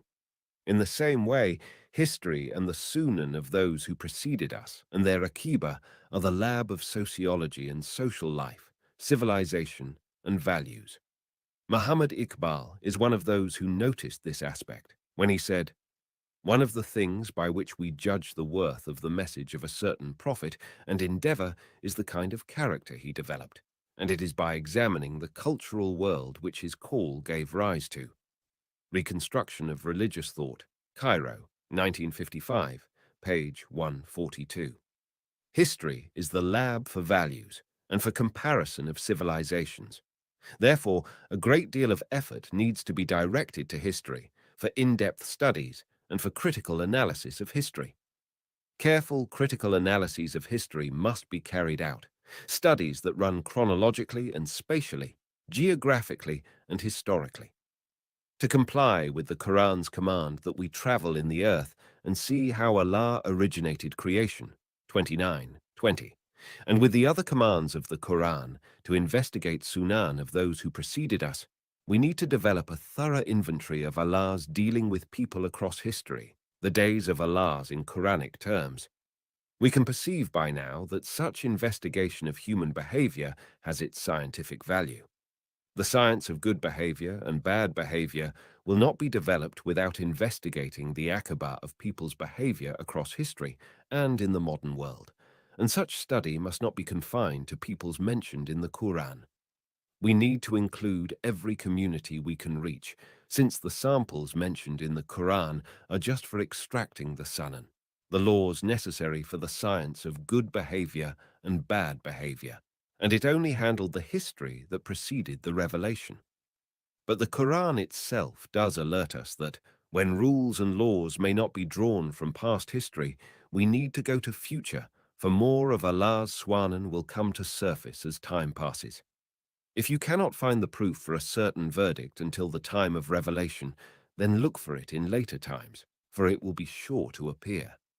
Two examples from the Quran about referring to future events are, "Whether we shall show you part of what we promised them, or take to ourselves your soul before it is accomplished, your duty it to make the message reach them. It is our part to call them to account," 1340. "And soon will the unbelievers know who gets home in the end," 1342. So here is a Quranic science, a Quranic method that we need to develop, referring to history past, current, and future, to sort out good values and bad values. We have more instances from the Quran, and you shall certainly know the truth of it all after a while. 38:88.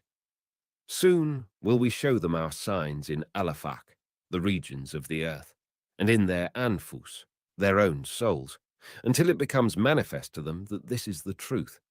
Is it not enough that your Lord witnesses all things? 41:53. We find in the Bible similar injunctions. Beware of false prophets, which come to you in sheep's clothing, but inwardly they are ravening wolves. Ye shall know them by their fruits. Do men gather grapes of thorns or figs of thistles? Matt 7:15-16. Also elsewhere in Matt, therefore say I unto you, the kingdom of God shall be taken from you, and given to a nation bringing forth the fruits thereof. Matt 21:43. Does the Quran not command us to be witnesses of people? See, for instance, 2:143, in justice, and even against ourselves. So, does not testimony require that we be present? Now, one aspect of being present in the world is that scholars and historians walk in the earth, investigating and studying. This is so, since those who do discerning investigation and analysis of history will rise to the level of living with the events, the same as their contemporaries. Indeed, they often do better in discerning events than any contemporary of them. D. The scientific is what is better and more enduring. We still have a fourth proof of something being scientific. What is better and more enduring, a Quranic expression. See 87:17. Any discourse or issue are scientific insofar as they realize the condition of what is better and more enduring. To elaborate, and as such issues need to be traced down to their roots, for what is prevalent among people about this concept is really very shallow and vague. We do really need to dig deep until we get to the root of this thing in the human consciousness. What is good? Here we need to start, because there will be no definition of science until and unless we begin with the simplest and most evident elements. As was mentioned earlier, the Quran does refer to observation that no two persons should argue about. The blind and the seeing are not alike, nor are the depths of darkness and the light, nor are the chilly shade and the genial heat. 35:19-21. It is saying that you and I need some agreed upon points, and to take these to be the starting point for defining what is scientific knowledge, what is truth and goodness. It starts from visible, for granted elements. Will anyone argue that to have a seeing eye is the same as a blind eye? Will someone argue that to have light is the same as to be in the dark? And for the eye to keep functioning, it requires a range of temperature, for otherwise vision will be disrupted. A human needs a certain range of temperature to keep acting properly. All the activities of the universe function within certain ranges. If things go beyond or beneath the required range, what is good and what is beneficial will not continue properly. And should someone claim that to have vision is no better than not to have vision, then the way with such a person is to give up arguing with them. They have lost the required balance. It is true that imbalance does occur to many people, but without a reasonable degree of balance, life would not have started, nor would it continue and develop. In all walks of life, a basis of adequate conditions is necessary. It is the basis of truth in the world that enables life and humans to go ahead and develop their abilities. And the history of the world will utter this in the most expressive of tongues, exhibiting how truth works according to constant and steady sunan, and how it overcomes the obstacles in its way. I do realize that what is said here about such complex issues is little, that a lot of elaboration and explication are necessary. We do need to continually review these facts so that we are fully aware of how things start to take shape. No link in the evolution of things must be left missing. No void must be left in this chain of events. This might be the biggest hurdle to the Muslims' progress and overcoming their problems, being cognizant of how things start and how things develop to be the growth of social life. Any rupture in the chain of information will open the way to uninformed parties to speak like groping in the dark, maybe establishing fancy castles whose material is illusions and surmises. That is why there must be unbroken access from the beginning of events to their end. We do know that any break to the process of development of our knowledge in some area will keep the last stages of it inaccessible to comprehension. No matter how well the rhetoric tries to cover up for the gap, the current dealing with the relevant situation will be without solid foundation. This may help us understand why the backward nations in the contemporary world fail to pick up with the scientific advance. It may well be in that there are stages in the scientific progress that are still concealed from their eyes. The chain is broken. There must be an exploration of the origins of knowing something, how it continued to develop. This is inevitable for fruitful scientific knowledge. This may help us now realize why the Quran devotes attention to searching the creation back to its beginning, to reveal the origins and go from there. Nothing can compensate for ignoring the simple, obvious beginnings. And then a scholar may proceed from there to a stage after stage, proceeding along a well-paved road to resume a viable growth. This is a vital way of viewing scientific knowledge. Maybe it cannot be overstressed, for any neglect here in tracing the successive stages of things will cost us very dearly. This beginning from the primary and self-evident point for a start of our progress is very beneficial. This starting point is what is good and right. It is the great starting point, and I hope I have made it clear. Even if not, let all the researchers and scholars devote to clarifying this point much of their energy, and let them even compete who can express it better. I mean, bringing out in the most effective style the vital importance of tracing the starting point of things and going from there in the most systematic method. It is when loopholes are left out that the devil's work begins. It is when the way to goodness is not fully clarified and mapped out. Any doubts neglected in reaching from beginning to end are manipulated by the forces of evil. I can cite here what the simple people say, that full clarification when at the farm prevents much wrangling at the harvest.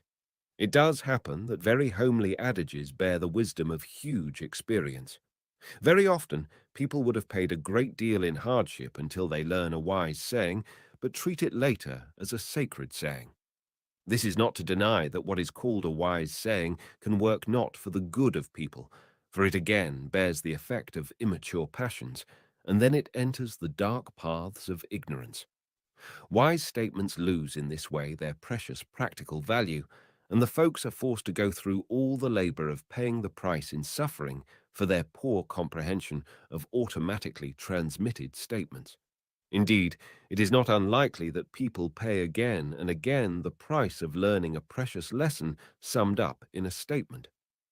This is the idea in this section, that by careful review and refreshment of the steps on the way from the first inception of an idea, a principle, or wisdom, until its latest stages, by a most diligent revival of every stage and step of the way, people are not forced to undergo the same ordeal that they had or others had to go through some time before.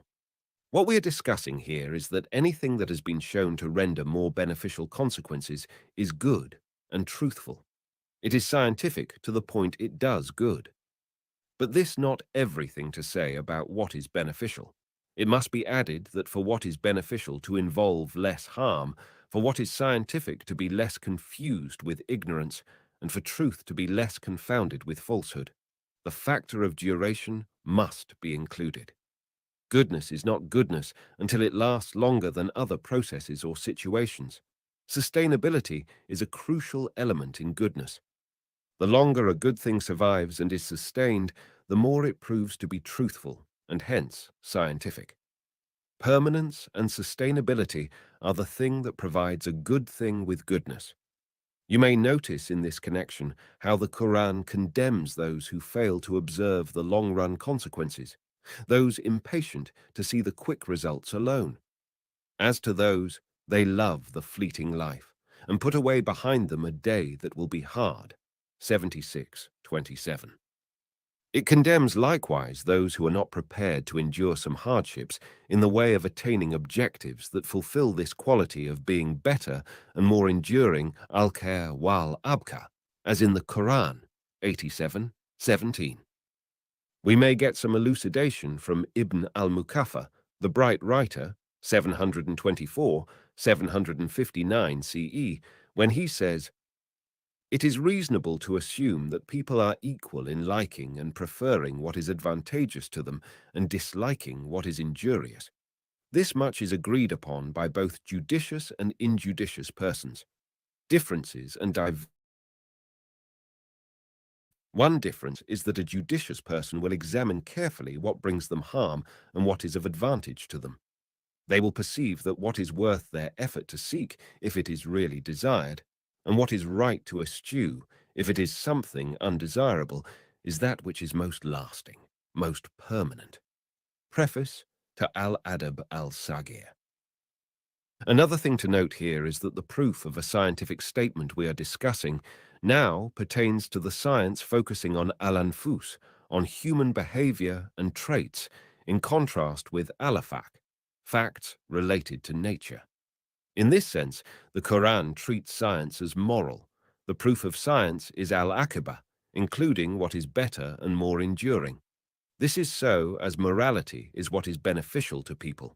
Morality is rooted, in real terms, in what proved to be beneficial to people over history, the aspects of behavior which have been found to be what is better and more enduring. Again, one sees the vital importance of history, for we refer to history to ascertain what is better and more enduring. Those who have not studied history will assume that morality is imposed arbitrarily, that it is no more than a bundle of restrictions that are designed to curb people's desires and lusts. It is true, of course, that the ethics of what is better and more enduring are not there to serve desires and lusts. They are ethics drawn from reflecting on history and the consequences of behaviors in the long run. There appeared lately careful studies that have revealed the signs of Allah in the domains of al-afaq, the natural world, as well as the domain of al-anfus, the human mind and behavior. These studies do reveal that the morality enjoined in religion and the teachings of those who command what is fair and just are actually supported by science, originating in the consequences of human behavior over history. Ibn al-Mukafa also mentions, in classifying the kinds of monarchs, that monarchy politics in modern terms can be based on religion, on reason, or on desire. And he adds about the last type: it is short-term pleasure followed by long-lasting devastation. This is an example of a view based on history, scientific perspective, and morality. With such insights in mind, you should denounce the commonly accepted view of dissociating science from morality, values, and religion. Denounce it as dictated by desires and by ignorance of realities of the world and of history. The Quran does not accept such a reading of science as dissociated from morality, values, and religion. When urging people to take its injunctions more seriously, it scolds certain groups for being, do not know, do not understand, and that on their eyes is a veil. This discussion concerning proofs of science and what is better and more enduring should not left without shedding some light on pragmatism, the well-known American philosophy. To be fair, let it be said that pragmatism can be, in its best interpretations, not unlike what is better and more enduring, seeking benefit that is the most comprehensive and general, the most enduring and the best for people. If we understood like this, then it is the same as in the Quran. You will notice that the more just among people, the more loving and the most sensible humans keep advocating and promoting this principle. And this is what Ibn al-Mukafa is harping on. But not all pragmatism is like this. In some of its aspects, it can be a call to securing quick advantages, even when they lead to malice and bloodshed and provoking animosity and hatred. This pragmatism, or pragmatism in this sense, is short-sighted and seeks quick and selfish advantages. It does not consider the consequences in the long run of indulging immediate desires. It is devoid of historical dimensions. It is this kind of mentality that the Quran castigates when it says, "Nay, you men, but you love the fleeting life and leave alone the hereafter." 75:20, 21. And we all see what this view of pragmatism can lead to: robbing the destitute of the little they possess, subjugating and oppressing weak nations, and enjoying all the good things of life at the expense of those nations' nakedness and hunger. And all this cannot happen without destructive wars. If pragmatism is understood like this, the affluence and ascendance of a nation or group at the expense of other groups, then this is right to be condemned.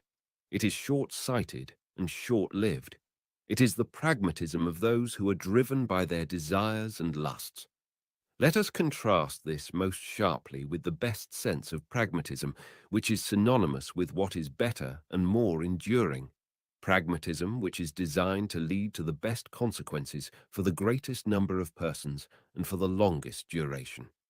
It is worthwhile to emphasize that moral behavior is that which has been proven over long history to be the most beneficial behavior, behavior which does more good than any other and has the best consequences in the long run. It is this which makes ethics a science. It is indeed the most beneficial of sciences. Should a human lose sight of the akiba of behavior, then they may use that which is meant to do good to them and to others in a way that it does evil. We may have a further insight from Ibn Taymiyyah to drive home this idea of what is better and more enduring, which meets the conditions of scientific rigor and occupied a vital part of religion at the same time. Ibn Taymiyyah has this to say: what is enjoined is that which is beneficial, invariably or mostly, and what is haram is that which is harmful, invariably or mostly. This is a very scientific approach, and it helps us see how religion and morality occupy a very secure position from a scientific perspective. When I am keen on dinning on morality and religion being scientific, it is because so much needs to be said about that at this very age, when the prevalent culture dissociates morality and science on the one hand and science on the other. This dissociation happens for what is beneficial in the short run is being preferred to what is beneficial in a sustainable and permanent sense.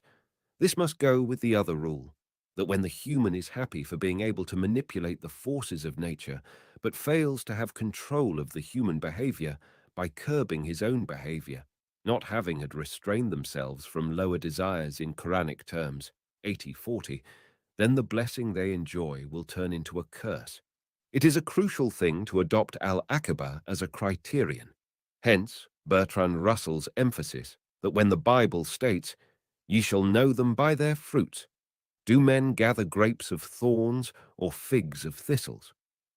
Matt. 7:15-16. It is a scientific and historical way in determining what is truthful. But Russell did not elaborate this bright observation. He just left it there instead of taking this up as a major epistemological method. Similarly, Hussein Murua did mention in his huge tome The Material Trend, rather in passing this idea, the idea of taking Akiba as criterion. But again, he dismissed it after a few lines. He did not use on this occasion his otherwise elaborate, patient style in discussing matters. He could have done much more in revealing how this issue may be met with in the domain of human behavior. One may find, in Russell's and Hussein Muruwa's brief mention of al-Aqaba, what they had picked from the dominant culture about religion. Hence, their bypassing this crucial issue, which they could have helped develop into a genuine scientific method in both religion and history.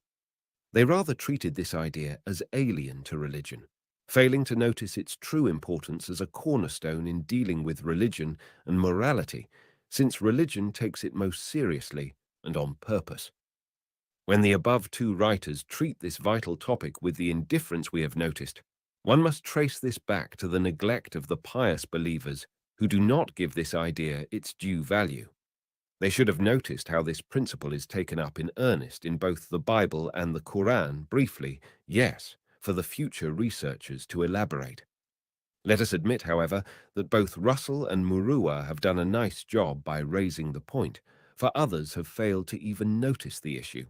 It is not so odd in the history of science that an issue is raised, forgotten, then raised again in a more serious and deeper manner.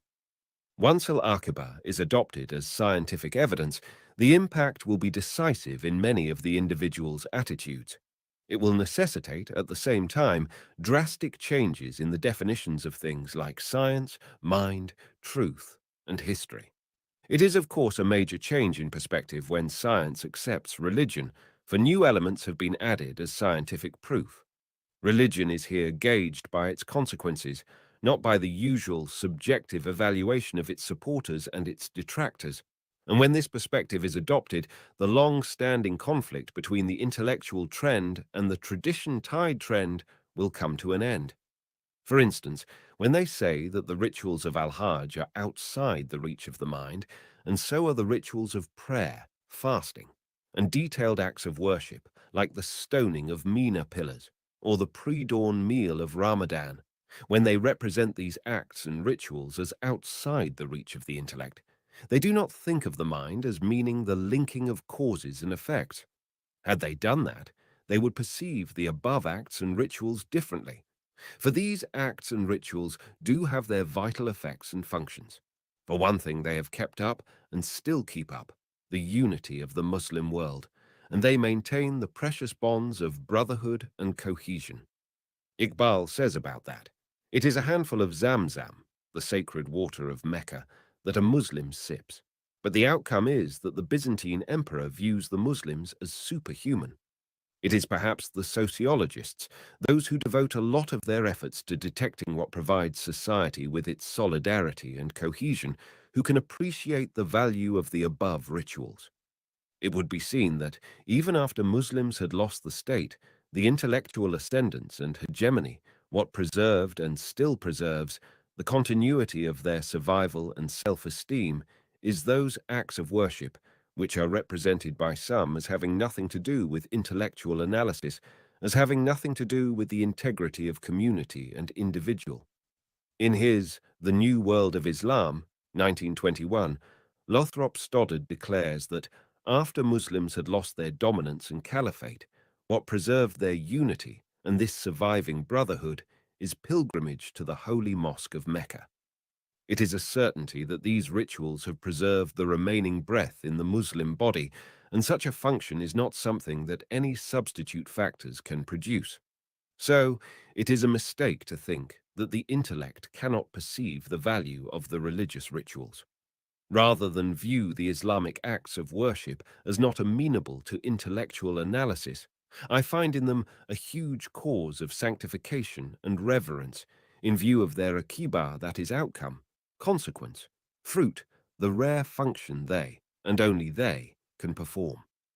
In these acts and rituals, one can discover symbols and methods for communion on an individual as well as collective level, with the meaning and significance of existence, as well as both the release and controlling of energies and talents. They are also a great communion with the creator of life, the originator of heaven and the earth. So let me repeat that these things must not be viewed apart from their functions and objectives. Let those capable of conducting studies on these phenomena do so, to reveal the sunan and akibas of these acts. Iqbal did handle this, but in his poetic vein. He says, for instance, "The gem of belief in the one God is prayer. Let that be known to you. It is prayer which is compressed pilgrimage you perform. A Muslim has this weapon, prayer, to eliminate with it vice and heinous deeds." A last argument in this respect is this. They criticize the Greek science for its being theoretical, dissociated from experimentation and action. Now, Akiba is a kind of super-experiment. It is experiment with something more. This is so because it is experiment with the addition of what is better and more enduring. When we view acts in view of their Akiba, we also gain something else. For with this perspective, there will be an end to the conflict concerning secularism.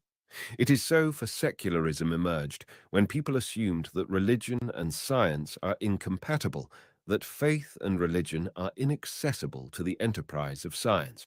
Some placing faith and religion too lofty to be examined by science, and some regarding religion as a scientific, having nothing to do with science, and for a third group, religion is opposed to science. It was in this context that secularism emerged as a catchword or motto of resisting superstition, whatever was irrational or illogical. But we now say, if secularism is accepting the scientific results and akibas of things, then a Muslim is not disconcerted by this motto or term. Instead, they would feel that the conception of knowledge must be corrected in a way that all the issues must enter the domain of science. Let science have dominance over religion, for the science's dominance may not be opposed.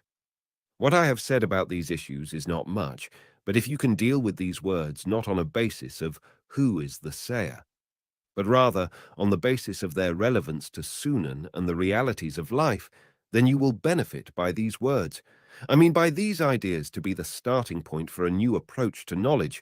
This will be also a beginning for effecting a change in our condition, which is a source of great displeasure for both those involved and the rest of the world.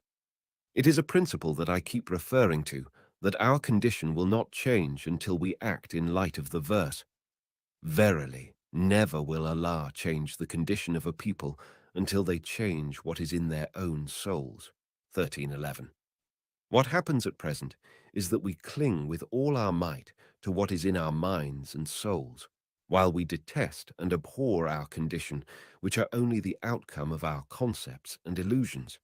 If we succeed in detecting the link between our visible condition and that which is in our minds and characters, and if we can discern that which is inside our souls, then we may act on putting that right, even reversing what we hold to if necessary. We can do that with much less suffering than we undergo at present, when we do perceive the bearing of what is inside us on what is visible to our eyes. Indeed, all the delusion and groping in the dark that we see are the result of failing to see this relation between what we bear inside us and the kind of circumstances that afflict us. It is there that we should start with, seeking to trace, in all exactness and perseverance, what concepts and attitudes and all the mindset that we bear, and how they are reflected in the consequences that we all notice and complain of. It is only then that we may say that we have started to see the first ray of light, because we will have removed the scales that prevent our eyes from seeing things for what they are. One sign that we can notice, which indicates our issuing from the wilderness, is that we will completely stop looking for the scapegoats for our crises. Scapegoats that we keep finding in our midst or outside our world. One benefit of this new approach is that the Ummah's energies and effort will no longer be wasted. When we understand things in terms of their akiba and definite causes, we shall have got hold of the fast handhold. At the same time, we shall let go of things that we used to cling to, and they will go like any litter.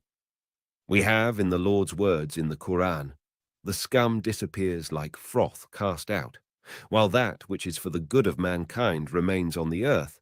13:17, a solid historical, epistemological, and Sunan-tied system. It tells us that what is to remain in this life is what is beneficial, while that which does not have a beneficial value will go to the winds, no matter how fast some will cling to it. Hence, what is for us to do is gaze well at the realities of the world, to see how the bases of science and methods of knowledge get firmly established across history on a basis of benefit and injury. This is the law of what is better and more enduring. This doctrine of the Quran, which refers us most surely to this principle, talks with confidence about the past history and with confidence about the future. It talks with confidence because the truth of this world is seen in that what is froth will go away, while what is beneficial for people will remain. The scientific outlook. I feel it necessary now to focus some light on the scientific outlook. We shall have to discuss here our attitude to the unknown, our attitude to what has not yet entered the circle of science. What a human usually does is to compress the past and let the fancy float into the future. It is like flying with the two wings of past and future, the two wings of the known and the unknown. To the extent that a human knows the past, the originating of creation in Quranic terms, They possess light enough to speculate about the future and the unknown. In the same way, the more experiences and knowledge they have digested from the accumulated mass over time, their attitude to the unknown will be optimistic. It is simply that they assume that what at present they are ignorant of, they will come to know in the same way as they learnt what had been unknown to them at some time. There is no reason for them to feel desperate or despondent when facing the vague unknown. They have their stock of accomplishing triumph over the hurdles of the unknown in the past, and they have often overcome the obstacles of the way. The rule is that when we have encountered problems and we analyze and solve them, this will shed light on the problems that are yet to be solved. This topic is related to that of travel through the earth and see how Allah originated creation, 29:20. For a person who knows how creation started will have an amount of envisioning how the creation will be in the future, no matter how vaguely. It is a speculation that naturally extends from the previous developments.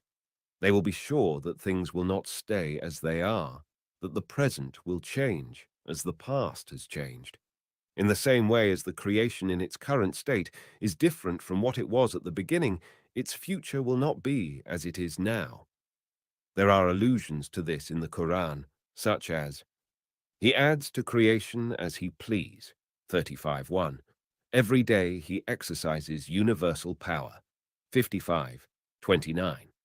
One thing that prevents some people from adopting a scientific attitude is when they assume that the world was created all at once, that what we see now is what was at the beginning. This is not true, of course. All the created things, the rocks, the mountains, the stars, the galaxies, plants, animals, etc., all have their history of creation. For each, there is a beginning from which it kept developing. But tracing this process from the start and through the stages of creation, we possess a strong light that enables us to speculate how they will develop in the future. The Quran itself enjoins on believers to observe the past developments, to move to the locations, observe, reflect, and analyze. Once an individual has learnt much about the past, they will be sure to have a better envisioning of the future. It is a most normal extension of one's view.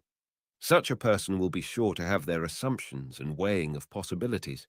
Conversely, those who have no stock of knowledge of the originating of creation in Quran's terms cannot envision or speculate about the future, which will come out of the womb of the present. Muslims have it settled in their minds how exactly creation took place. They refer for this to the literal meaning of revealed texts instead of seeking such information from searching in the earth. This has been the reason why they took a hostile attitude towards the theory of evolution, a theory which was introduced into the Muslim world a century ago. They were quite oblivious of the vivid indication in a Quranic verse of where to seek information about the beginning of creation. Travel through the earth and see how Allah originated creation, 29:20. I have not come across even one research by a Muslim quoting this verse as being relevant. This is not to support or deny the theory of evolution, but to determine the proper way of doing research. Take, for instance, our attitude to the world's current problems. We hardly ever trace a problem to its first and tiny emergence in the past. That we fail to comprehend the problems of the past will naturally make the present problems long-standing and hard to overcome. Indeed, as long as one fails to see the source of a problem, all their efforts to solve it will be in vain. Their efforts will be really paralyzed in the end, for they will desist from trying. It transpires from the above that the scientific outlook, the historical and Sunan-based position, distinguishes those who move about and investigate the early emergence of things. This is indeed what ensures for the scholar a solid and steady position, an active and efficient manipulation of efforts and confidence that is not tarnished with hesitation or doubt. This position is not inaccessible to those who seek it. It is gained through having basira, that is sure knowledge, as believers are expected to be. Say, this is my way. I call to Allah with sure knowledge, I and whoever follows me. 12:108. This leads us to say that those who have little cognizance of the past are not equipped to deal efficiently with the problems of the present. It must be understood from this our urgent need for developing our effective and productive system of getting acquainted with the past, in its broad lines for everybody, and in its intricacies and fine points for the specialist. It is one of the most important services we can offer to science to know the past well, and being able to offer it in a most accessible and palatable way, as clearly as possible, and as a continuous chain. No creature, but we must trace its development from its first appearance, in both natural and human worlds. What has come over us did happen to the people before us. As a result of the long duration of time that has passed, they, and we after them, have our hearts hardened.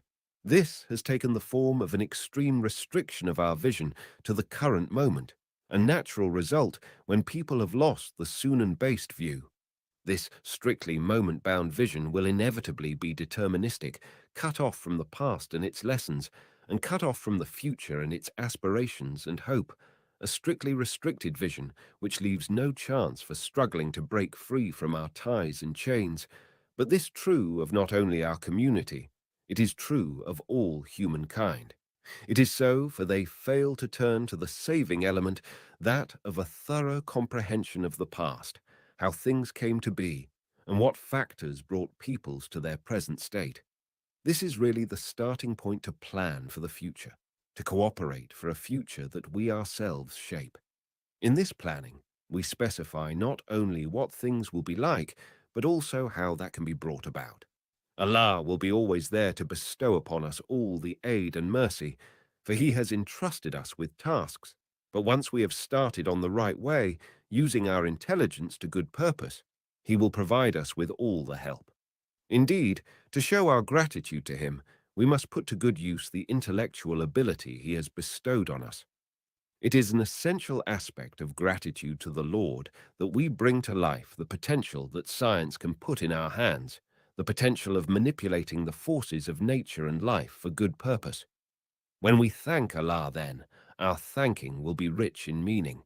The opening surah of the Quran al-Fatiha will be really full of life and vigor when we turn in supplication to the All-Compassionate, the All-Merciful. I say that because a person who goes without a scientific outlook cannot avoid taking a desperate and helpless attitude to potentials and opportunities of a better tomorrow, and they cannot afford to show mercy and forgiveness. This is really the reaction of a person's failure in facing problems. When they feel all gates closed in their face, they turn to malice and a vengeful approach. Their motto would be, "Let the roof fall upon me and my foes," the way Samson cried. These are the ones who, to heal heads, they cut the heads off rather than guiding people and indicating the right path. This is when they happen to have the upper hand, when they are among the haughty elite.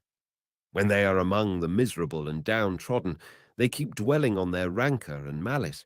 They keep biding their time to cut off the heads of people who they cannot find the means of guiding and leading along the way of safety. It is knowledge and science that produce mercy, forgiveness, and tolerance. It is the learned scholars, as Ibn Taymiyyah says, who know the truth and have mercy for all mortals. Ignorance, on the other hand, breeds roughness and boorishness. It is among the ignorance that you meet persons who long to crush some people and eradicate whole nations, those who nothing quench their indignation but destruction and blood. Has it happened to you at any time that you were so agitated and irate that you hit some inanimate thing before you, after having failed in dealing with it according to the rules by which it operated? If you experienced that, or saw somebody experience it and then say, "There is no way of getting this to work, or this problem to be solved," you should know that this attitude and behavior are unscientific, incompatible with history's lessons, and even inhuman. This is so because knowledge, science, and being acquainted with history beget mercy, forgiveness, endurance, tolerance, and a bright, hopeful view of the future, and despondent despair has no place there. Indeed, this is how we should understand the heaven and earth being created with truth, to realize truth as the Quran puts it. See, for instance, 45:22. They were created in a way that their problems can be solved, and they are there to be subdued for the good of humankind, not to be destroyed. Therefore, if you see people desperate of changing their state and solving their problems, if you find people careless, disaffected, and disinclined to listen to anything, then you may be sure that they fell in utter despair, which is, according to the Quran, almost tantamount to disbelief, as you may see in the following verse. Truly, no one despairs of Allah's soothing mercy except those who have no faith. 12:87. Helplessness, indolence, cowardice, and miserliness are the progeny of ignorance. On the other hand, efficiency, energy, courage, and generosity are the fruits of knowledge and understanding. And knowledge has only one way to be obtained: working hard to gain it. And tolerance and magnanimity may be obtained by endeavoring to acquire them. Nothing of that is ready fortune. They are human traits and abilities to be earned through endurance and hard work, and they are areas of life that may be conquered through knowledge and labor, and this road has no end to it. Science and al-hawa, that is, indulging desires, pleasures. When I decide to include this section on science and al-hawa, or indulging pleasures, desires, partiality, I cannot assume to be in a position of develop this topic to a satisfactory level. I merely feel we need to put this issue forth, to bring it to the notice of many people in view of its exceeding impact on people's behavior. And in a more general word, the more we take up significant issues, explore them and study them, and reflect on the events related to them, they would have come nearer what is more vivid, crystal clear, and closer to scientific probing. When we use the term science versus indulging al-hawa, the implication is that the two terms are opposites. In the Quran, al-hawa is treated as a source of risk and warned against, and a believer is exhorted not to surrender to it. And it makes no difference, in this latter case, whether one heeds their own hawa, as in the verses. Do you see such a one as takes as his God his own hawa, vain desire? 45:23. And who is more astray than one who follows his own hawa, lusts, devoid of guidance from Allah? 28:50. Nor obey any whose heart we have permitted to neglect the remembrance of us, one who follows his own hawa, desire, whose case has gone beyond all bounds.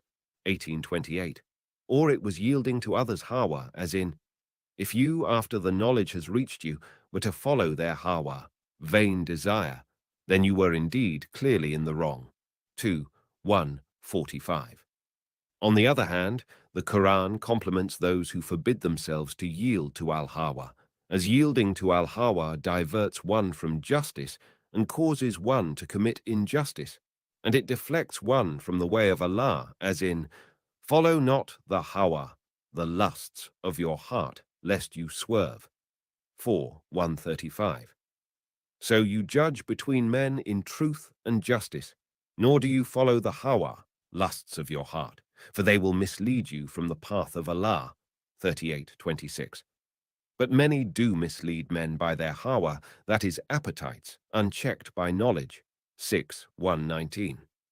So how can we go about defining al-hawa? How can we perceive it and trace it in our own character and in others? How can we chart out its sources and its paths? How does it come into being? What are its distinguishing marks? And then, how can we overcome it? Many Muslim scholars used to dwell long on the ways to deliverance from al-hawa, in the sense that, to be saved, you need to overcome and get rid of your hawa, that whatever your hawa calls you to do is to your harm and can be detrimental to you. In al-Busiri's renowned poem, we find this idea. Disobey both your desire and the devil. Be sure to take them for enemies. Even when they seem sincere in their advice, think ill of their counseling. Psychologists have contributed long discussions on desires and wishes, and all that is worth our while to review. I may affirm that no conflict rages in the world, but al-hawa has a major part in it. It is so, for al-Hawa colors one's view, and each of the parties will see the point from a perspective that is different, and perhaps in conflict with the perspective from which the other party views it. Al-Hawa is most pronounced in the case of children and ignorant persons, those who have the least knowledge and science, who are least knowledgeable about the events of history, the affairs of the world, and the sunan of the world. It is simply like this: the less knowledge, the more al-Hawa. When things have to do with what is advantageous or disadvantageous to the person and have a negative or positive effect on their children, business, doctrine, ethnicity, etc. All such factors will affect one's attitude. Al-Hawa is sure to have its share in the evaluation of the situation. It will surely block or blur the objective viewing of things. No doubt, a person involved in the ways we have mentioned will not view things the same as another will. All this will mostly happen without the concerned person being aware of the forces inside. Different nations and cultures have noticed this partiality. That is why all nations and cultures have their proverbs to show how this al-Hawa, in the sense of partiality or bias, deeply affects people's way of evaluating things. One proverb goes like this: I do hate the one who indulges in self-praise, but as for me, I am worth 9 men.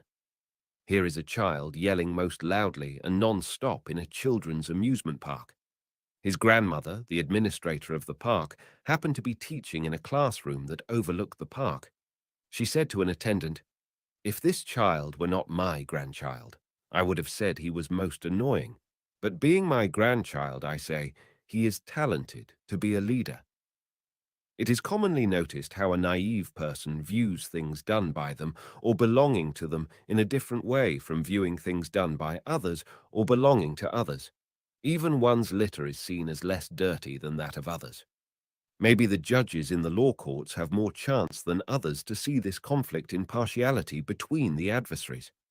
We find in the Quran an excellent story, that of David with the two adversaries, and the main focus in the story is partiality and indulging wishes and desires.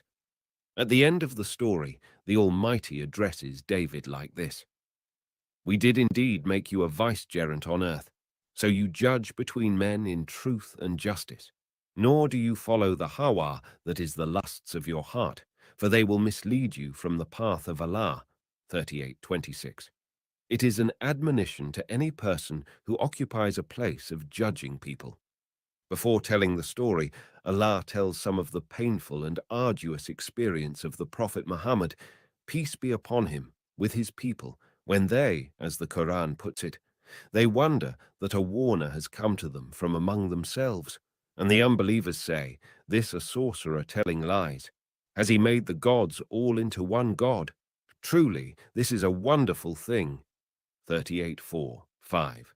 Then the Almighty directs his messenger with the words, Have patience at what they say, and remember our servant David, the man of strength, for he ever turned to Allah.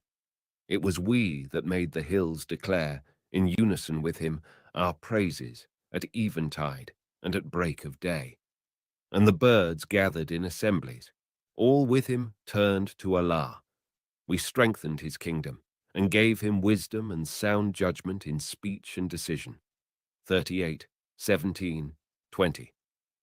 It is quite generous praise of David at the outset of the story that he was distinguished with wisdom, stable royalty, and sound judgment.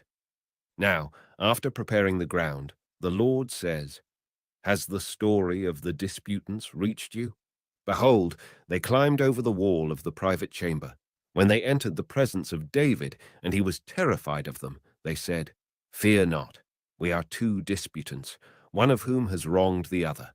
Decide now between us with truth, and treat us not with injustice, but guide us to the even path. This man is my brother. He has 29 ewes, and I have but one. Yet he says, Commit her to my care, and is moreover harsh to me in speech. David said, He has undoubtedly wronged you in demanding your single ewe to be added to his flock of ewes. Truly many are the partners in business who wrong each other. Not so do those who believe and work deeds of righteousness, and how few are they. And David gathered that we had tried him. He asked forgiveness of his Lord, fell down, bowing in prostration, and turned to Allah in repentance. So we forgave him this lapse. He enjoyed, indeed, a near approach to us, and a beautiful place of return. O David, we did indeed make you a vicegerent on earth. So you judge between men in truth and justice, nor do you follow the hawa, that is the lusts of your heart, for they will mislead you from the path of Allah. For those who wander astray from the path of Allah is a penalty grievous, for that they forgot the day of account. 38, 21, 26. The two adversaries are the point of focus here. One has just one you, and the other has 99 yous. The former is the plaintiff, and he presents the case with astonishment. The man with the 99 yous felt he had to get the other man's you, and he actually argued with him and mentioned his supporting evidence until the man with the one you felt he was overwhelmed that the evidence of the rich man left him no way of refuting the other. This is very usual on the part of people with big fortunes, in gold and silver, in herds, in lands. They can sometimes speak eloquently about their right to things. Piles of fortune inspire the wealthy with strange arguments. It is a story chosen to represent a whole class of people, people who act as their al-hawa dictates to them, and a great length they would go to have their way. One may find scenes and stories to illustrate this dominance of al-hawa everywhere, in the relations of so many households, among husband and wife, among siblings, among neighbors in houses or in villages and towns. It is such a widespread phenomenon. And at the root of all this is that the issue seems to one party utterly unlike how it seems to the other. Did not the owner of 99 ewes find himself justified in claiming the single ewe in the possession of his adversary?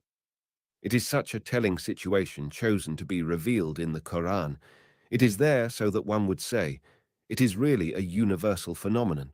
Does not each one of us fall in this trap?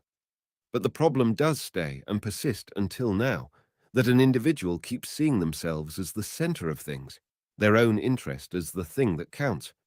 The other and the interest of the other seems so insignificant as compared with our own interest. From this, we may see how al-hawa can be the cause of deflecting one from the way of Allah, how it can turn a human into a deaf and blind person. A tradition of the prophets, reported by Abu Dawood, says, "Your love of something can turn you into a blind and deaf person." When the prophet David received the two men who had climbed the wall and entered his private spot of worship, he was appalled at the extent to which one may go in, upholding his own interest and partiality. He realized that no one but may be exposed to this, and so he asked forgiveness of his Lord, fell down, bowing in prostration, and turned to Allah in repentance. This is then the significance of this story as I see it. It is a universal problem that it demonstrates, the story of nations, societies, and families. It is, indeed, glaring in the Security Council. It is the problem of humans everywhere on this globe. Whenever two persons come in contact, the problem is very likely to crop up. The problem of al-hawa emanates from self-love. Now, self-love does an important and positive job in the human's life, for the individual is stimulated by this emotion to preserve his/her life. The idea here, however, is that one needs to go beyond the limited boundary of their well-being, that the interest of the one individual is right to preserve, but must not be the only objective and concern of theirs. One does not survive without others, and therefore the individual needs to bear in mind that in the same way as her own pleasure is necessary to maintain, there are the interests of others. One's hawa will, much of the time, do them and others mischief. It mostly hampers one's rising to a higher level. Therefore, an individual needs to go beyond the individual incentives in order to serve the community's interests. This is the development one needs to realize. It is a rise from the ego-centered drives to altruism. It is acquiring the spirit of acting for the interests of others. Nothing will serve social life more than selflessness and altruism, and this is why a human may not have a higher ideal than this to work for. This is why the Quran describes the best believers as give others preference over themselves, even though poverty was their own lot. 59:9. Bearing in mind what has been said so far about the issue of al-Hawa, we can think of the conflicts among humans, their causes and ways to solving them, and where in all this one can turn to history for enlightenment. In fact, the speed and spread of modern media and ways of contact bring before our eyes the international and regional conflicts, and one discovers that they are quite similar to the bickering within a single family. They revolve round the claims of the various parties that they should get more of the benefits and should bear less of the duties, and they often rise from the style of communication or the way statements are interpreted. One does notice that on the international level, as on the individual level, there is the patronizing and debasing words and tones, and there is the same underrating the disliked other and overrating oneself or the liked other. Anyone may notice how a dominating part al-Hawa has in the children's conflicts and quarrels. It is the most natural thing to see when they disagree about their roles, belongings, and games and toys. But one needs to have more attention to see the same al-Hawa operate in the conflicts among the leaders of the world. We may notice it also in so many disputes, or rather talking at cross purposes, on the level of whole masses of humans when the disputes are conducted verbally or with weapons. In such conflicts, the other's conduct is described as brutal, inhuman, aggressive, and terrorist, while one's own conduct is described as preserving the citizen's security, self-defense, protecting the innocent, security zones, and the like. That most countries have overcome this problem at the level of the one state is significant. Enough laws have been enacted, and the judiciary has been empowered and organized to let the contestant parties refer to it for solving their conflicts. The judges are seen to vary widely in connection with administering justice, so that some come very close to admirable balance in establishing rights. This is a great improvement upon the establishing of rights in the past, when each sought justice for themselves. Individuals are notorious for each finding right to be on their side every time. The improvement, as represented by a respectable judiciary, has certainly distanced nations within the borders of their states from the law of the jungle, from the essential inequality of people, their division into the haughty and the subdued. One would wish that the same should happen at the level of nations. The family of nations can achieve that which has been accomplished at the level of citizens within states. The international law is there, but it remains as ink on paper. Similarly, the International Court of Law is mentioned, but does no real service. Such international establishments must be activated and made efficient, and this cannot happen without the united efforts of interested parties. It is the subdued of the world who are the real beneficiaries of the above establishments being really efficient. They will benefit when wars are prevented among nations, in the same way as wars are now prevented in most nations at the local level, when wars for ethnic, cultural, class, color, regional reasons are prevented. In all such war, al-Hawa of the various parties have the major part to play. The right way out of aggressive conflicts, when each party insists it is they who are in the right, seems to be referring to a third party, not biased towards or against either of the two adversaries. This third party can be well nearer to justice, while both the two contestant parties are too interested to see truth. What happens just now is that we live in a world dominated by al-Hawa, and the world stands helpless, incapable of curbing the Hawa of the different parties, just a spectator of the conflicts that are at the root of all mischief everywhere in the world. When the United Nations tried to come up with a definition of aggression, it desisted after several attempts. The final conclusion was that the word aggression is a concept that is not amenable to definition. Quoted from Will Science Save Us, Beirut, 1963, page 66. That no definition could be reached is because each party will view the situation from their own perspective and interpret it accordingly in view of their different hawas. Had this verdict of the UN been right about aggression, and had judges in the law court adopted it, there would be no conviction and no settlement of disputes. What the above failure to define aggression implies is that the law of the jungle is still prevalent, and that issues are not settled in accordance with the amount of right on this side or that. It is the might is right rule which works. The victorious party dictates how aggression must be defined.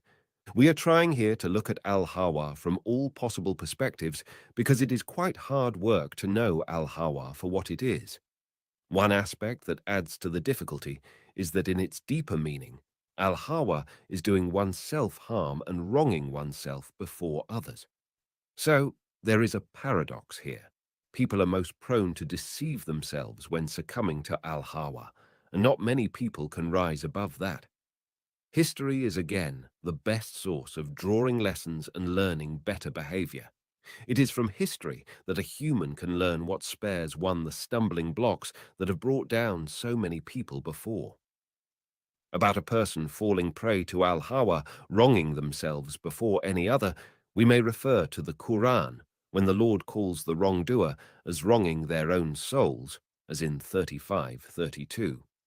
This is to alert people to reconsider their long-standing habit of not seeing themselves as the perpetrators of wronging themselves, but in rather ascribing the mischief to others. No book puts this more succinctly than the Quran, that a wrongdoer has done themselves harm wronging their own souls. More striking is the Quran's calling even the subdued as wronging themselves, which is what we find in the following verse. When angels take the souls of those who die in sin against their souls, they say, "In what plight were you?" They reply, "Weak and oppressed were we in the earth." They say, "Was not the earth of Allah spacious enough for you to move yourselves away from evil?" 4:97.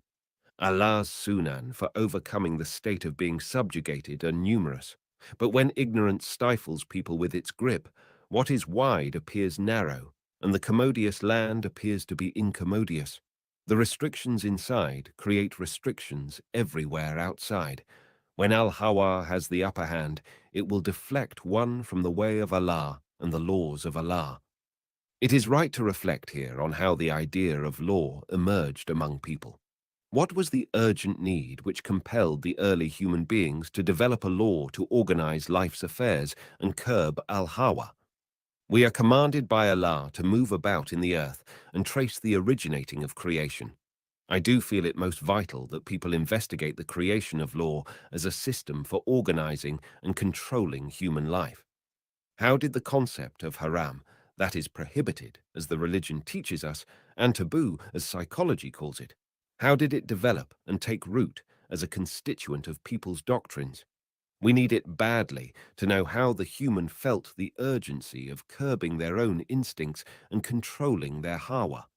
For no civilization in history but has felt this need to organize a human's instincts and control their hawas, insisting on having them restrained within a more sublime ideal.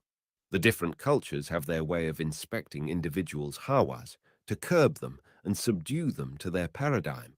And even now, when we feel that science is subservient to al-Hawa, we should not draw pessimistic conclusions, for al-Aqiba will invariably be in favor of science. Several terms are in use to cover the concept we are dealing, more or less, with what we are discussing here as al-Hawa: the subconscious, emotions, positive and negative, subjectivity, narcissism, instincts, the human soul enjoins what is evil, the Quran, 12:53, and egoism. The Sufis are especially known for following up the tiny nuances of al-Hawa when it dominates the character. Psychologists have much to say here too. In Russell's usage, al-Hawa becomes desires and hopes. He has this to say: people have difficulty to lay their opinions to any degree on evidence and proofs rather than on their hopes and wishes. If their neighbors were charged with misconduct or straying from the virtuous way, they would believe this. It is almost impossible for them to wait until the charge is proved or disproved. If, on the other hand, one considers her own conduct, they will be sure that they are well behaved. The objective basis in all these situations can be extremely meager, but our desire drives us with an almost invincible force. The scientific method would throw our desires to one side.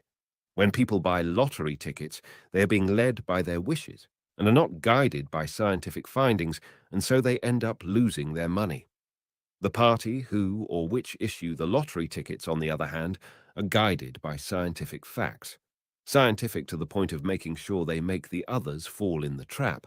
Otherwise, they are not far-sighted enough, as they are oblivious of al-Aqiba, and end up garnering the fortunes of the gamblers.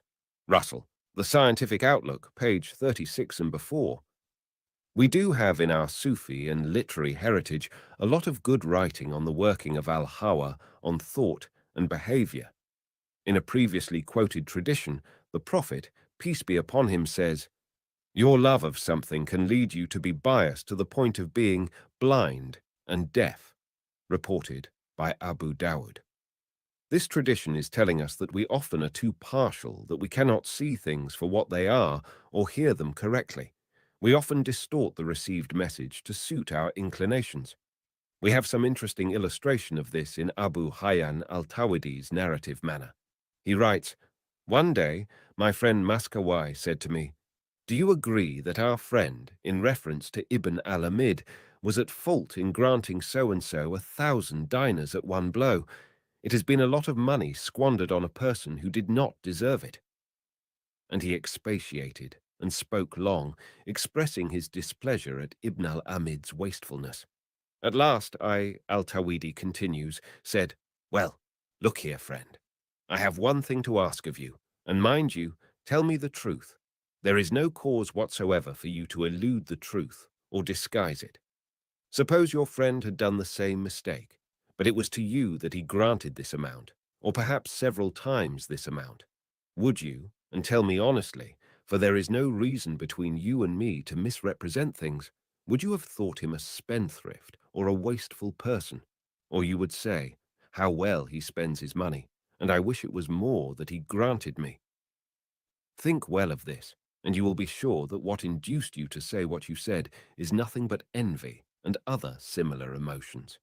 Here you are, a writer and speaker on morality, and an erudite scholar of that. But you had better look well into your conscience and be awake to your secret and corrupt inclinations." Zakaria Ibrahim, Abu Hayyan al-Tawhidi, Alam al-Arab series, page 21. Al-Tawhidi, also in the same source, page 216, quotes his master Abu Sulaiman as saying, "Many of a person's traits keep concealed from their eyes, while they are evident to their companion, their neighbor, and their community, while the same person can detect similar, and even less visible, traits in their companion and interlocutor. This is the paradox, that the same person is learned and ignorant at the same time, wakeful and inattentive, gentle and irritable together. For the same person connives at something when done by themselves, and are annoyed at another's doing the same." This issue bears more examples. An interesting example may be drawn from Al-Jaheth, who, in his Al-Bayan wal Tabyin, tells a story to illustrate the part of gestures and body language in expression. When Abu Shumar argued with somebody, Al-Jaheth relates, he would not blink or make any gesture with his hands or shoulders or head. You would say his words issued from a crack in the mountain. According to him, a person who used gestures, nods, and eye movement did that out of need, to compensate for their poor argument and expression, and he used to say, "Logic must stand by itself, not by support." That was so, until one day he had to argue with Ibrahim al-Nazam in the council of Ayub bin Ja'far. Al-Nazam proved to be too much for Abu Shumar. He refuted all his arguments and showed distinction in his evidence and expression in such a way that Abu Shumar moved his hands, changed his posture, and moved on all fours until he took Al-Nazam by the hands. It was on that day that Abu Ayyub changed sides, shifting from Abu Shumar's convictions to Al-Nazam's. What had induced Abu Shumar and tempted him to assume his way of disputation, adds Al-Jaheth, was that his companions used to listen to him, yield to his views, and show every sign of deference. They accepted without dispute all that he told them and affirmed to be true. As long as this status of being raised above others lasted, and he every time showed himself to be superior to his interlocutor, he took it for granted that by mere words he could vanquish any contestant or counterpart. Egyptian edition, 1926, page 78. It would help in conceiving al-Hawa better to notice that while instincts and desires are physical, al-Hawas are cultural. It is true that culture does affect instincts and desires, but these are physical in origin, while Hawas are cultural and they are psychological characteristics. An individual puts their energy in the service of a certain social establishment, and it is hard for them to go beyond that circle. One may be confined to the circle of the family, or the clan, or the nation, or all humankind. There was a time when the number of human beings on earth was small, and they had very slow communication, and the family dominated at that time the individual's energy. With the passage of time, there were larger groups, and throngs began to swarm together. To get in touch with this larger assemblage, the individual needed knowledge. When knowledge was insufficient, what rallied groups together were things like chanting together, spiritual guidance, rituals, praise, and admonition.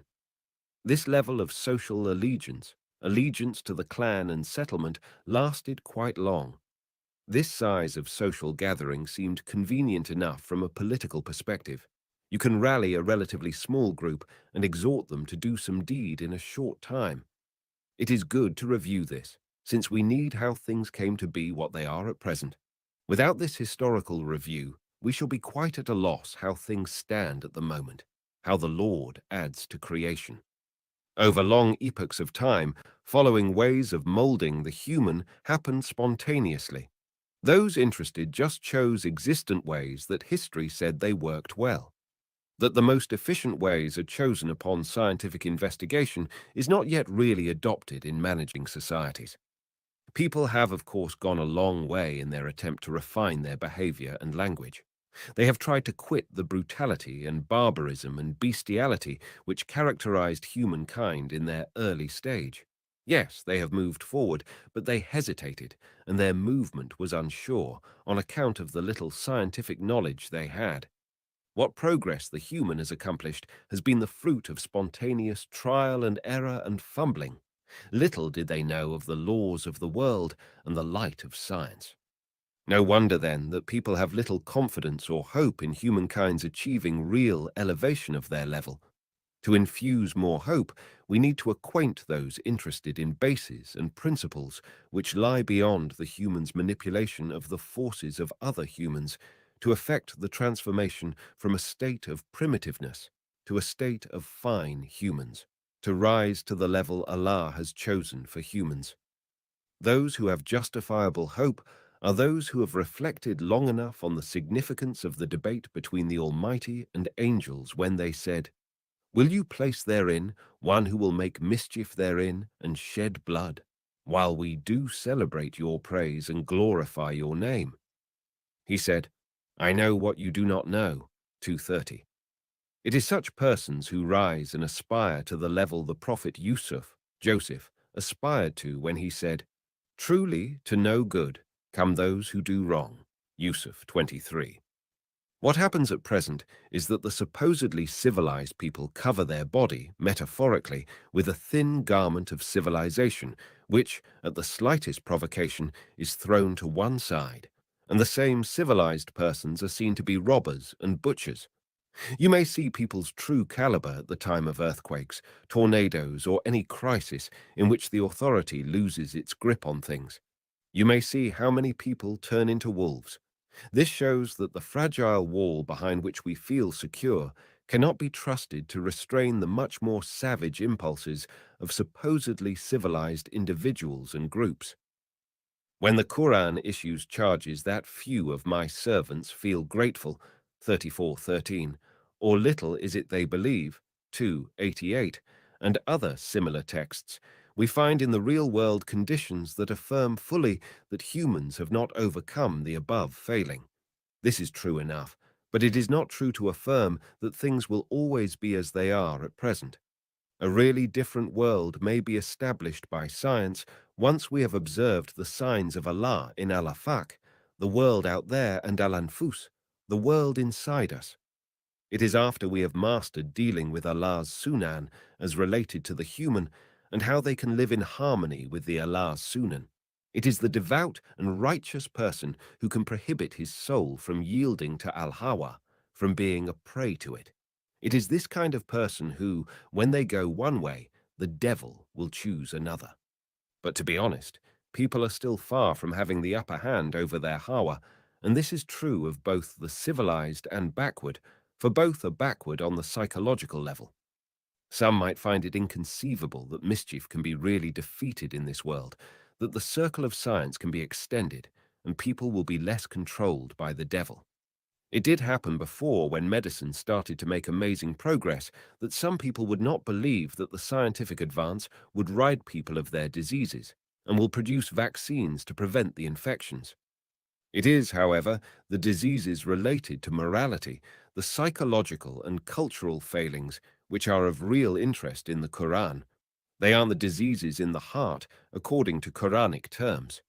It gives all the attention to treating and healing these diseases. Diseases of the heart here are, of course, in a religious and moral sense, the cultural and psychological sense, not in the physical sense. The Quran stresses the seriousness of the heart's sins, sins like lying and hypocrisy, more than the sins perpetrated by the physical organs. Hypocrisy and falsehood happen when people pretend to accept values, but their behavior is incompatible with those values. This again happens when al-hawa has its grip over these persons, in a way that their serious and enormous transgressions appear insignificant in their own eyes. Their transgressions are usually noticed by others rather than by themselves, but the consequences are enormous enough. Great civilization are shaken to the roots, and values may crumble in the earth when al-hawa prevails. That is why the Lord admonishes the prophet David. O David, we did indeed make you a vicegerent on earth. So you judge between men in truth and justice, nor do you follow the hawa, that is the lusts of your heart, for they will mislead you from the path of Allah. 38:26. Civilization falls into a crisis when values diminish in the eyes of its members who allow al-hawas to dominate their minds. And this happens especially to those who enjoy the boons of civilization without having paid the cost of establishing it. They act under the dictates of al-hawa and the whispering of desires, as any review of history may reveal. Toynbee has this rule about the civilization in a phase of rise or a phase of decline. Civilization will be rising when its elite is the creative elite. But when this group has lost its creative talent, it will resort instead to the rod of dominance by force, and the civilization will have then started the phase of decline and disintegration. This is not to be wondered at, because the proletariat of the civilization will have stopped giving their loyalty to the elite. The latter phase is what the following verse of the Quran is representing. For those who wander astray from the path of Allah is a penalty grievous. Sad. 26. Freud chose to describe civilization at a phase similar to what we have presented so far, the time that Oswald Spengler calls the time of decline in the life of a civilization. Civilization tramples with its feet, say Freud, the idea of basic justice in connection with the distribution of fortune. When civilization fails in satisfying a sector of its members, except through oppression another sector, and maybe the majority, as is the state in the current civilizations, we have no way of expecting the cultural values to find a place in the consciousness of the oppressed. They will be prepared to refuse to recognize it, maybe to the point of destroying it and denying its boons. They adopt towards that civilization a hostile attitude. They have no hope of its survival. It even does not deserve that survival. Edgar Beach, Freud, published in Beirut, 1954.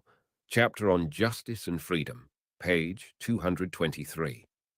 The historical facts we are reviewing here may drive the hasty to feel desperate, but not if we view these situations through the rule set down by the verse of the Quran.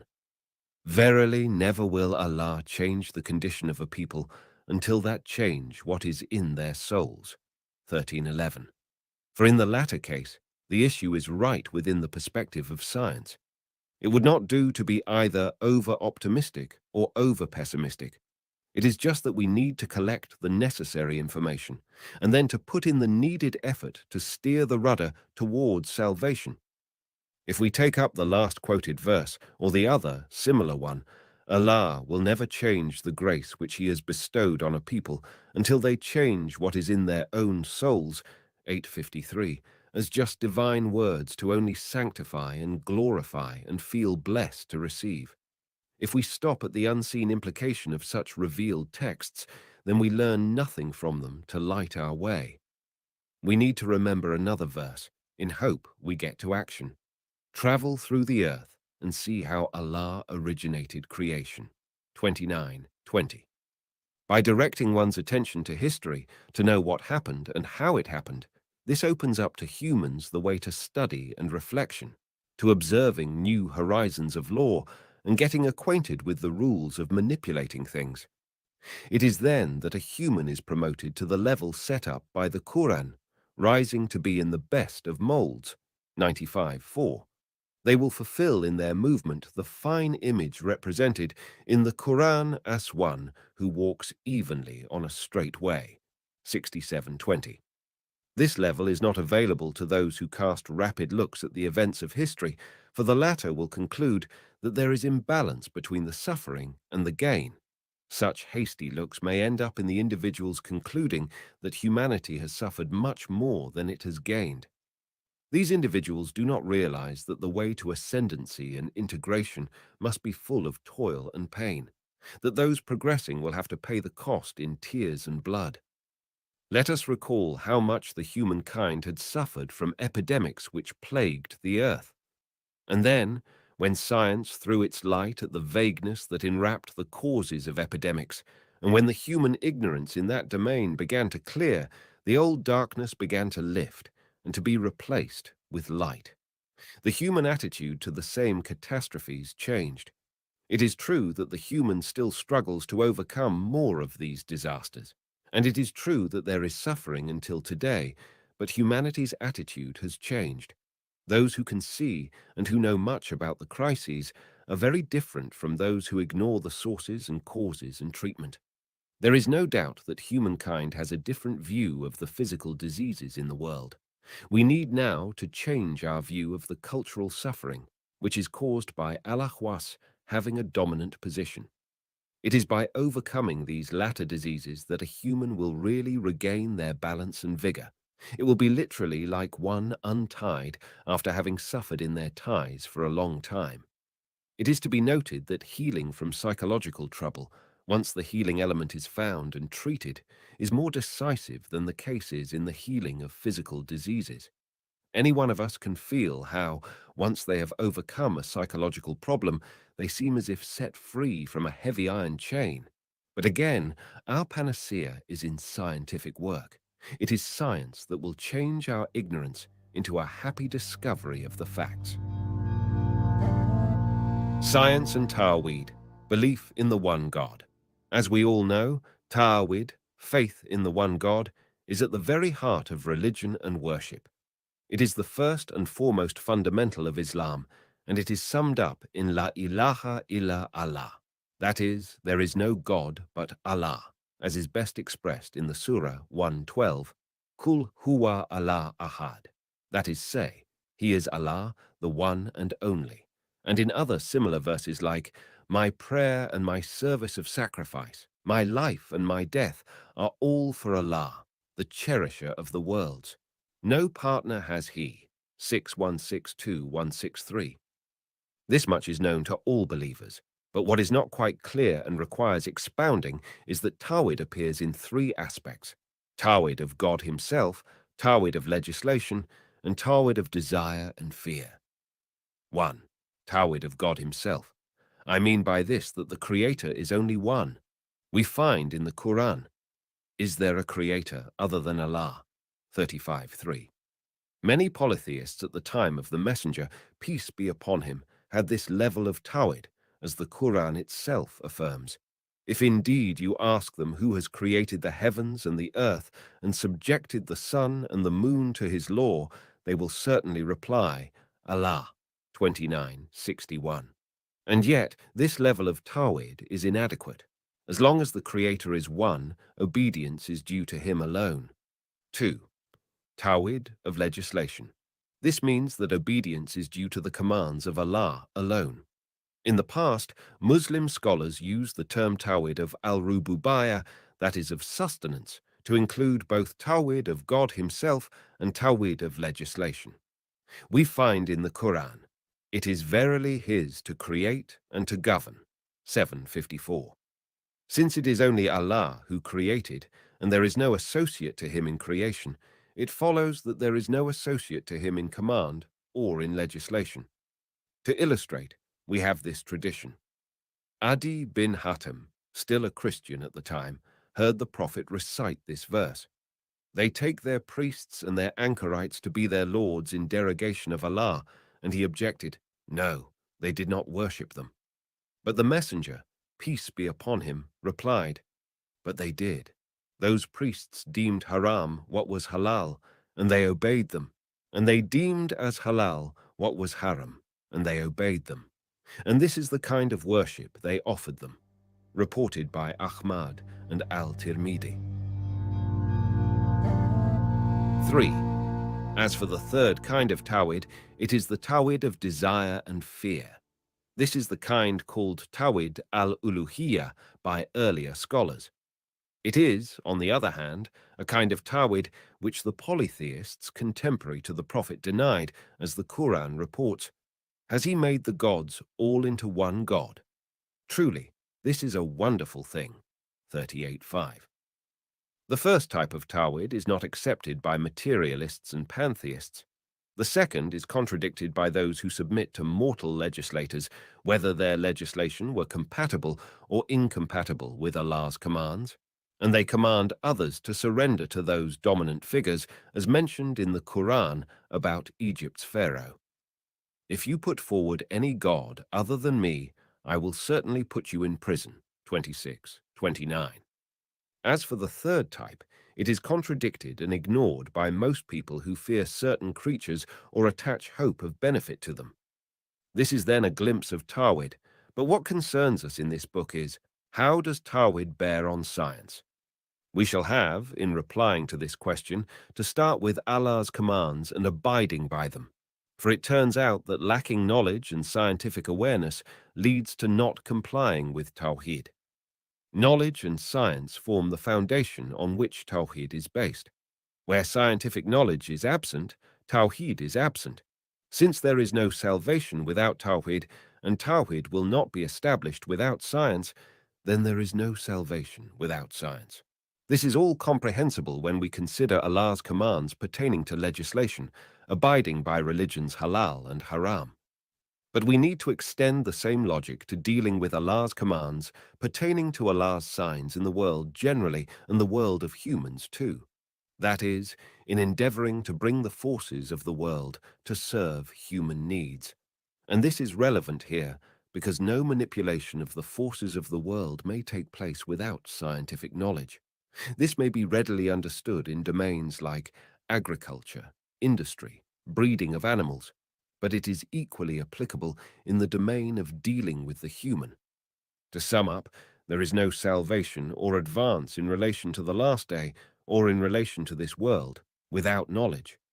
So far, so good, but can we move another step and consider the above in the context of the human dilemmas or the human values? And can we think of the above in relation to a specific time and place?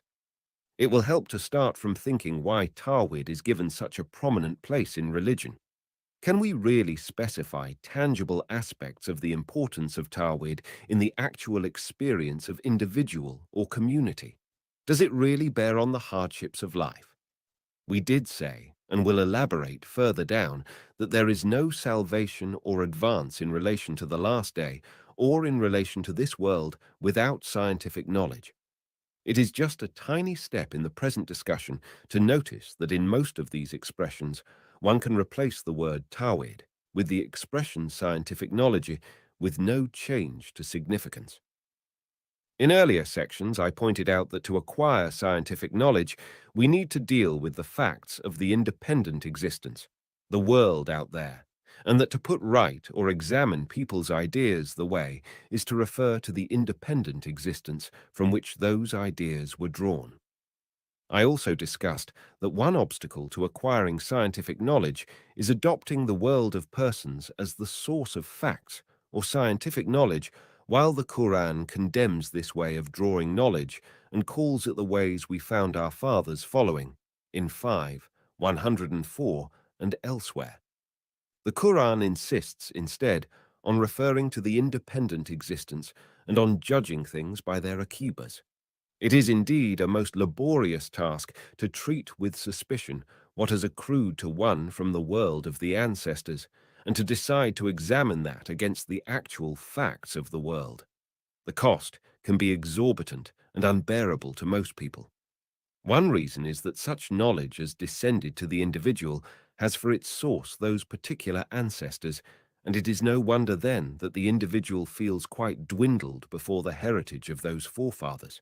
It is hard work to seek to obtain scientific knowledge from its real source, the independent existence, or to seek to fulfill the requirements of Tawhid. But it will help a lot to review how creation was and how it has become. It will transpire that Allah did not create things all at once. He adds to creation as He pleases, as the Quran put it, 35:1, that creation was originated as a feeble thing, and then developed and grew to be a robust thing. To follow up how creation was originated and how it proceeded along its way is as vital to know as knowing Tawhid and science. It is indeed part and parcel of science. This is how vital it is to know how Allah destined creation to proceed. Failing to be cognizant of this will result in our thinking of Allah in the same way as the ignorant thought of Him, a situation which the Quran alludes to in the words, "Moved by suspicions of Allah, suspicions due to ignorance," 3:154. It may further develop this issue to refer to a book by Kevin Riley, The West and the World, History of Civilization Through Issues, 1985, Volume 1, page 151. We have not yet developed the viewing of emergence of individualism as a historical stage. We tend to regard the individual's appearance to be synonymous with the human's appearance on the earth. This is true in a sense of the word, for no human being who has lived on the earth at any time but is an individual. But it is interesting to notice that most people, and across most of the history of human beings, have not had the slightest sense of their individualism. The concept of individualism as a distinguishable fact of life over history and as an ideal for which a human may live and struggle. An additional light, no matter how faint, might be shed on this issue when we observe people in our part of the world saying nowadays, when they have to consider the social problems, "What can a person like me do about it?" This is a starting point for any competent social reformer, for the latter needs to awaken individuals to their abilities and talents which they allow to go untapped. A person who wishes to do their share in changing things needs to pour a hole in this illusory wall. I mean the wall of taking it as for granted that one can do nothing about changing things, to shake this assumption which paralyzes individuals' abilities to move things a little towards a better life. A reformer who can effect some change in this direction will have put us on the way of solving our problems by changing our attitude to them. The problem is, they're not in our not having objectives, but in the absence of means towards realizing those objectives. In a word, it is the problem of lack in science and Tawhid. My idea in the last paragraph is to add a little light to the concept of individualism, as pointed out by Riley in the above quotation. If we survey the social scene and try to analyze it, we may not find a hurdle to going ahead bigger than that of a deep-seated feeling of helplessness. Even to start a first step in that direction seems to be blocked on that account. No effort that people have made in their long history is more fruitful and sacred than stressing and stirring an individual's abilities and potentials towards change. Urgent indeed is our need for effective writers and speakers to resurrect life in this dormant seed and to open a window in that wall. For here do the efforts of reformers rebound, and here are those efforts lost again and again. This problem is not specific to the Muslim world. All over the world, there is this down-tuning of the individual's ability to effect change. For some reason, many would not like to set out the individual's potentials or to awaken individuals to the ways and times for effecting change. But it is really a magnificent moment, that of the human's consciousness, of his, her individuality. That is, to discover the excellent force lying inside them. It is the moment of realizing that the world is waiting for the individual to trigger their ability to manipulate the forces of the world.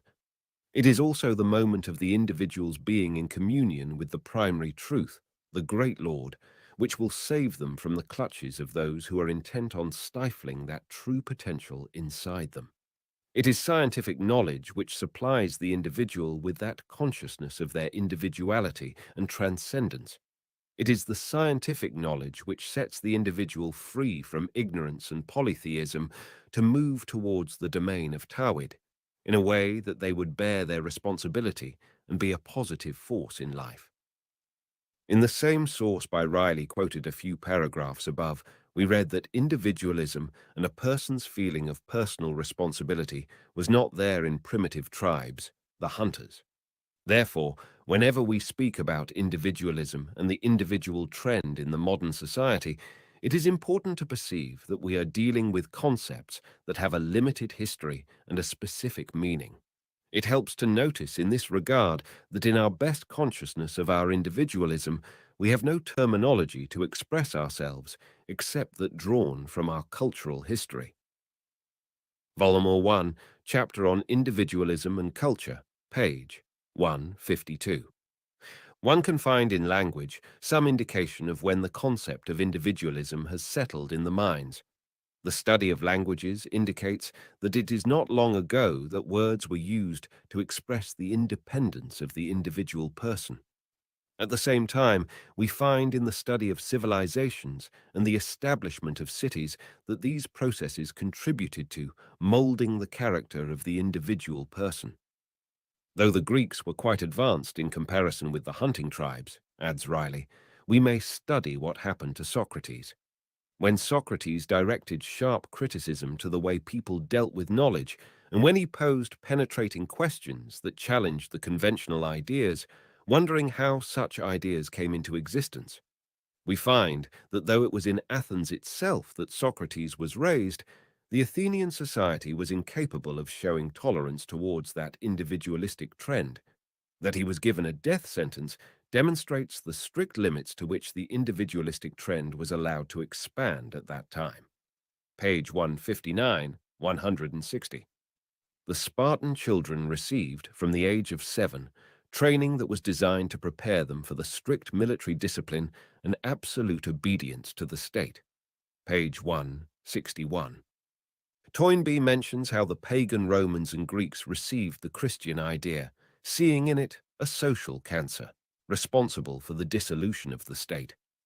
In support of this, he quotes a certain Roman poet as saying, "Here is a nobly born young man from our nation, a young man from really noble descent, who was drawn by this madness and the idea of repudiating the world."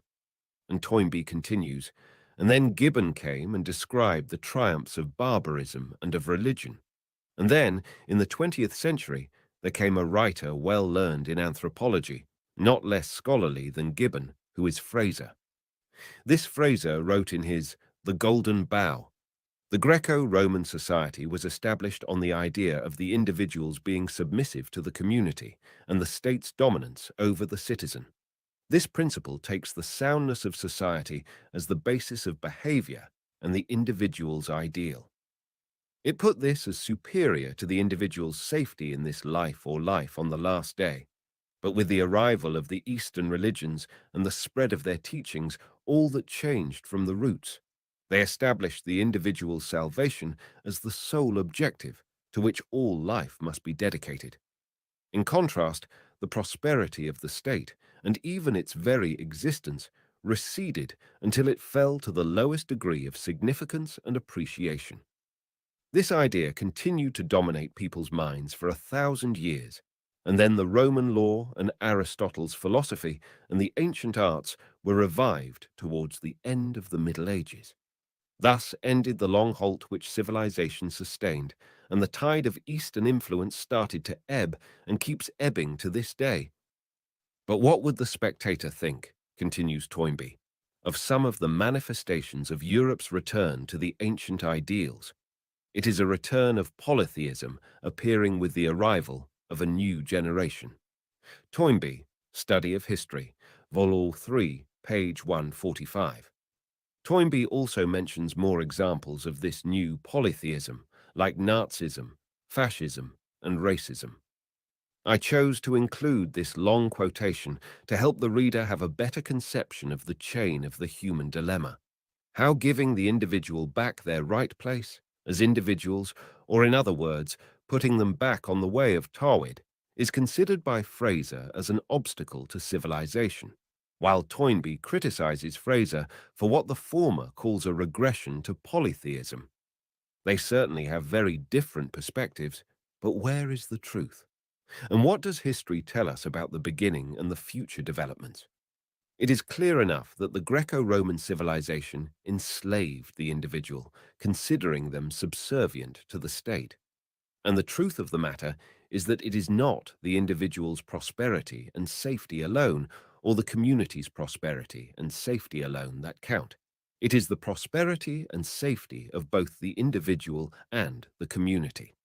There is no prosperity for the community without the individual's initiative. A society that insists on effacing the individual in favor of the community will not be better than a society of ants. On the other hand, an individual is literally nothing without the society. It is only by study, scientific knowledge, and reflection that we can put things in their right places. But this has not often been appreciated by societies. An individual like Socrates, who understood how creation progressed, were persecuted. And this is what we notice in the experience of prophets and their peoples. The Quran related how people repelled the prophet's call to the individuals adopting an independent position by replies like, "Never did we hear the like among our fathers of old," 28:36, or, "We shall drive you out of our land," or "You shall return to our religion," 14:13, or, "Never did we send a warner to a population, but the wealthy ones among them said, 'We do not believe in the message with which you have been sent.'" 34:34. Scientific achievement always comes as a result of individual initiative that has developed in a social environment. This is the whole truth. But society wants to suppress these initiatives even when directed to improving control of natural environment. The basic principle here in the domain of truth is that the individuals who discover a truth will have to bear their responsibility and see the discovered fact see light, forbearing all the pressure that society is going to exercise. It is a trust that they will have to bear. The prophets were aware of this, and the individuals who commanded justice among people too, that they will have to have patience, following in the steps of messengers of inflexible purpose. Refer to the Quran 46:35. The Prophet Muhammad, peace be upon him, once said, in a certain difficult situation, "May Allah grant mercy to my brother Moses. It was more than this injury that he sustained, but he showed patience." To see how much humans have endured to acquire and impart scientific knowledge, the way is to study history and review its lessons and enlightenments. There is no alternative to revealing the sunnah or law for the human to learn patience. The rule here is that of equivalent voltage. The universe is there, waiting for the human to manipulate it, on condition that the human learn the law of manipulation. Equivalent voltage, because things are neither too easy nor too difficult. By being ready to endure the hardship, the akiba will be on the side of truth. We find this in the Quran. The scum disappears like froth cast out, while that which is for the good of mankind remains on the earth. 13:17. It is incumbent on the advocators of Tawheed and scientific knowledge to reveal what they have learned and make it publicly known. The essence of Tawhid is repudiating the sanctification of ancestors and ancestor worship. And this, repudiating the blind following of ancestors, is the basis for all human achievements. Even when we notice some rise in opposition of religion, we find their opposition not directed at religion itself.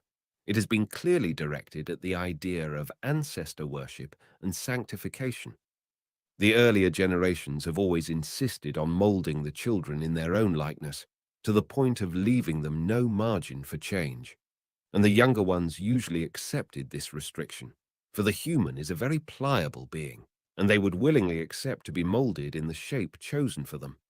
But fortunately, the human has also an innate crave to seek the truth and adopt it.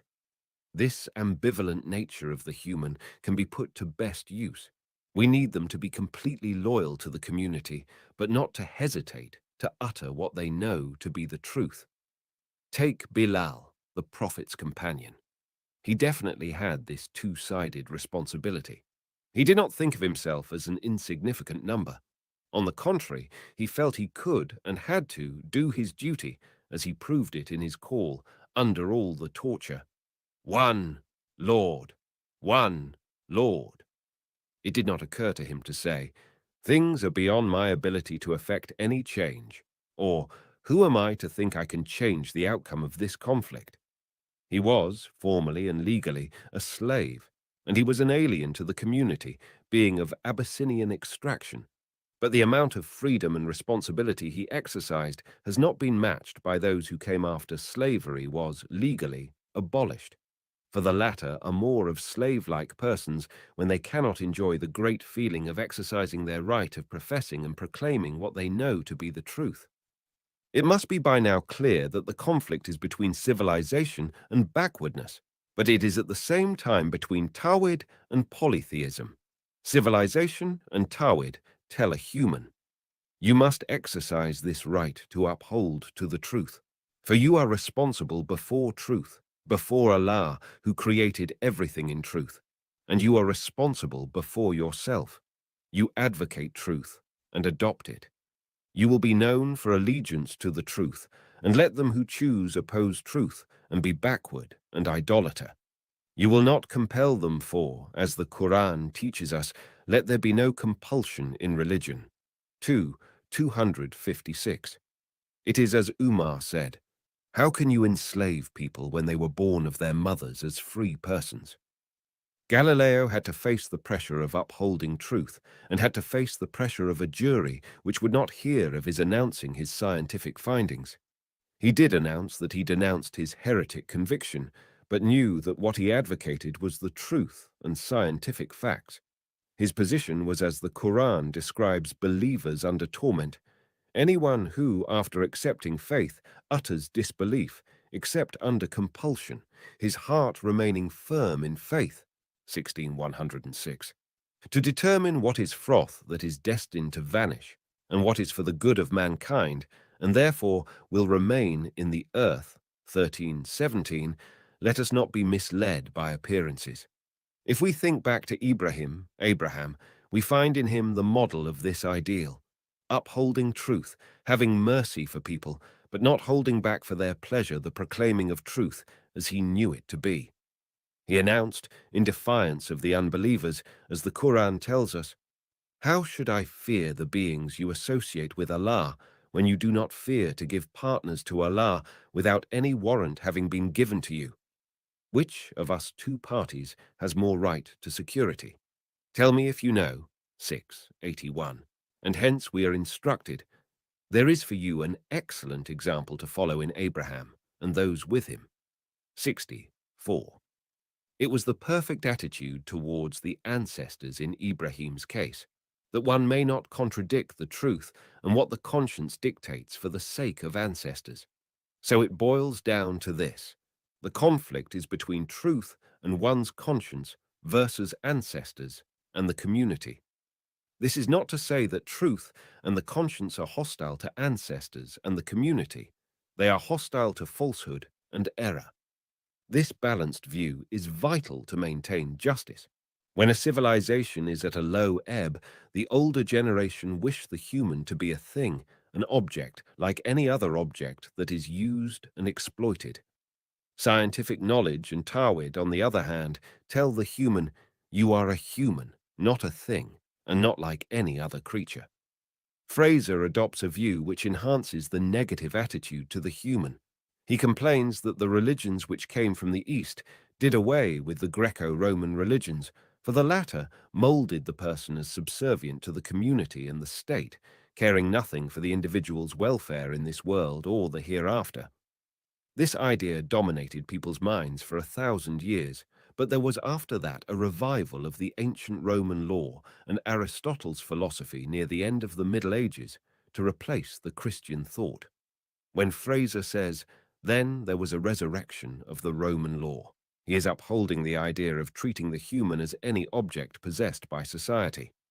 We come across things of this sort in Toynbee when he compares the armies of empires to the dogs of shepherds, and elsewhere a human is compared to a horse or a boat. But even in our day we find the Greco-Roman idea to have been resurrected and has its grip over the world. You see how all the armies of the world instruct their soldiers to carry out the commands of their commanders without hesitation or protest, that, even when they wish to object, they could do that only after having complied with the command. This discipline treats the soldier as a gun or a loudspeaker. A gun would not hold back from firing once you pulled the trigger. It would not say, no, I will not kill that man because he is innocent. Nor would the loudspeaker hold back from announcing a piece of news and say, no, I will not announce this news, for it is false. The same may be said of a whip, for it will come down with lashes on the body of the guilty or the innocent. Now, the civilizations and armies want their soldiers to be like these objects. Tawhid, religions, and science, on the contrary, tell he human.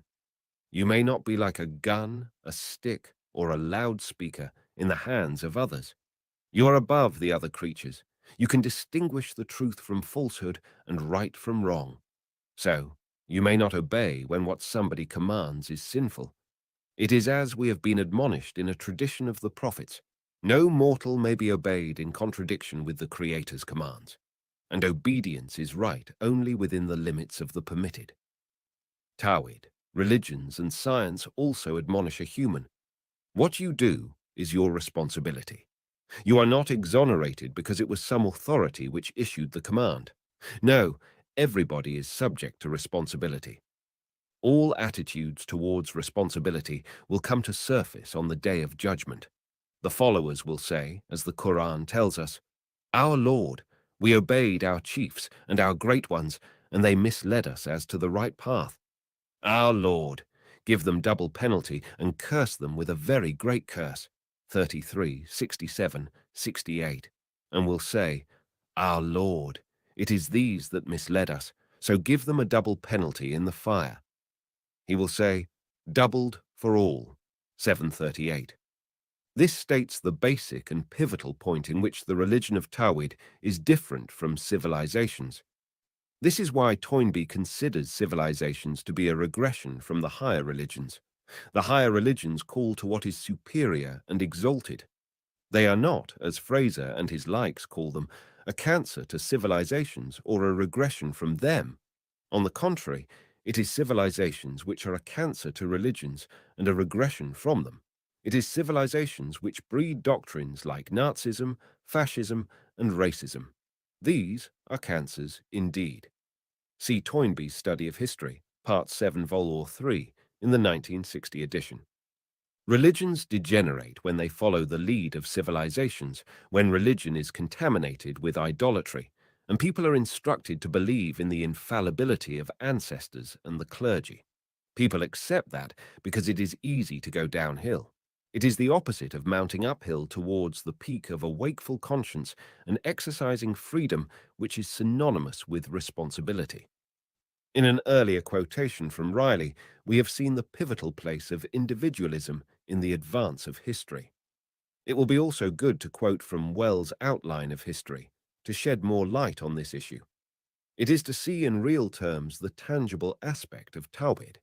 It may also help in establishing the link between the historical research, the tangible facts on the one hand, and on the other, the Quran's commands that one moves in the earth and examine how creation originated.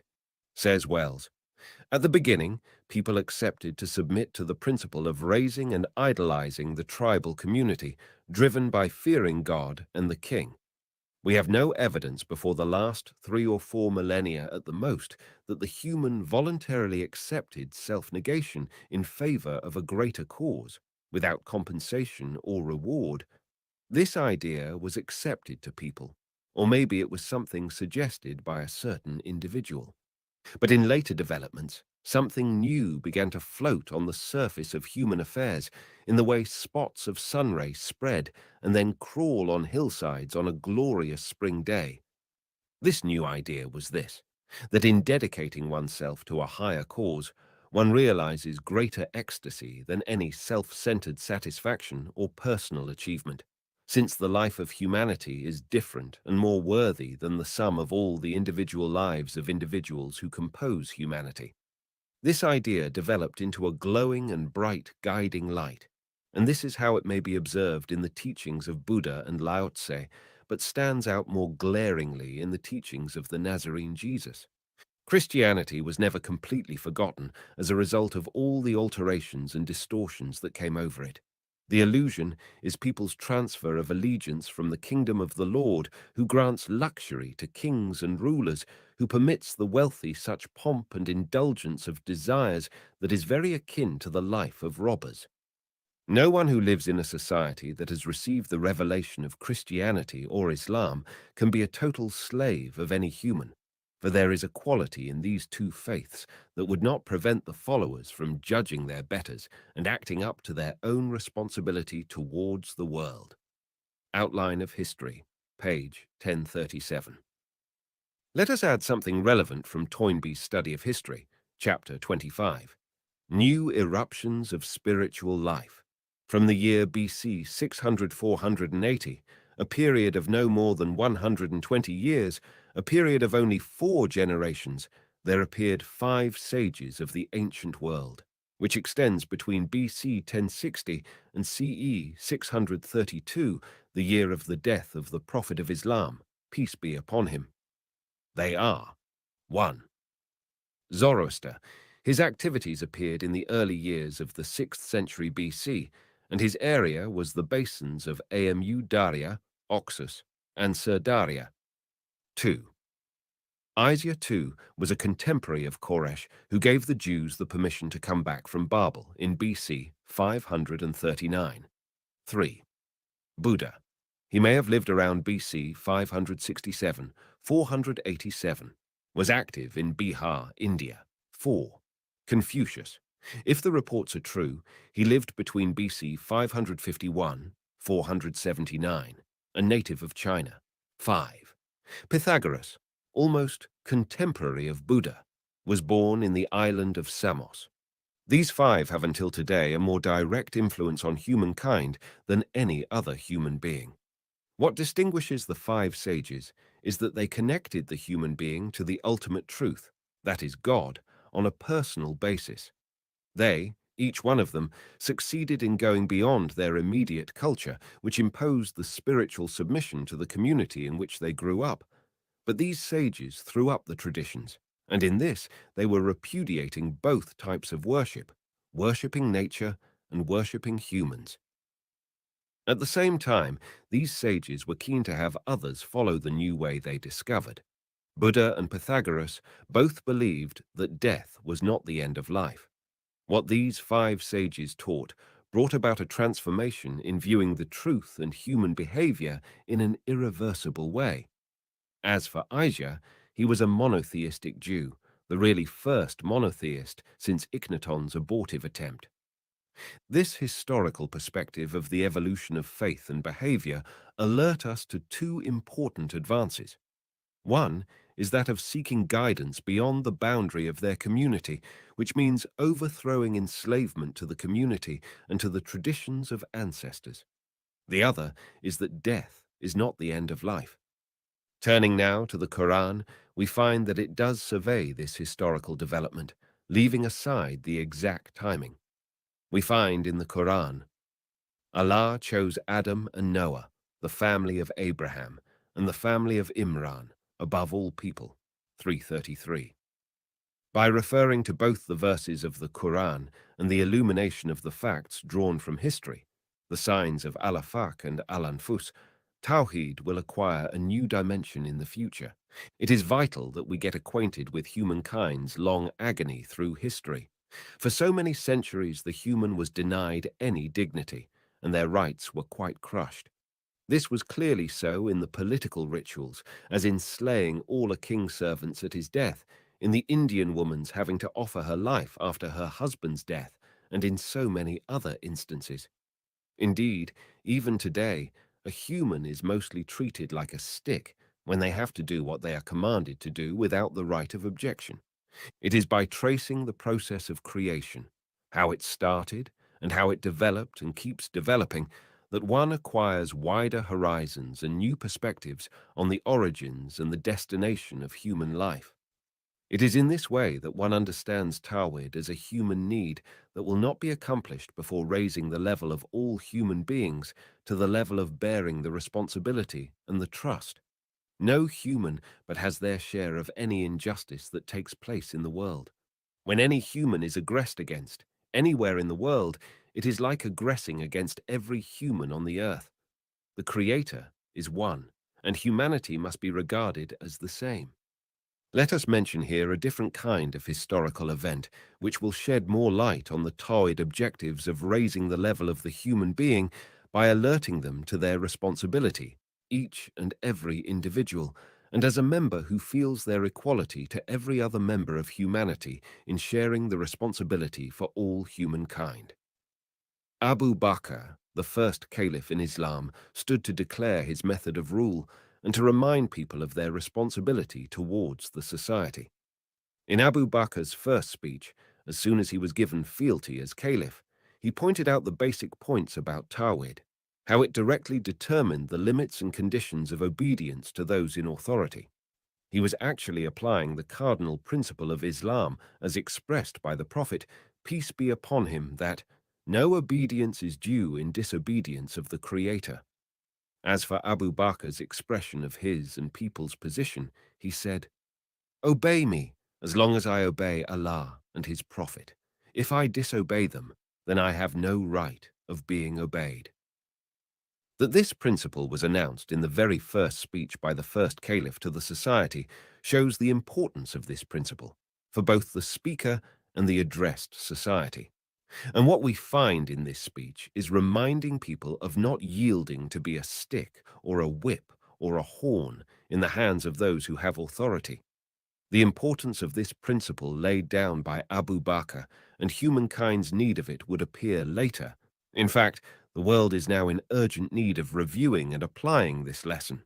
Once the world has overcome the idolatry of idolizing ancestors, great figures, and high-ranking persons, it will recall the days in human history when the principle of human dignity was announced, not just as a right, but as a duty that a human may not concede. This will be a fact of life when they stand, submitting to no one but their Creator. But a light like that shone by Abu Bakr was soon extinguished, and people forgot it, especially with all the upheaval that took place within one generation. It is painful to witness that those who were addressed with these principles, the Muslims, are now further from adopting them than any people on earth. One indeed can detect hardly the least shadow of these principles in our life. But it was really very early on, after the ideal principle was proclaimed by Abu Bakr, when a very different discourse was announced, focusing on the way of transferring rule from individual to individual. The speaker for the ruler spoke up like this to people. The caliph is this, indicating the present caliph. Once he dies, the caliph will be this, indicating the crown prince. And as for him who refuses, then the alternative is this, pointing to his sword. There were protests like, "Woe to you! Are you re-establishing a dynasty in the steppes of Croesus, having one ruler inherit his predecessor?" But the protests were not loud enough or wide enough to change the course of things. Let us not give too much attention to the authenticity of this detail of history, for indeed the events of those days and later periods and people's general behavior endorsed this kind of attitude. They certainly disregarded Abu Bakr's declaration, and more important, disregarded the pledge the messenger, peace be upon him, used to have several new believers take, to declare the truth, not dreading when some take it amiss, and, as in the other tradition of the Prophet mentioned above, not to obey anyone when they command that which is sinful. All this comes under the general principle of Tawhid, issued in the Quran. Come to common terms as between us and you, that we worship none but Allah, that we associate no partners with him, that we do not erect from among ourselves lords and partners other than Allah. If they turn back, you say, bear witness that we at least are Muslims, bowing to Allah's will. 364. We state these principles in theoretical statements, but those who will implement them will do so after having seen and studied the actual events of life. This is what we learn from the Quranic law, for the scum disappears like froth cast out, while that which is for the good of mankind remains on the earth. 13:17. Those who will see to it that the above principles are really operative in life are those who trace Allah's signs in Al-Afaq, the world around them, and in Al-Anfus, the world of the human being.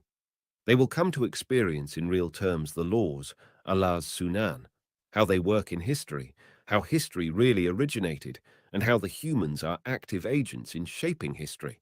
They are active agents only because the Almighty has willed that they be enabled to manipulate the forces of the world. It is Allah's will that the human be raised above being a mere thing to another creation, the Quran 23:14, a level called by Iqbal being Allah's viceroy. This is a level in which the human comes to perceive their potentials, the potential of individuals to save themselves and to save others, to actually shed light on the way of humankind. Is not that what the prophets taught people, as the Quran reports?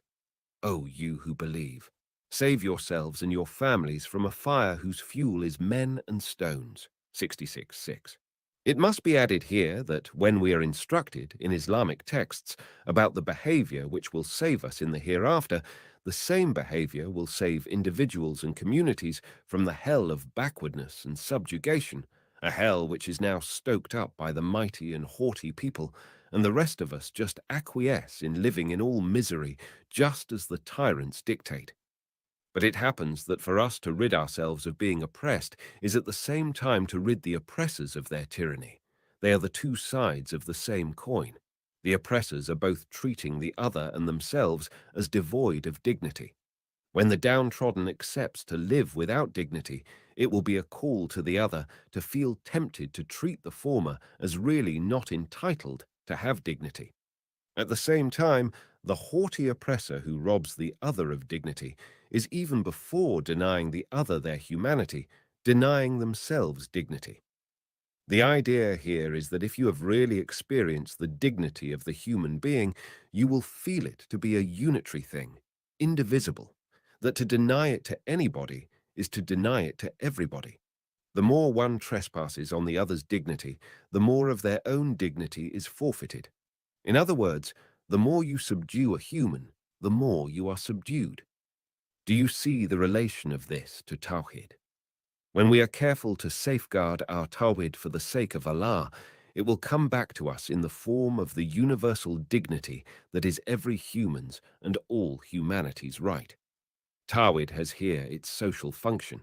It is to put right the human behavior, to make of the human a real human.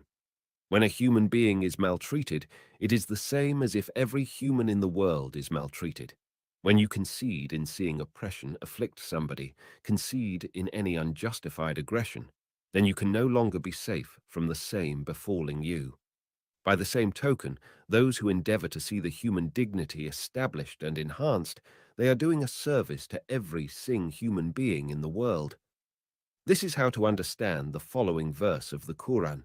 If anyone slew a person, unless it be for murder or for spreading mischief in the land, it would be as if he slew the whole people, and if anyone saved a life, it would be as if he saved the life of the whole people. 532. Perhaps we deride the method of the Sufis of the recent past, when the follower was warned that to say, "Why?" to any of their sheikh's orders would condemn the follower to permanent failure in the spiritual career. But the bitter fact is that the modern world still applies the same method until today. Do not all the states of the world and their establishments instruct people to obey the orders and act upon them without having the right to object, at least before they have complied with them?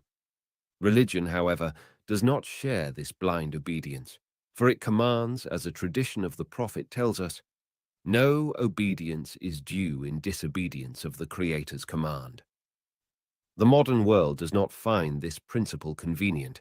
It would mean that the citizen would rise and argue and weigh matters whenever a command is issued. The modern establishments feel that to grant people this right would lead to the disruption of the human organization, that it would create chaos. But this is not true. The principle mentioned here must be at the basis of human civilization. This problem of no blind obedience is not ready to be comprehended and applied by most people. For to expect the soldier to act on this principle subsumes that we inculcate in the mind of each citizen the basics of the Constitution. It is only then that they can distinguish who is acting on it and who is violating it. It will transpire from our discussion so far that a world in which the paradigm drawn from religion is applied is entirely different from the world in which we live. A Muslim thinker, Abul Ala Maududi, perceived this and commented, "The generals of today's armies are not fit to be even soldiers in a Muslim army. It is so because a soldier who obeys what he is commanded without objection is dangerous, whether high-ranked or low-ranked." There are indications that ideas like these begin to find their way to the minds of modern thinkers, but they have not won their place in the branches of cultural organizations. The world is not primed yet to envision how it will be once these ideas have taken root. But it is the duty of those who have accepted to observe and declare what they observe about the world, and those who undertake to command what is fair and just.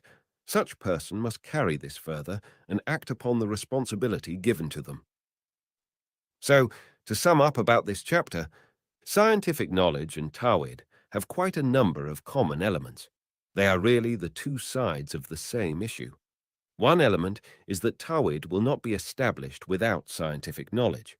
It is so since Tawhid comes on a basis of scientific knowledge, in the same way as manipulating the forces of the world comes on a basis of scientific knowledge. Another element is that an error in either science or Tawhid may not be forgiven. It is commonly known by Muslims that the unforgivable sin is idolatry, and we see this in the Quran. Allah does not forgive that partners should be set up with him, but he forgives anything else to whom he pleases. 448. An error in scientific knowledge is also inevitably and immediately punishable.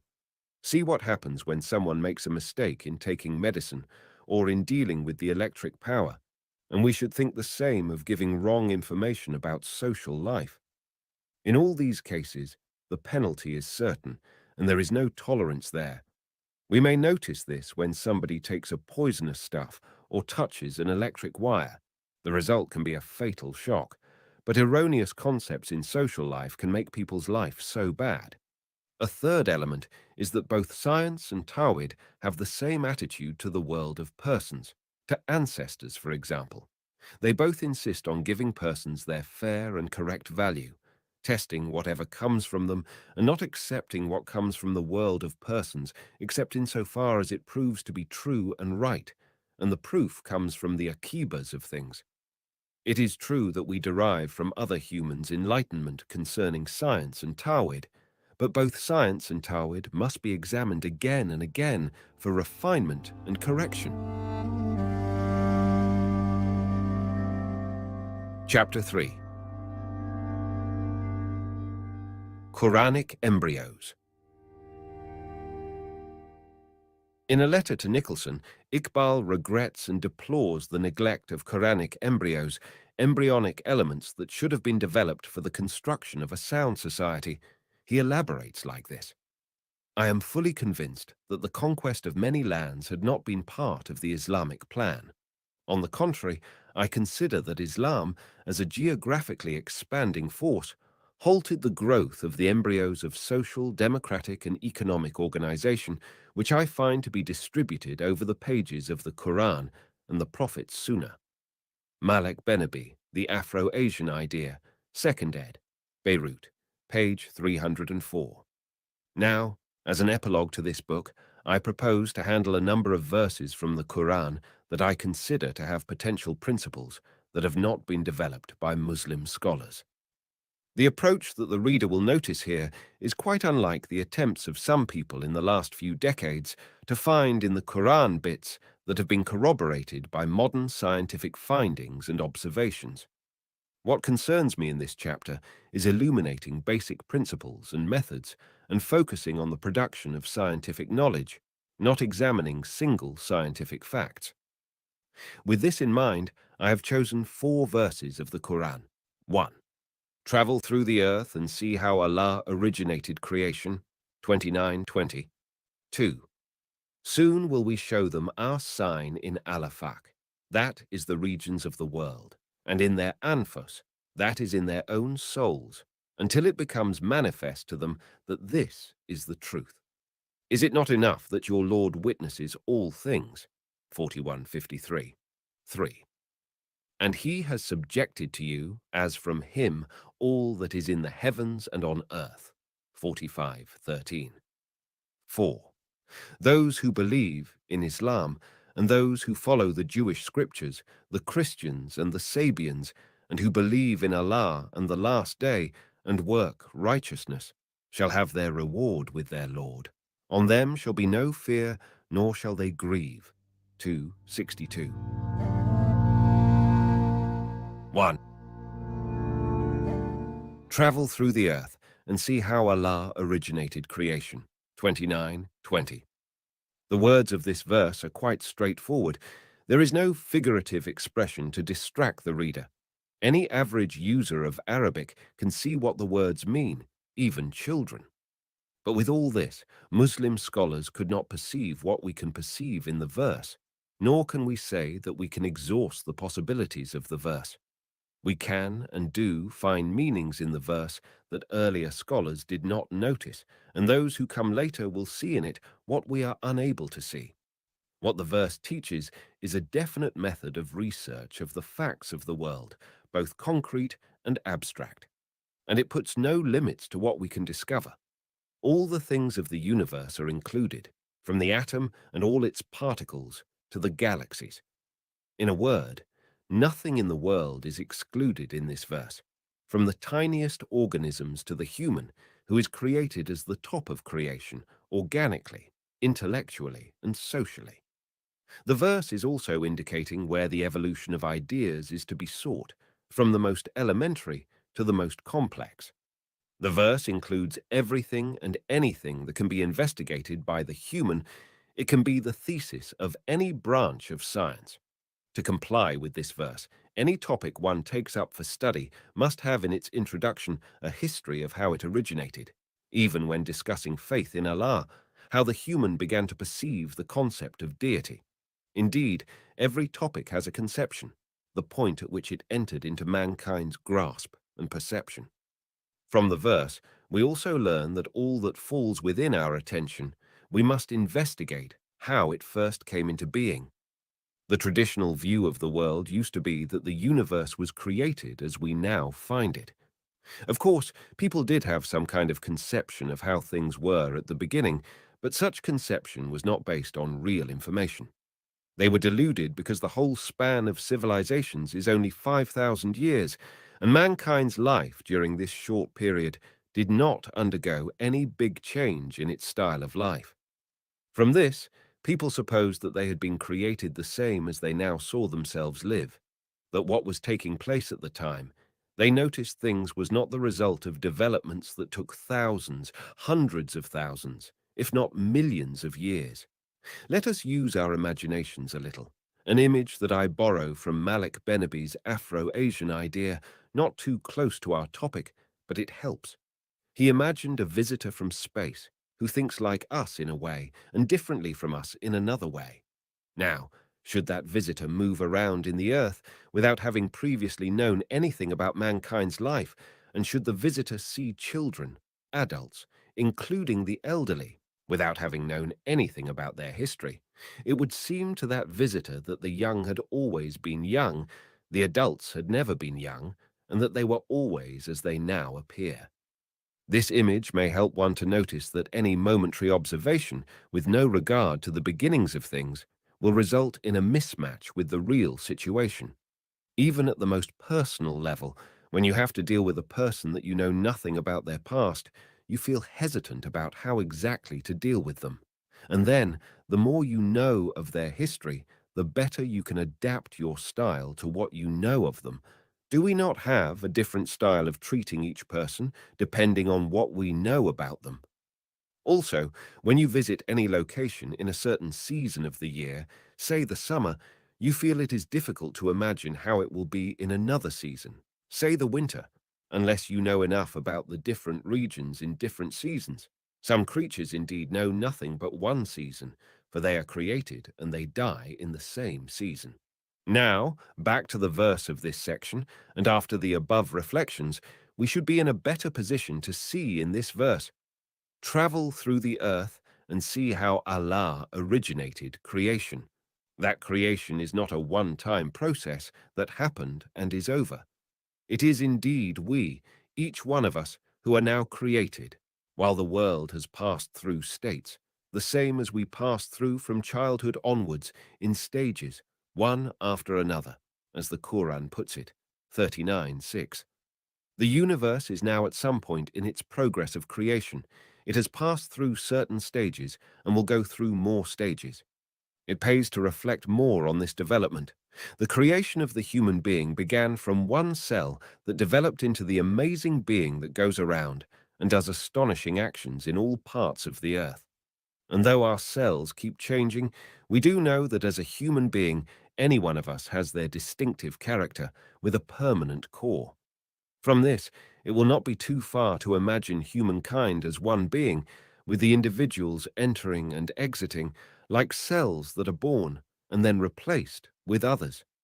It is helpful to think of humanity as one being, for in this way we can imagine that one human as being at a certain stage of their growth, that they have proceeded through some stages of their childhood, and who, humanity as one collective being, has not yet gone beyond childhood, or perhaps adolescence.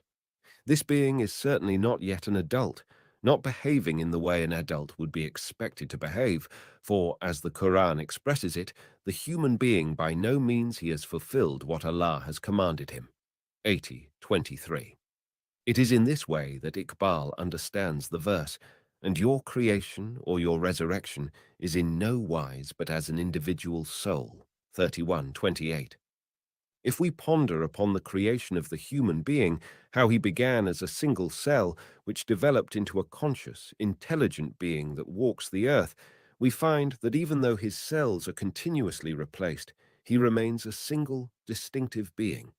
We can go a step further in reflecting on the verse of this section. From knowing how creation originated, and in light of the above reflections, one is in a position to say that creation as we see it may develop, rise, and improve. When one knows how weak and helpless a creature the human being was when he was created, and how he then proceeded slowly in his growth, a growth that took many eons of years to take place. From these reflections on the early stages of creation, one will naturally speculate about the future of creation, not the end of people on the day of resurrection, but the advanced stages of life on this globe. For when we know something of the beginning, we can speculate about the advanced stages. I do realize that this concept is not in harmony with the prevalent traditional culture, but one feels driven to raise it in view of understanding Allah's signs in Al-Afaq, the world in general, and in Al-Anfus, the human world in particular. And after reviewing some scenes of the development of creation, it does seem worth our while to put this forward for discussion and reflection. It is exhilarating to realize that human beings will not always remain in their immature stages, that creation keeps developing, growing, and advancing. We can go over the relevant verses of the Quran, and we can gaze with our feeble vision, feeble as compared with those who will come at a later stage, at history. We find that when Adam and his progeny were appointed as viceroys on earth, and when Allah announced this fact to the angels, they protested, saying, "Will you place therein one who will make mischief therein and shed blood, while we do celebrate your praises and glorify your holy name?" He said, "I know what you do not know." 2:30. Here the Lord does not deny the justness of their objection, but notifies them that there is something else about this new creature which the angels did not know. It is true that what the angels expected of humans, that they would do mischief and shed blood, is still the predominant fact about humans up to the present day, but Allah knew that they were capable of improvement and rising above that. And it is already occurring to many minds, those who have looked into the beginning of the creation of the human, that human beings are capable of changing their course. We may assert then, in view of the signs of the actual experience of humankind, that when the Lord had Adam and his progeny be viceroys of the earth, he knew that they would learn to rise and proceed to a better life, that this wonderful change would take place in this world. This is what only Allah could know, for the angels could not imagine it, and the humans had no way of perceiving it until they looked and investigated how life would proceed. It is again the signs of the events of the world and the world of human behavior that can open people's eyes. The Quran sheds more light on the issue by saying, "I know what you do not know." The Lord reminds humans of when he sent them the animals of transport, animals like horses, mules, and donkeys, for riding and for show. The Lord adds, "And he creates other things of which you have no knowledge." 16:8, referring to what has already been mentioned, and also to other things entirely. And we have seen in the last few centuries means of transport that our predecessors had not seen, that the Lord created and put in the service of mankind. So, thinking of this expression in the Quran and reviewing its match with things that happened before our eyes, we can learn more about the other, almost identical expression, "I know what you do not know." In both locations, the idea is that creation progresses and grows towards what is better and more advanced. Anyone, of course, can appreciate the progress and development in the domain of transport, that human beings have been empowered to manipulate and use to their benefit the forces of the world. The fact that things have gone so far can very clearly indicate that more will be created, things that we are not in a place of predict. We need then to move from here to the other issue, the issue of doing mischief and the shedding of blood. We can say that the Almighty will create a different, tangible state that registers this advance, the same as Allah created the new means of transport, both situations being manifestations of the greatness of the great Lord. We must believe that there will be a time when doing mischief and shedding of blood will decrease and perhaps disappear from the earth. I am saying that those who are not aware of how creation began, of the stages of development of the human being, of the improvement and progress that have been achieved, will not go far in understanding, and he creates other things of which you have no knowledge, or I know what you do not know, or he adds to creation as he pleases, 35:1, or then we developed out of it another, different creature, 23:14. In contrast, those who have acquired this perception from moving about on the earth and getting acquainted with the origin of creation, those are enabled to rethink the words of the Lord when he says, "Say, travel through the earth and see how Allah originated creation." 29:20, from new perspectives, and this will be even more significant when they read in the same verse, "So will Allah produce a later creature, for Allah has power over all things." This later creature is still confined by conventional thinking to the life on the day of resurrection, though there is nothing to prevent applying it to both the last day and this worldly life, especially when we notice that the verses before this focus on improvement and progress, especially in connection with this life. To conclude, the verse in this section transfers the task of getting acquainted with how creation originated from searching through the verses of the Quran to the signs Allah created in the world generally and in the world of human life especially by tracing the beginning of creation. I look forward to the young men and women of the coming generation who will reveal the signs of Allah in the world and look expectantly for their research and express our wishes that they realize the purport of the words of the Lord. I know what you do not know. 230. It shows you how slow the Islamic rise is that I have not come across even one scholar or researcher who took this verse. Travel through the earth and see how Allah originated creation. 29:20 as their starting point or as a method for serious work, even though the first problem to shock the religious community in the modern age was that of how creation was begun. Even when Jamal al-Din al-Afghani, 1838 to 1897, wrote his book A Refutation of the Atheists, he was looking backward rather than forward, although we must excuse him since he wrote this book when quite young. But then, since that time and until today, you do not find a single researcher who refers to this verse as their starting point in a problem that both students and teachers grapple with everywhere in the Muslim world, since Darwin propounded his theory in the middle of the 19th century. Clearly, it has not been the case that the problem was not urgent or that the above verse was not being recited by everybody. It shows you how, when an idea is dominant, it is enough to block people noticing a fact that is so glaring and meriting attention. One would recall in this respect the Quran's notion, and how many signs in the heavens and the earth do they pass by, yet they turn their faces away from them. 12:105. Why? 2. Soon will we show them our signs in Al-Afaq, that is the regions of the world, and in their Anfus, that is in their own souls, until it becomes manifest to them that this is the truth. Is it not enough that your Lord witnesses all things? 41:53. 1. This verse very much merits devoting a book to it, the same as what I did with another verse, in my book, until they change what is in their souls. The verse is so rich in meaning that I feel sure it will be the basis of quite a number of theories and research by both Muslim and humanities scholars sometime in the future. This verse will prove to open quite wide horizons.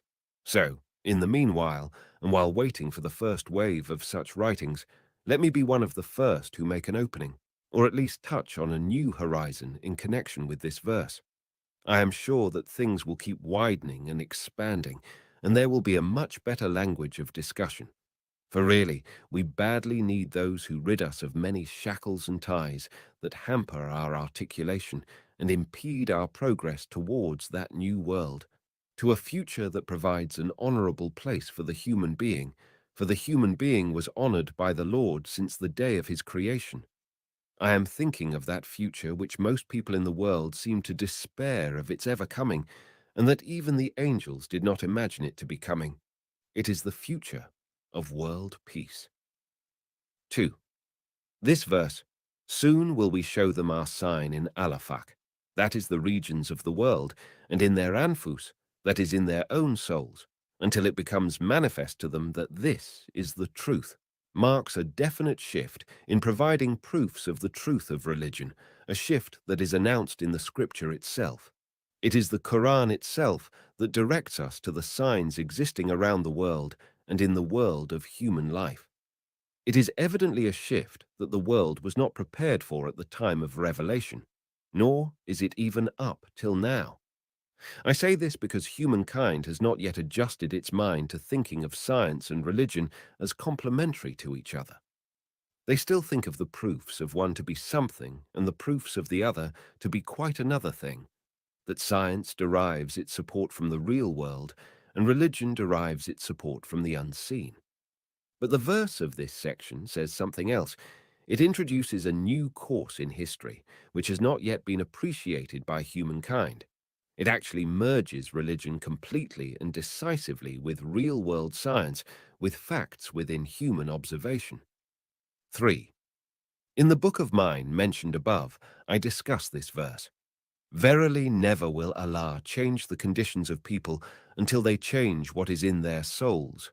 13:11. There is in this verse a total reversal of people's conception of change, for they had taken it to be solely from Allah, while this verse represents a total reversal where it entrusts humans with the process of change. It is the trust put in the hands of people as described in another verse. We did indeed offer the trust to the heavens and the earth and the mountains, but they refused to undertake it, being afraid thereof. But man undertook it. He was indeed unjust and foolish. 33:72. As this last verse shows, it is out of people's injustice in appreciating their abilities and their ignorance of the true state of things that they have failed in using their ability, the talents and potentials given to them, to be able to shoulder this trust, which the heavens, the earth, and the mountains have not had the ability to bear. So, the human has the potential to bear this trust, for otherwise the Lord would not have chosen him for this task. It is true that the humans have not borne this trust well, that they have been slow to respond to the confidence put in them, but we know for sure that the potential is there in the human. Iqbal expressed this idea in his poetic way, using allusion and sometimes Sufi imagery to bring it to notice. But we must go a step further, for it is no longer enough to use symbols and Sufi imagery for this crucial issue. We must transfer this task of handling the obligation enjoined by this verse to historians and all those who move about on the earth and seek the earliest and later steps of creation. It is these who may discern and bring to our notice Allah's signs in the world around us and in the world of human life. Marxists are really the people who seem to be nearest to speaking with confidence that humans are the actual agents in the creation of history. But with all their propaganda, Marxists are stating something that the verse quoted above states in crystal clear terms. And when I take up the topic here, I cannot claim to elaborate beyond Iqbal's words. But nonetheless, I feel it incumbent on me to exhort the young men and women to put in effort, to bear the trust. This requires that they develop their qualifications to fulfill the responsibility of bringing about change as they have been directed to do. They will have to search for the qualifications they will need to bear the task expected of them, to be, as Iqbal calls it, the divine instrument, the means of fulfilling the will of Allah in human life. In this, Iqbal is harking back to a tradition of the Prophet in which he said of a devout servant of Allah that, when they have won Allah's love and favor, Allah will walk with them when they walk, and hit with them when they hit, and look with them when they look. They will attain this status with their perseverance in worship and in performing favored acts of worship. But we do know by now that the enjoined commands are in actual acts of worship and in acquiring the necessary science. Another helpful image occurs in Jalal al-Din al-Rumi, who says, "When the master passes the axe to his servant, then this act is enough expression of what the master expects of his servant." This is relevant because when Almighty tells the human, "I will not change your condition unless you do the change first," then this is clear in passing the trust to them as viceroys on earth. We may also quote another great master, Al-Jilani, who says, "Most people hold back when they are encountered with the question of destiny, but not me. I actually have had a window open to me into it, and therefore I grapple with destiny for the sake of truth and with support from the true one, God. The competent human is not the one who yields to destiny, but the one who grapples with destiny." Quoted by Ibnul Qayyim in his Madaraj al-Salikin, Vol. 1, page 199, edition of Dar al-Kitab al-Arabi. Ibnul Qayyim himself adds in clearer words, "A competent man is not he who yields to destiny, but he who fights destiny with another destiny more favorable in Allah's eyes." We have something further back, from Umar bin al-Khattab, when Abu Wabida, a companion of the Prophet, heard that Umar bin al-Khattab proposed to return without entering Syria on account of the plague that had hit it, he said to Umar, "Are you trying to flee from Allah's destiny? Is that you who say this?" Umar retorted, "Yes, we do flee from Allah's destiny, but again, into another destiny of Allah." It is true that the previous statements of wisdom bear each a reflection of its own age, but our contemporaries have not uttered yet something as confident. Even Muslim social scientists and historians are still silent. Indeed, the specialists in these fields do not show in their discourse that they believe in their domain. They have not learned to put confidence in the world they experience with their hearing and sight, the world around them, and the world of human experience. We have only to hope for a coming age when young men and women learn to seek the truth in the world around them and the world of human behavior. 4. This verse, by pointing to the signs of Al-Afaq, the world out there, and Al-Anfus, the world of human behavior, has revolutionized the location of proofs and source of seeking proof in the same way as the other verse. Verily, never will Allah change the conditions of people until they change what is in their souls. 13:11 revolutionizes the way of effecting change in our life.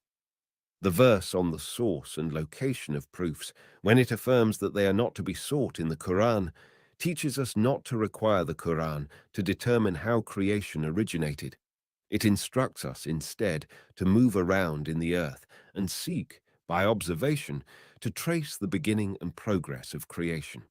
The verbal text of Allah contains the rulings and teachings, and the proofs are to be sought in the real world of things and people.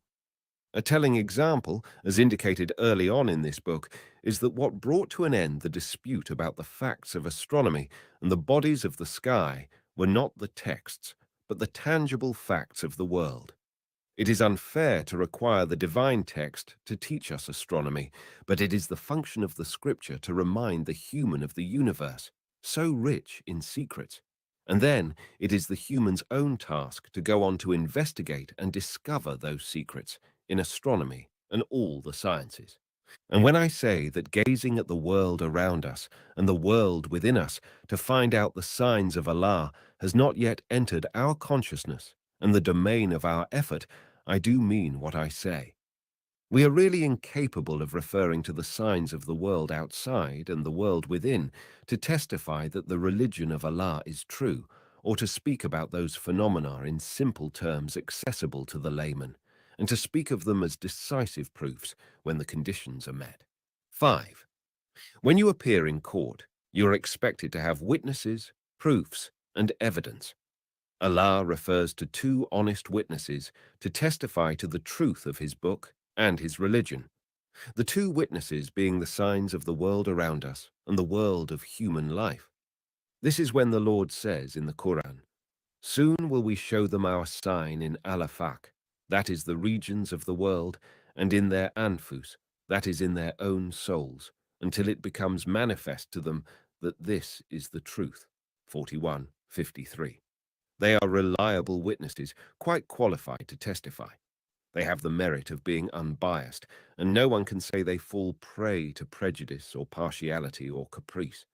Therefore, for one to have these two witnesses, the world outside and the world of human behavior and life, they have certainly a winning case.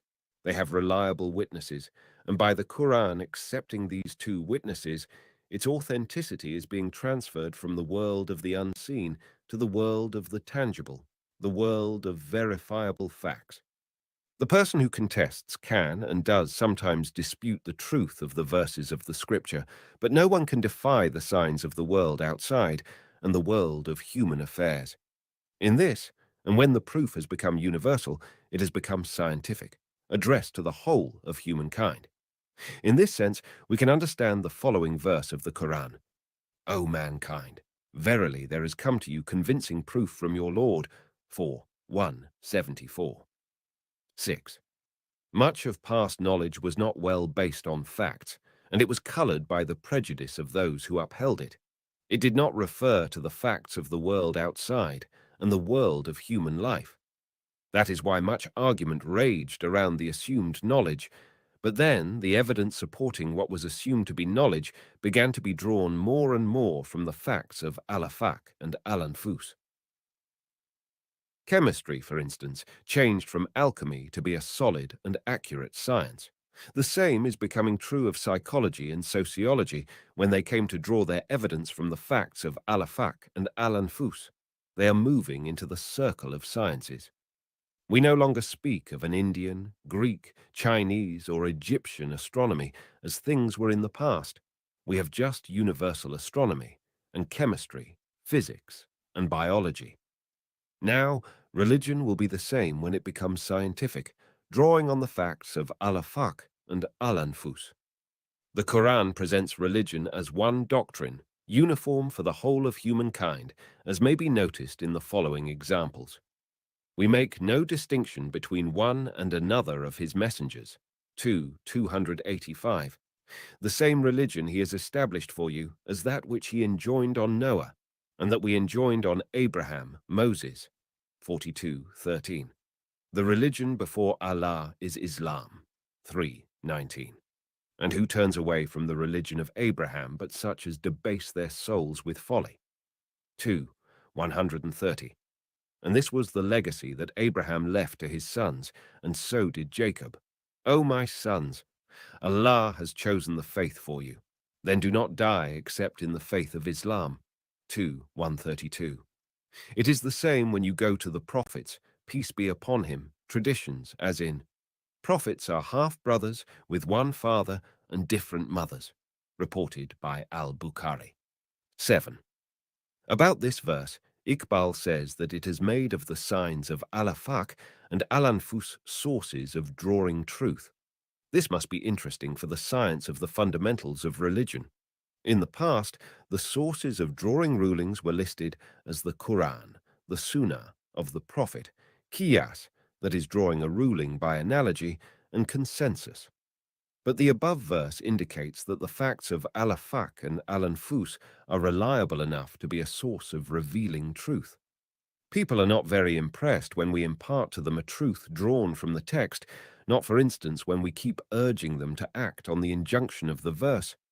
Travel through the earth and see how Allah originated creation. 29:20. But after people have gone some way in dealing with the phenomena of the world at large, al-Afaq, and the human world in particular, al-Anfus, the facts of these will glow with such light that no one can dispute them. It is true, then, that those who lived for ages in the dark will be dazzled by the glare of facts. I do realize that for some, this idea will seem to trespass on religion as they see it. But no, the opposite is right. Once this approach is adopted, the believer will acquire such an impelling presence and splendor of discovery that enhances belief in the facts of religion. Discovery will be the cause of cohorts of people entering the religion of Allah. Roger Garaudi, for instance, was often attacked on various grounds, but he belongs to this new trend, and he himself did not approve of those who believe they bore the flame of the ancestors while they bore their ashes. 8. I often receive young men who are impatient to see the Muslims cooperate more and to see more efficient efforts to accomplish unity or at least coordination among Muslims, or even at the level of humanity. They keep asking, what is the way to uniting Muslims or the dawah, the call to Islam workers? The conventional answer to this, and I pointed this out in a previous book of mine, is that the remedy is that we all refer to and hold fast to the Quran, the Prophet's Sunnah, or traditions, and the methods of the earliest Muslims. This answer, in its conventional way, is no longer sufficient. Before we can benefit from the Quran and the Prophet's Sunnah, and indeed from all human heritage, we need to have a reliable method of understanding.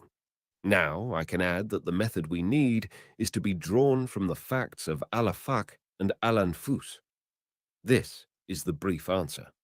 It is the facts of al-Afaq and al-Anfus which will determine what the Quran and the Sunnah are actually driving at, and it is from the facts of history that we determine what drove a certain person or a certain generation to understand the Quran and the Sunnah in the way they understood them.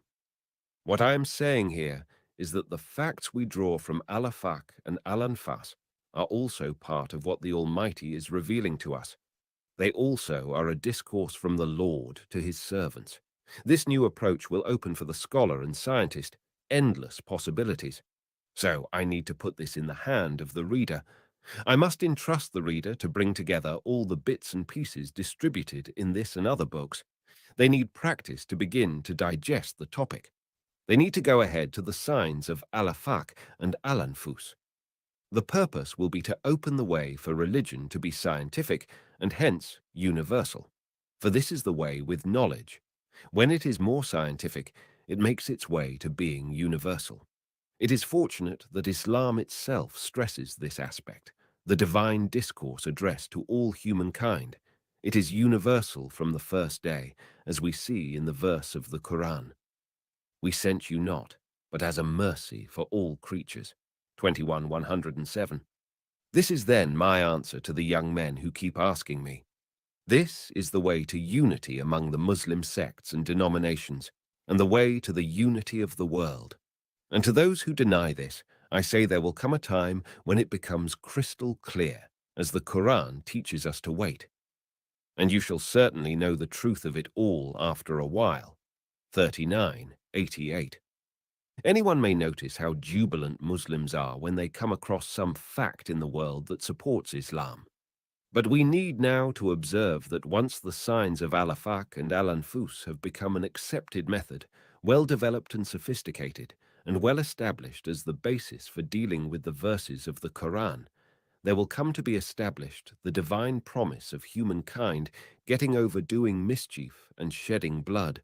That will be replaced with the way of peace, as promised by the Quran, wherewith Allah guides all who seek his good pleasure to ways of peace and safety, and leads them out of darkness by his will unto the light.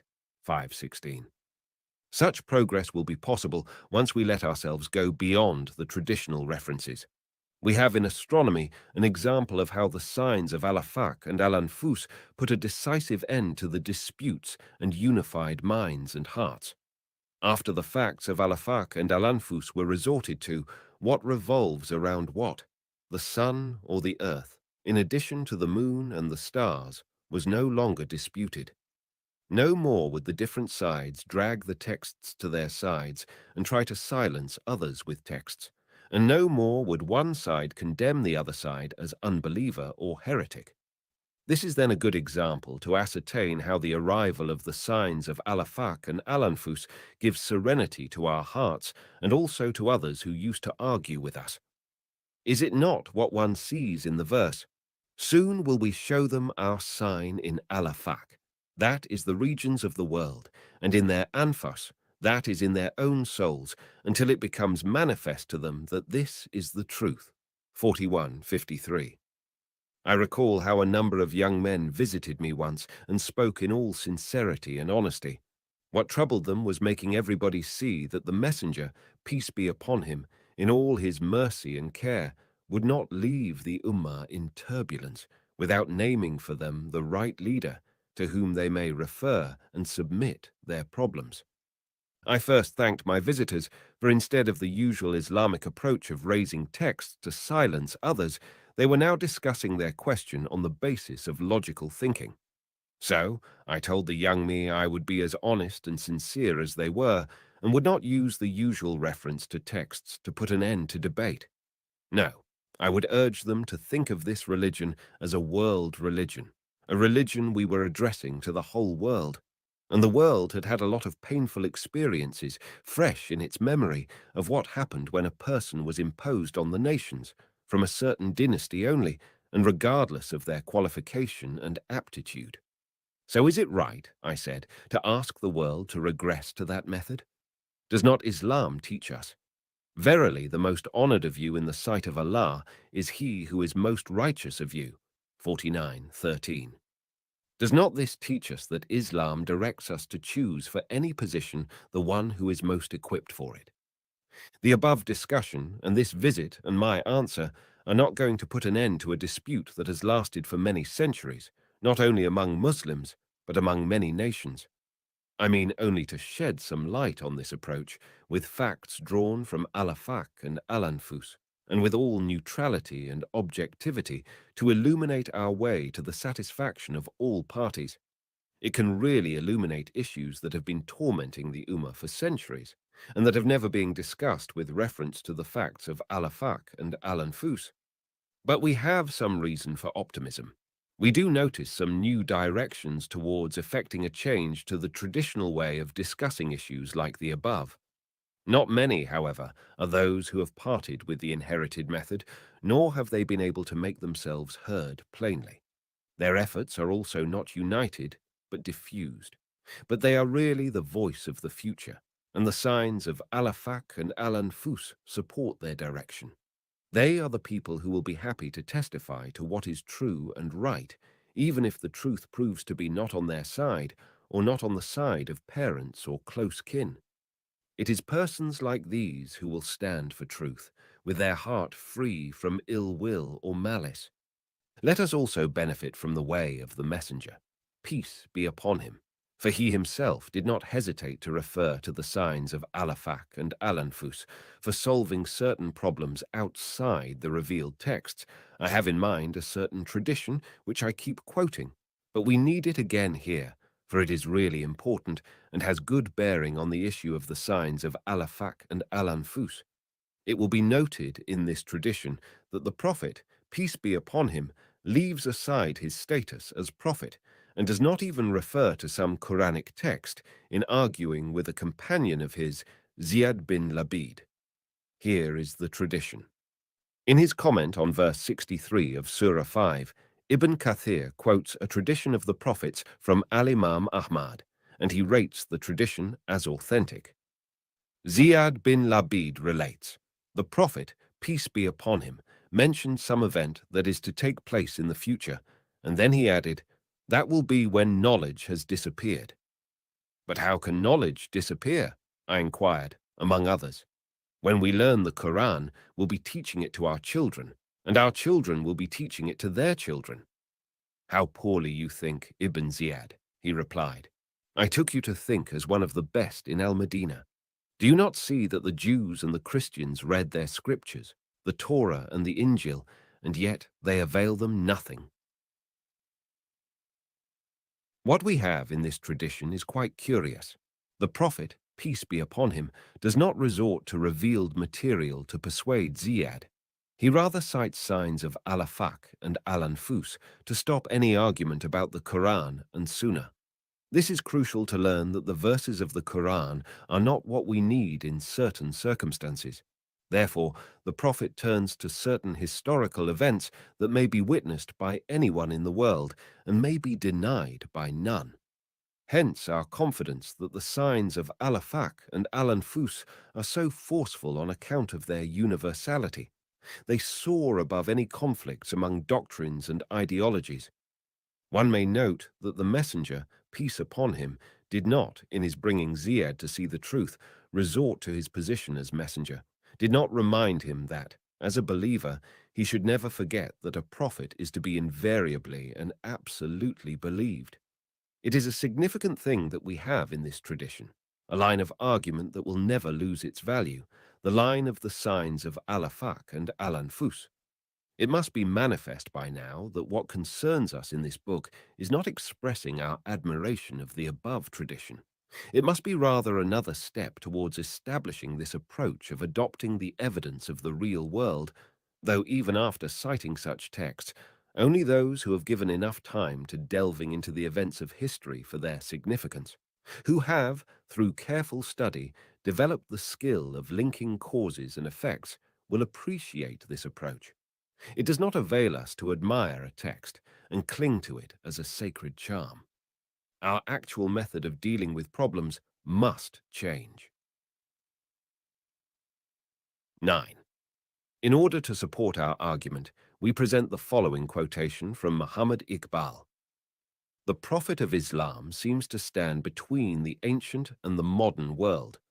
Insofar as the source of his revelation is concerned, he belongs to the ancient world. Insofar as the spirit of his revelation is concerned, he belongs to the modern world. In him, life discovers other sources of knowledge suitable to its new direction.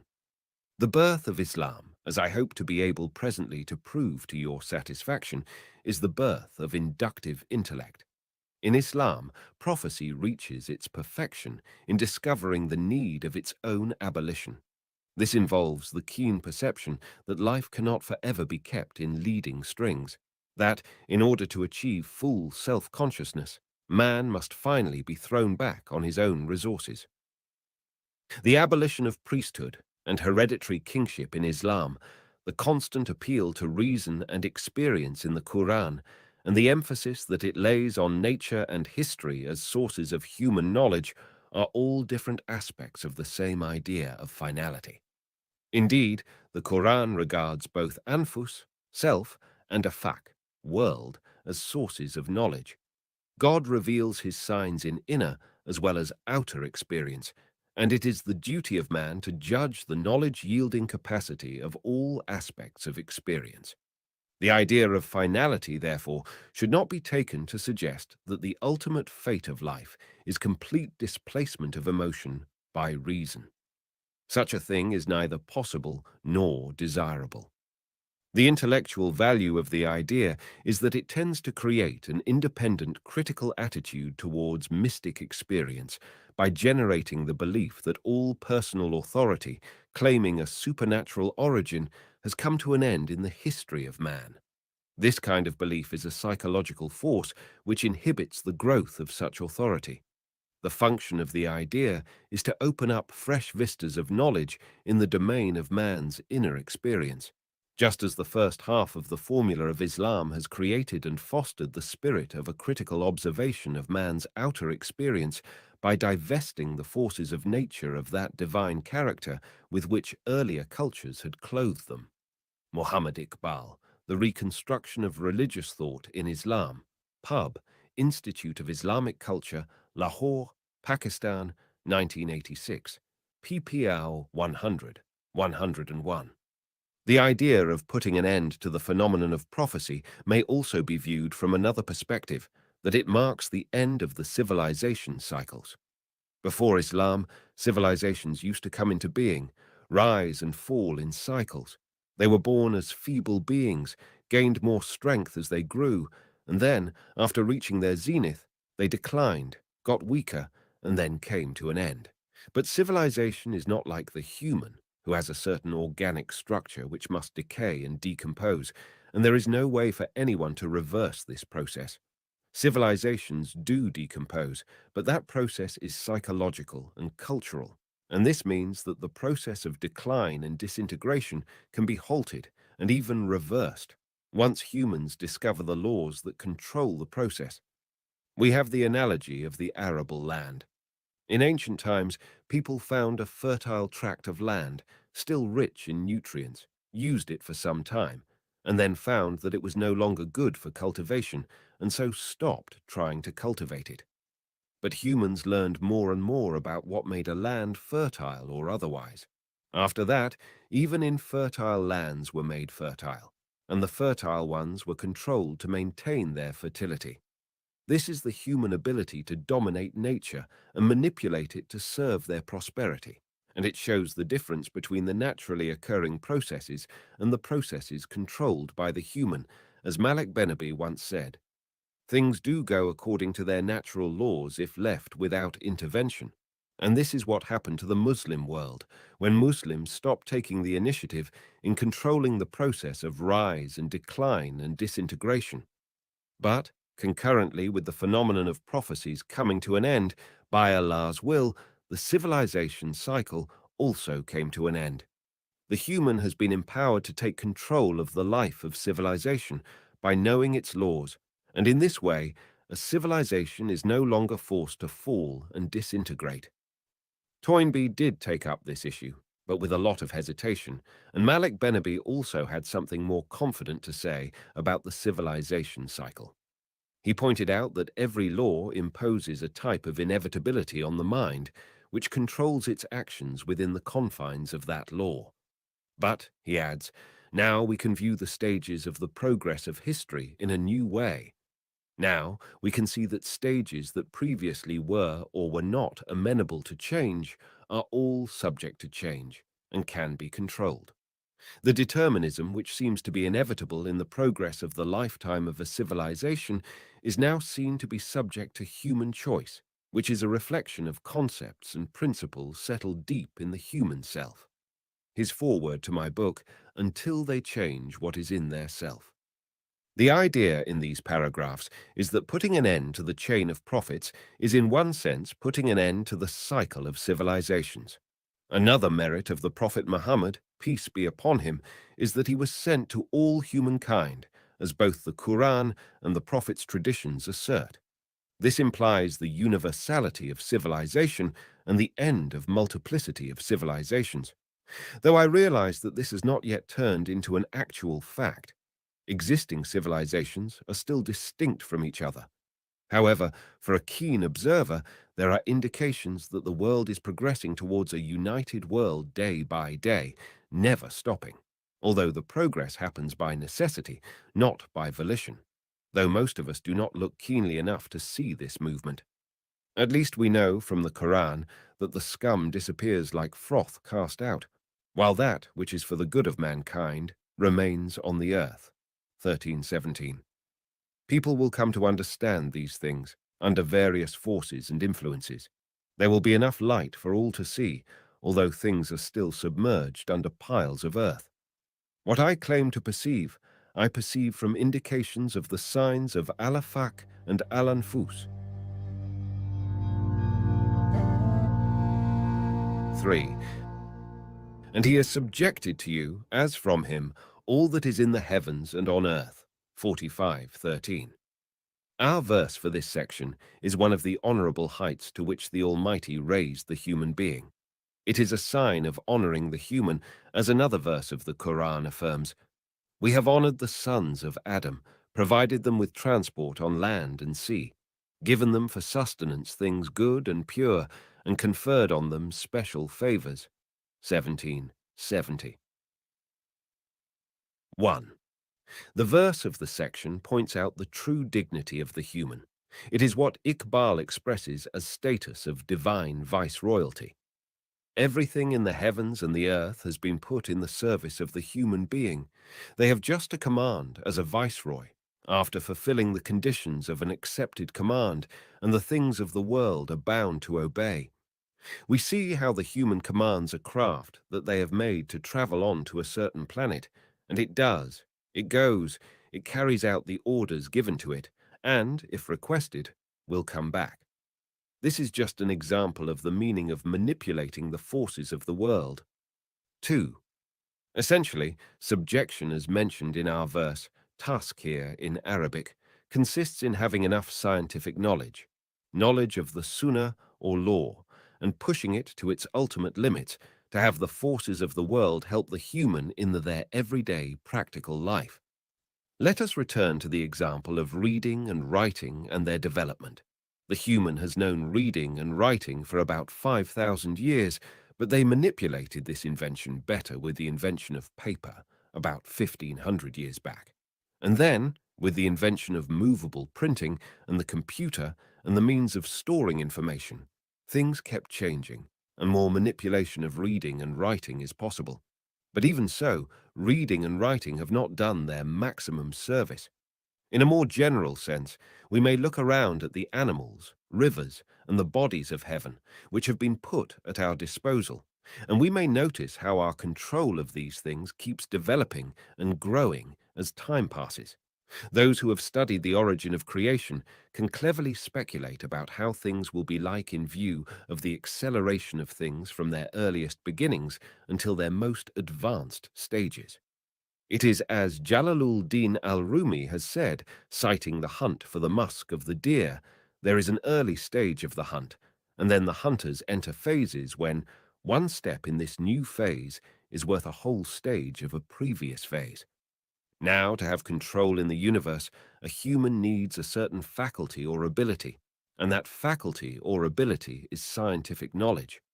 We know that planes have penetrated the sound barrier, so what is there to prevent the human, through scientific knowledge, from penetrating the light barrier? I say that despite Einstein's affirmation that this is a barrier that the human cannot go beyond, I like more what Muhammad Iqbal has said. He said, "One thing I learnt from the messengers ascent to heaven is that the human's way to heaven is open." 3. When we speak of Taskir's objection of the forces of the world to humans, we must speak of two kinds of Taskir, Taskir of the natural world and Taskir of the human world. The latter is the more difficult, the more challenging. That is why many deny that it is possible. The Westerners in particular deny that it is possible to bring human behavior into scientific manipulation and shaping. As it is the human domain which is the real domain of effecting manipulation and control, the most precious science which is most worthy of devoted time to and worthy of the name science, is science that pertains to al-nafs, the behavior of the human being and the control of societies. And this is really the aspect of scientific knowledge which attracts the basic attention of the Quran, for it handles it time after time. What happens in the current civilization is that it contradicts the objectives of the Quran. It really is not giving humans what they are worthy of, and the meaning of human is not at all attained by the modern civilization. Here is an example. The Quran declares most decisively and clearly that having lots of money and lots of children are not conducive to winning Allah's favor and will not draw a human closer to Allah. We read in the Quran, "It is not your wealth nor your sons that will bring you nearer to us in degrees," 34:37. And the Quran denounces a certain man's saying, "I have more wealth than you and more honor and power in my following of men," 1834. Having lots of money, as referred to in the verses, and having lots of supporters, and about which some people boast, are no different from the economy and the military forces that are deemed as the criteria of ascendancy by the modern states. We still measure a civilization's advance with reference to the per capita income in it and the individual's quest of necessary and luxury things. This is unacceptable as the criterion of advance. The true criterion is righteousness and piety, that the individual succeeds in curbing their hawa, that is their desires and partiality. Something must be clarified, however. What the Quran condemns is not controlling things, nor enjoying the beautiful things of life, for it affirms elsewhere, "Say, who has forbidden the beautiful gifts of Allah, which He has produced for His servants, and the things clean and pure, which He has provided for sustenance? Say, they are in the life of this world for those who believe, and purely for them on the day of judgment." 7:32. And in the next verse, "Say, the things that my Lord has indeed forbidden are shameful deeds, whether open or secret." 7:33. Iqbal has a good rule here. The purpose is not that one does not possess much of what the world can offer. It is that the world has not possession of the individual. That is, means should not turn into ends. In poetic terms, Iqbal describes the believer like this: "You see the things of this world in his/her hand, but not a particle of it has mastery over his/her heart." This will help us better appreciate the messengers, peace be upon him, saying, "It is not your being poor that worries me. What worries me is when the world is opened for you, and you vie for its possession in the same way as past peoples vied for its possession, so that it leads you to perdition, in the same way as it led past people to their perdition." All previous civilizations committed suicide over this cliff, and not many individuals in our own time are free from this precipice, this same pitfall. So let us pause a little here, for one needs to reflect well lest they lose track of the discussion. Toynbee said some fine things about this issue in several locations of his study of history. For instance, he discusses in a chapter entitled "Misleading Paths" the nature of the advance of civilizations. He says, "Are we to measure a society's advance in view of the society's more and more dominance of its external environment? We have two kinds of such external environment, that the society has more and more dominance over the human environment, which usually takes the form of invading neighboring nations, and more dominance over the inanimate environment, which expresses itself in improvements in the material technological style. Toynbee then surveys examples to demonstrate which of these two phenomena, the political and military expansion or improving the technological style, is better, but he finds neither to be a suitable criterion of true human advance. The technological military expansion is usually the outcome of a military trend that is usually a precursor of decline. Nor do the technological improvements, agricultural or industrial, show significant correlation or any correlation at all with progress, true progress. Toynbee mentions that even H.G. Wells was confused about this point. He was misled because of mainly this reason, that Wells failed to transfer the spiritual basis whenever he proceeded in his narrative from the cosmological sphere to the human sphere. Toynbee mentions the pharaohs who built the pyramids, how death let fall its cold hand on their developing civilization at the moment that their external challenge was being transferred to the inner challenge. When they exploited their economic and agricultural and technological success in building the pyramids in the same way as the economic and technological advance is being exploited today, 40 centuries after that date, in establishing nuclear arsenals and the arms race. Chapter 10 of Toynbee's Study of History. Toynbee also mentions that the principles of Gandhi and Lenin have degenerated by giving way to the way of Ford, the American industrialist. For evidence of this deterioration, he refers to the fact that during his first visit, near the end of 1985, to some Arab states, the Chinese Minister of Foreign Affairs used to change his European suit from time to time, in contrast with Mao and Zhou Enlai, who stuck to the work uniform with the stiff collar. The topic of task here is important, and as humans proceed in having better control of the forces of the world, therefore fulfilling the prediction of the verse of the section, this must necessarily increase the danger of falling down the abyss of failing to live up to the more vital criterion of being human. This is the natural way things go. The higher the position, the higher the stake. The human has been honored and raised to that level, and a great bounty was bestowed on them, as we saw in the verse. And he has subjected to you, as from him, all that is in the heavens and on earth. 45:13.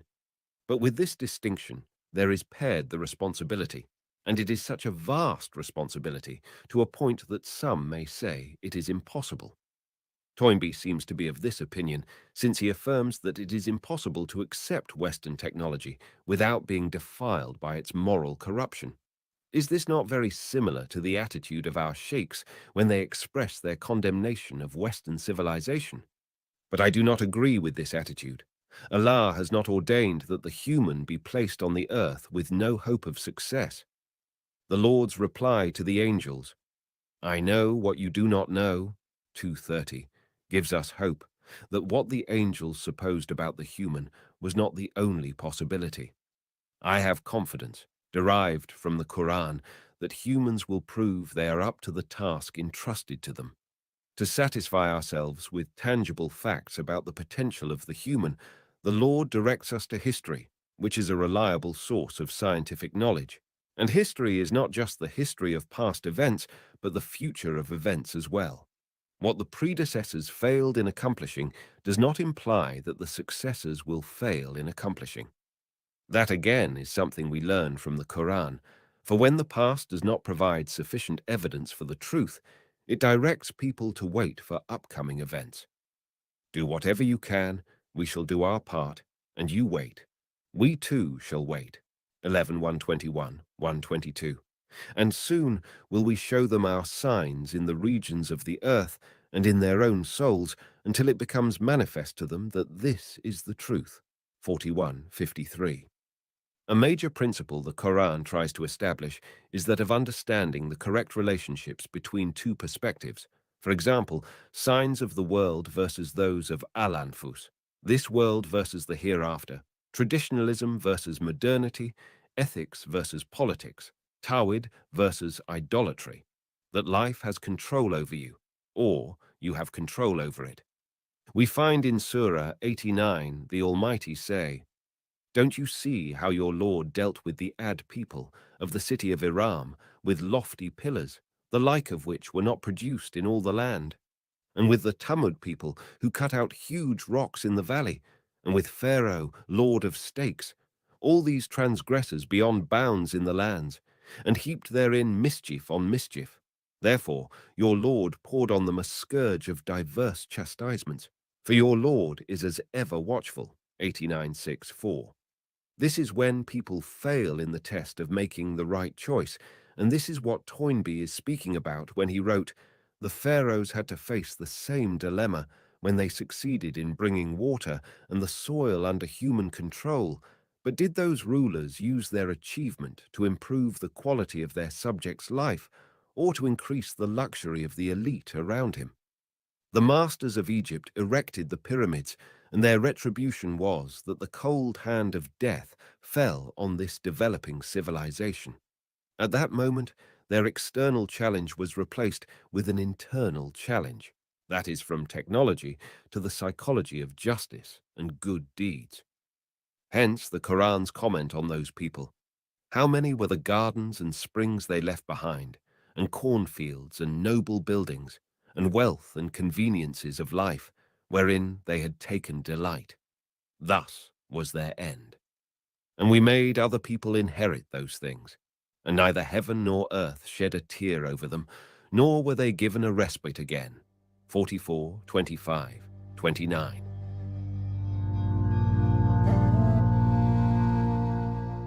4. Those who believe in Islam and those who follow the Jewish scriptures, the Christians and the Sabians, and who believe in Allah and the last day and work righteousness, shall have their reward with their Lord. On them shall be no fear, nor shall they grieve. 2:62. The world in which we live is getting smaller and smaller, in a way that people are more in contact with each other. They find that their interests are becoming more interchangeable and ideas spread, unrestricted. Interests and risks seem to unite humankind. It is reminiscent of a baby's birth when it assumes a life independent from its mother's, with all the hazards this involves and the many successive circumstances it needs to adjust to. Everything is new and unexpected. It faces all that with piercing cries, and this is its reaction to the many crises. It used to live in a most secure and cozy home, its mother's womb, in the perfect temperature it needed, without the need for breathing or eating. And then there is the labor and delivery, forcing the baby to pass through much pain and unprecedented difficulty and pressure. It goes out into the cold world, and its umbilical cord is severed. Then it has to use its lungs for the first time. Many babies do not even make it alive, and child mortality was often the outcome of this passage. Human beings face today something like this, ushering into a new world. They are forced and driven into coming face to face with the new conditions. They need to adjust, and they are forced to acquire the knowledge required for such adjustment, to get over the risks on the way, and to keep down the cost of ignorance. For the less we know about the new conditions, the higher the cost of adjustment. The cost can be quite exorbitant, incredibly so that some or all of humankind will have to pay. We used to have a certain set of relationships, conditions of stability that prevailed for many centuries, but all that was like the embryonic life in the womb, and it is no longer sufficient. If it was science that helped the baby enter the new phase of life and decreased child mortality in an admirable way, the new stage of humankind's life will likewise not happen without the assistance of scientific knowledge. There was a similar transformation in history. It was when humankind started to depend on agriculture for living. Before that, they were hunters-gatherers, and they did not have real homes, nor villages or settlements, nor did they barter for exchanging goods. They were few in number, and they lived in this Garden of Eden, eating and drinking, and no fruit or tree was prohibited. All was permitted to all. But then agriculture was discovered, and it revealed both the human's ingenuity and failure. This is really the usual response of human beings. Every time they receive a bounty from their Lord, they are too slow to adjust to the necessary change in circumstances. They seem to start by denying that the new element meant a change in circumstances. Denial is the first reaction, stressing that nothing new had happened, nostalgia to the past, when responsibilities were less, holding tight to the ways of preceding generations, the same nostalgia of the baby to the cozy and secure womb. It is denial of the new, denial of Allah's addition to creation. Even the new tree which the human had planted and cared for was something new, and the human wanted not to change their ways, clinging to the old ways. The tree put the human to a hard test, and the tree proved to be the criterion for the human's advance, for there was no escape from the need to adjust to the changes that were coupled with the growth of the tree. And when the tree was a new tree, unlike any other tree, the human failed to deal with it on its terms, and that led to their exposing their nakedness. The human being's failure to adjust to the legal and moral circumstances imposed by the new life of agriculture exposed their weakness. They fell prey to al-hawa. With agriculture, there appeared the need for division of labor, and the division of labor blurred the human's vision, for they failed to appreciate the value of hard work. Humans were now divided into factions and denominations, and there appeared the human's injustice and oppression in treating other humans. Some individuals enjoyed living on the toil of other humans. It may be said that, up to the present time, the human has not adjusted to the crisis of the tree. They have not managed to have control of themselves, by not forbidding themselves from yielding to al-hawa. It is right to apply to this human what the angels predicted, as the Quran reports. Will you place therein one who will make mischief therein and shed blood? 2:30.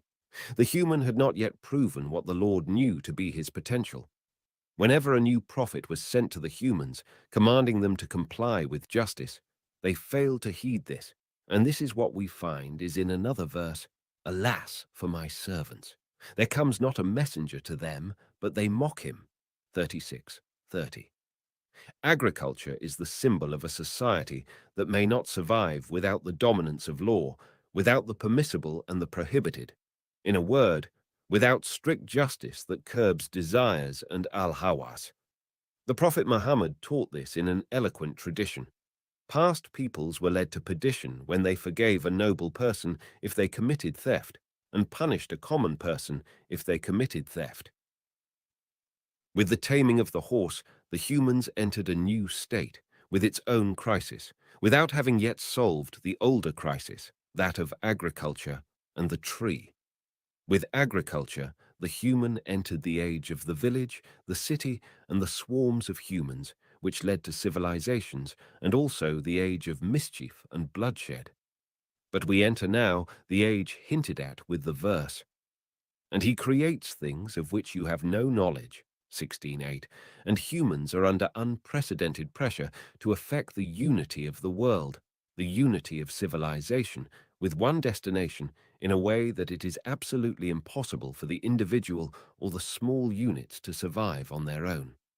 We have in the Quran a number of verses relevant to this issue, one of which having been chosen for this section.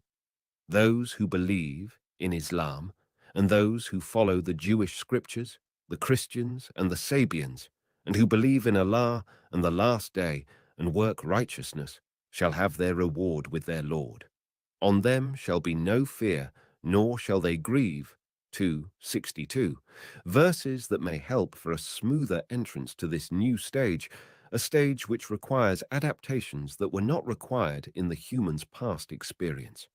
It is new that the human being is treated with respect for the first time, not because they did not deserve respect in the past, but because unless the human being is given the respect they merit, humankind is threatened with perdition. Such adaptation the human needs today exceeds that of the baby getting out into the world. It is now getting beyond a human's usual selfishness and self-centeredness, getting out to a stage of love and altruism, and getting into the age of justice and good deeds. The human is urgently called on to practice this new ideal and to adjust to the new stage. It is abandoning the age of mischief and shedding blood, and the crave for revenge and hatred. The verse of the section and other similar verses urge people to adhere to the traits that make a human. But we need effort to learn the nature of this unique creature, how to bring out the best they can give. It is through justice, compassion, love, and altruism that the human will offer all they can offer. You can never bring out of the human the best they can offer through oppression and overpowering. The transformation required is so new that it is like breathing with a new organ. That is why we feel nearly suffocated at the attempt to breathe the new atmosphere and move into the new life. The prophets had one after another had to face the denial and threatening when they called on their peoples to enter a new life. The latter said, as the Quran reports, "We see you are an imbecile, and we think you are a liar." 7:66. Or, "Be sure we shall drive you out of our land, or you shall return to our religion."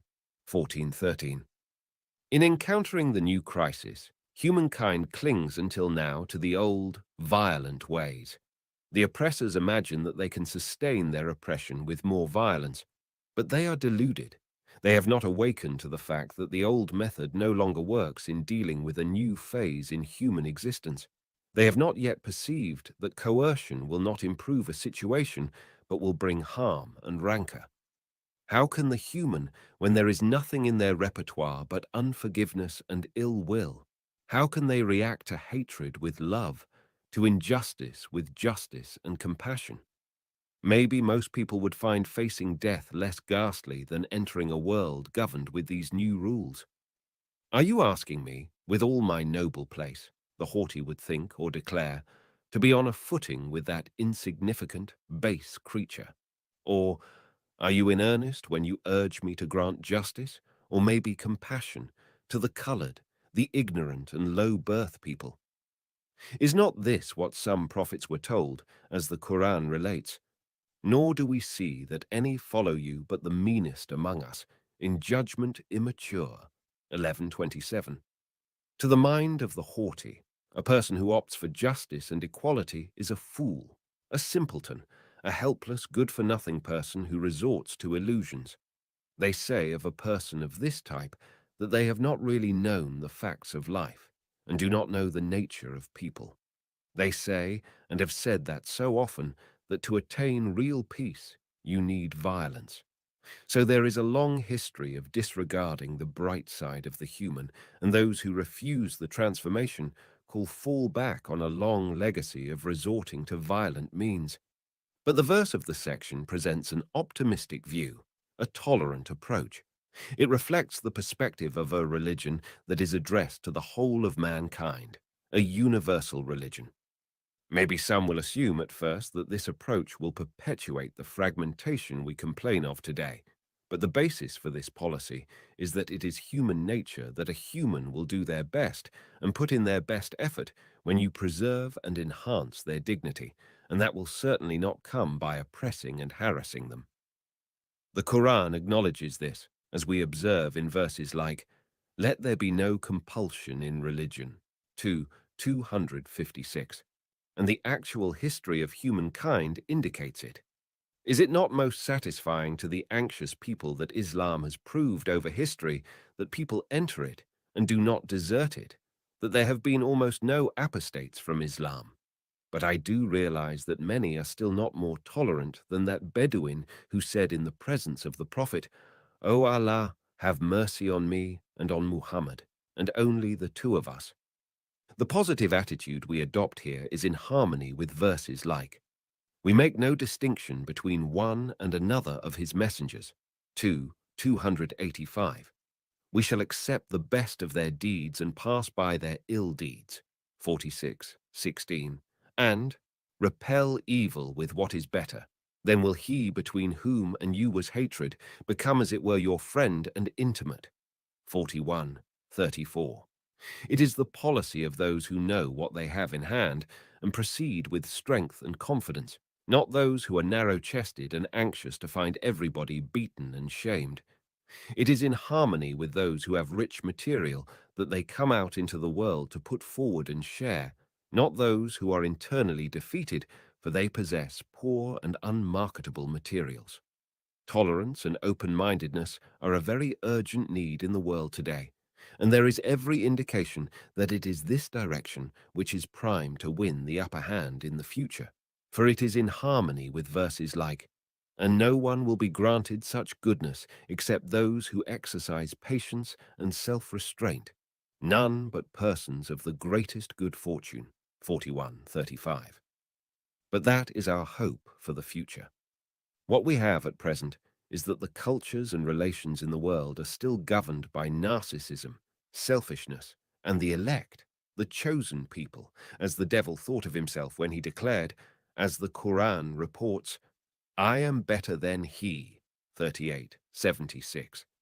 Yes, maybe you are better, but show your superiority in being tolerant and egalitarian. Be liberal in appreciating others and stress the best in them, not the most negative. See how the messenger, peace be upon him, the leader of prophets, behaved when a Jew and a Muslim came to him after the latter treated the Jew roughly for his saying that Moses was the best of all humans, while the Muslim insisted that Muhammad was the best. When the prophet heard their dispute, he said, addressing the Muslim in the hearing of the Jew, "Do not raise me above Yunus's, that is Jonasy." You see how he chooses this prophet Jonas, commonly ranked as less than Moses, and the one who in another location of the Quran is mentioned like this. So wait with patience for the command of your Lord, and be not like the companion of the fish, that is Jonas's, 68:48. How properly the prophet behaves, in perfect harmony with the policy of liberality and open-mindedness, always a tolerant attitude to others, not by oppressing and debasing them. It is a position of both pride and modesty, and loftiness mixed with lowliness. It is a mark of those who know the reality about the human being, for the human being will be in your hand once you do them kindness, and once you turn a blind's eyes to their mistakes and stress and bring out their best points. This is a universal law that anyone may put to use. I must put my confidence in Muslims that these principles and approaches be made the rule rather than the exception. As it is, only some individuals here and there practice the principle of accepting the best in others and conniving at their slips. It is not groups or nations. But I have confidence that as Muslims gain more prestige and success, they will see to it that these principles gain ground. I say this because as long as Muslims accept this abject place, they will not be the tolerant and open-minded side. If we said above that there are no apostates from Islam, let us add that there are no missionaries to Islam, no individuals who importune you until you are disgusted. Yes, Islam is careful to see Allah's faith spread everywhere, but it also respects people's right to choose. There must be no faith-begging, no abject importuning of potential proselytes. Tolerance, altruism, and compassion are some of the traits of a rich intellect, a confident character which derives from a solid base of faith. It is such people who soar to a high altitude of tolerance, altruism, and compassion. You see the really superior person so shy that they hide any virtue of theirs and shed light on any virtue of the others. They would never stress what they have to rise above others. And it is such traits which the world needs, certainly not thinking the worst about others, nor accusations, despair, ploys, and resorting to material force and armies and money. None of that is what counts with Allah, as we find in the Quran. It is not your wealth nor your sons that will bring you nearer to us in degree. 34:37. We see people vying for things which tear hearts and drive people apart, and it is not that competition which will give hearts contentment and serenity. It is rather compassion, altruism, love, and justice. It is with this that people will overcome their tension and anxiety. Be sure, then, to look into your heart and examine your positions. Ask yourself what exhilarates you and uplifts your spirit. Is it not humbleness, love, compassion, and altruism? If you have not started, start now to dig deep for the truth inside you and it is best that you discover the reality about your innermost sentiments. Make the decision of not acting in reaction to other people's coarse ways. The foremost of martyrs is the person who goes forth in bringing out the truth which everybody else ignores. This is real life. Its kernel is in forging ahead, out of what is inherited, and out of the traditions and fashions. It is when the individual has a criterion for determining truth that is their own, and not borrowed from others. Refer, if even for once, to your own assessment and scale, not the scale of others. It is very precious, this life, so do not let others choose your path. Why do not you bring out the potential the Creator has given you? This is the essence of Tawhid, and it will give you a great happiness in the heart. But oh, how far we are from experiencing these sensations. Can we see? Can we hear? Can we understand? For we seem as slaves to society, slaves to tradition. Where are the writers who can write something to shake off our sleep? Those who have their own voice, not an echo of other voices, not being of those who are described in the Quran as, truly, they found their fathers on the wrong path, so they too were rushed down on their footsteps. 37, 69, 70. In fact, we still cling to a world that is shattered up, theoretically and practically. So let us stop clinging to a kind of life that is only suitable for the time when the means of transport were the mules, the horses, and the donkey. Why do we not try to adjust to the new creation? It does Muslims a lot of harm that they are passive imitators of the others, mimicking every step of the other. The Prophet had actually warned us against this abject mimicking. They look up in admiration to the others, even those who inflicted on them the cruelest treatment. There are wide worlds waiting to be discovered, great abilities and aspirations to be tapped. Indeed, what will elevate the humans is not discovering more material energy, for this may be a source of danger unless the human knows more of the sunan or laws of the self and its forces. All Allah's bounties, in fact, will be detrimental when they are not crowned with the sunan and abilities of the human character. Let us remember for how many centuries people assumed that the sun orbited the earth before they discovered that it was the earth which orbited the sun. This must be a great example to awaken us to the delusions people may entertain for eons of time, one of which is assuming that the human will serve you better by your resorting to oppression and compulsion and severity. The verses of the Quran say otherwise, that the human being will respond best to justice, love, altruism, that you love for others what you love for yourself. Over the centuries, what drove people is more the power of love than the material forces. Iqbal goes in this farther than anybody else when he says in a couplet, "A believer will be triumphant through love. Indeed, a believer without love is a disbeliever." One may notice how, by wielding great control of material means, nations suffered a lot of difficulty. It is indeed strange how the nations which we take to be bright are still vying for attaining more might, on the assumption that in that they would be superior. But they really go in the wrong direction. Are you blind, leaders? I borrow this from the Bible. It says, "Woe to you, teachers of the law and Pharisees, you hypocrites! You give a tenth of your spices, mint, dill, and cumin, but you have neglected the more important matters of the law, justice, mercy, and faithfulness. You should have practiced the latter without neglecting the former. You blind guides! You strain out a gnat, but swallow a camel." Matthew 23:23, 24. That is why Einstein said in his observation about this age, "As for equipment, we have it perfectly. As for aims, they are vague. That sums up our age." Quoted in Muhammad Arkun's Islam Between Yesterday and Tomorrow, page 95. I am trying my best to refer frequently to the Quran to help in pointing our new directions, to be starting points for unprecedented innovations, and to be the themes of topics that have not yet attracted the eyes of researchers. What I have put forward in this book are topics that cannot be developed without a wide and systematic survey of the progressive advance of history, history in the most comprehensive sense, with a view to generating a creative view of the future.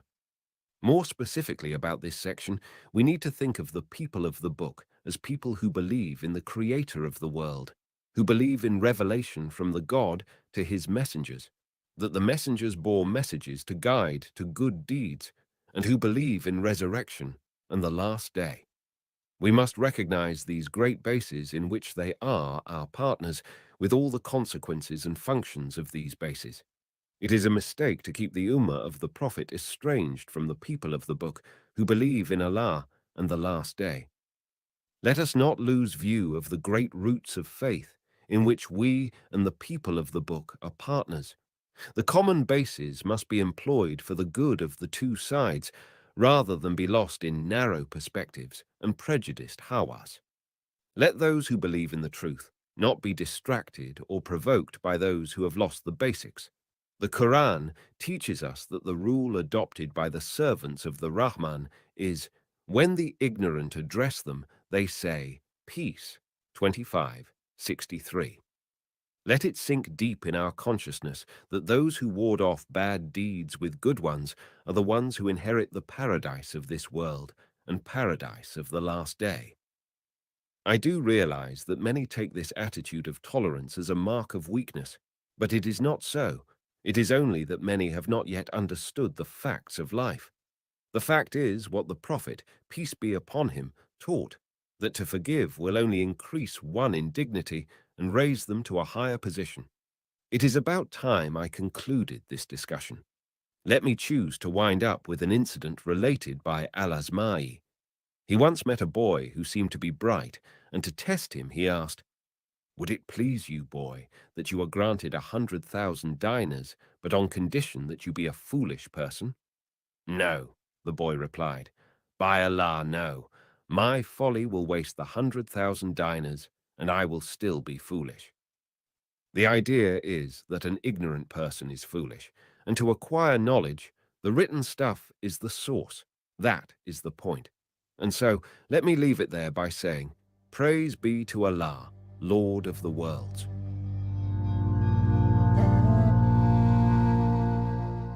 Conclusion.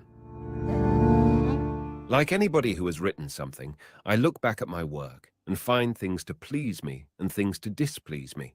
The issues I have handled are most important and vital for life, but I am aware with what little ability I handle them. There is no doubt that my expression is not on a level to fit the topics discussed. It can be said that I misrepresented the issues I wished to present, or that I even betrayed my own case. Take, for instance, the issue of reading. Despite the extreme importance of this issue, I have not given it justice. I have not developed the argument to its required maturity and left many baffled. I have not shown the way among the many elusive paths. I have not put in the hands of my reader the light that enables them to see the way. It is certainly not adequate what I have written to illuminate the progress of my reader among all this darkness, nor can I say that they have now in their hand the scale to weigh right and wrong, or the conclusive test to sort out the healthy matter from the contaminated one. This is not an exaggeration. For the present wilderness to clear, no ordinary amount of effort can bring us through. What we really need is emergency equipment. Many times the amount of effort we usually put in. You see how for a machine to start running, we need special force.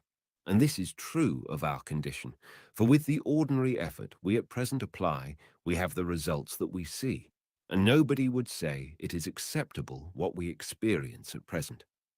Writing was invented about 5 millenniums back, the paper 1,500 years back, and printing 500 years back.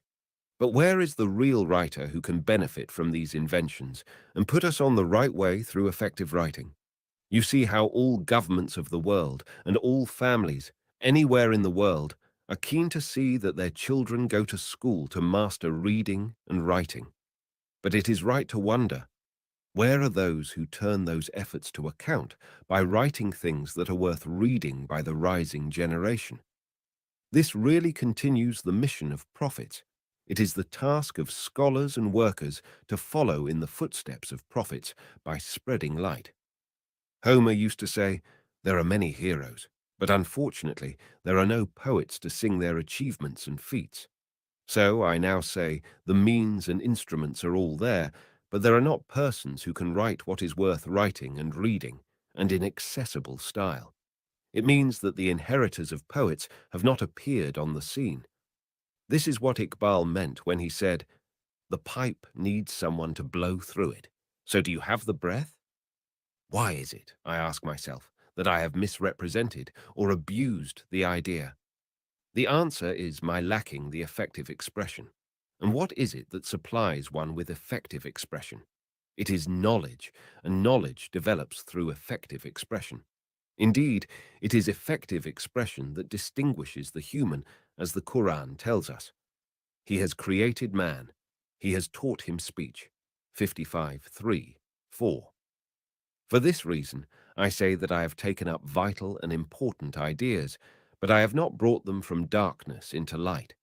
Was not electricity there in existence, for eons of time, everywhere around the human?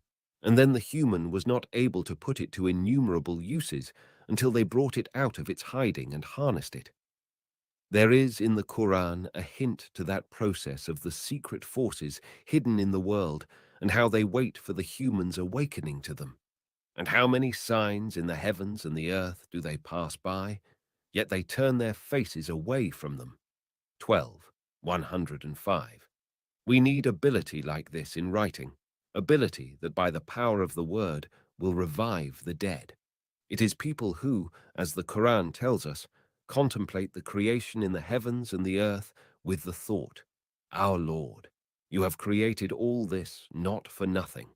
3:191, who can write such reviving stuff.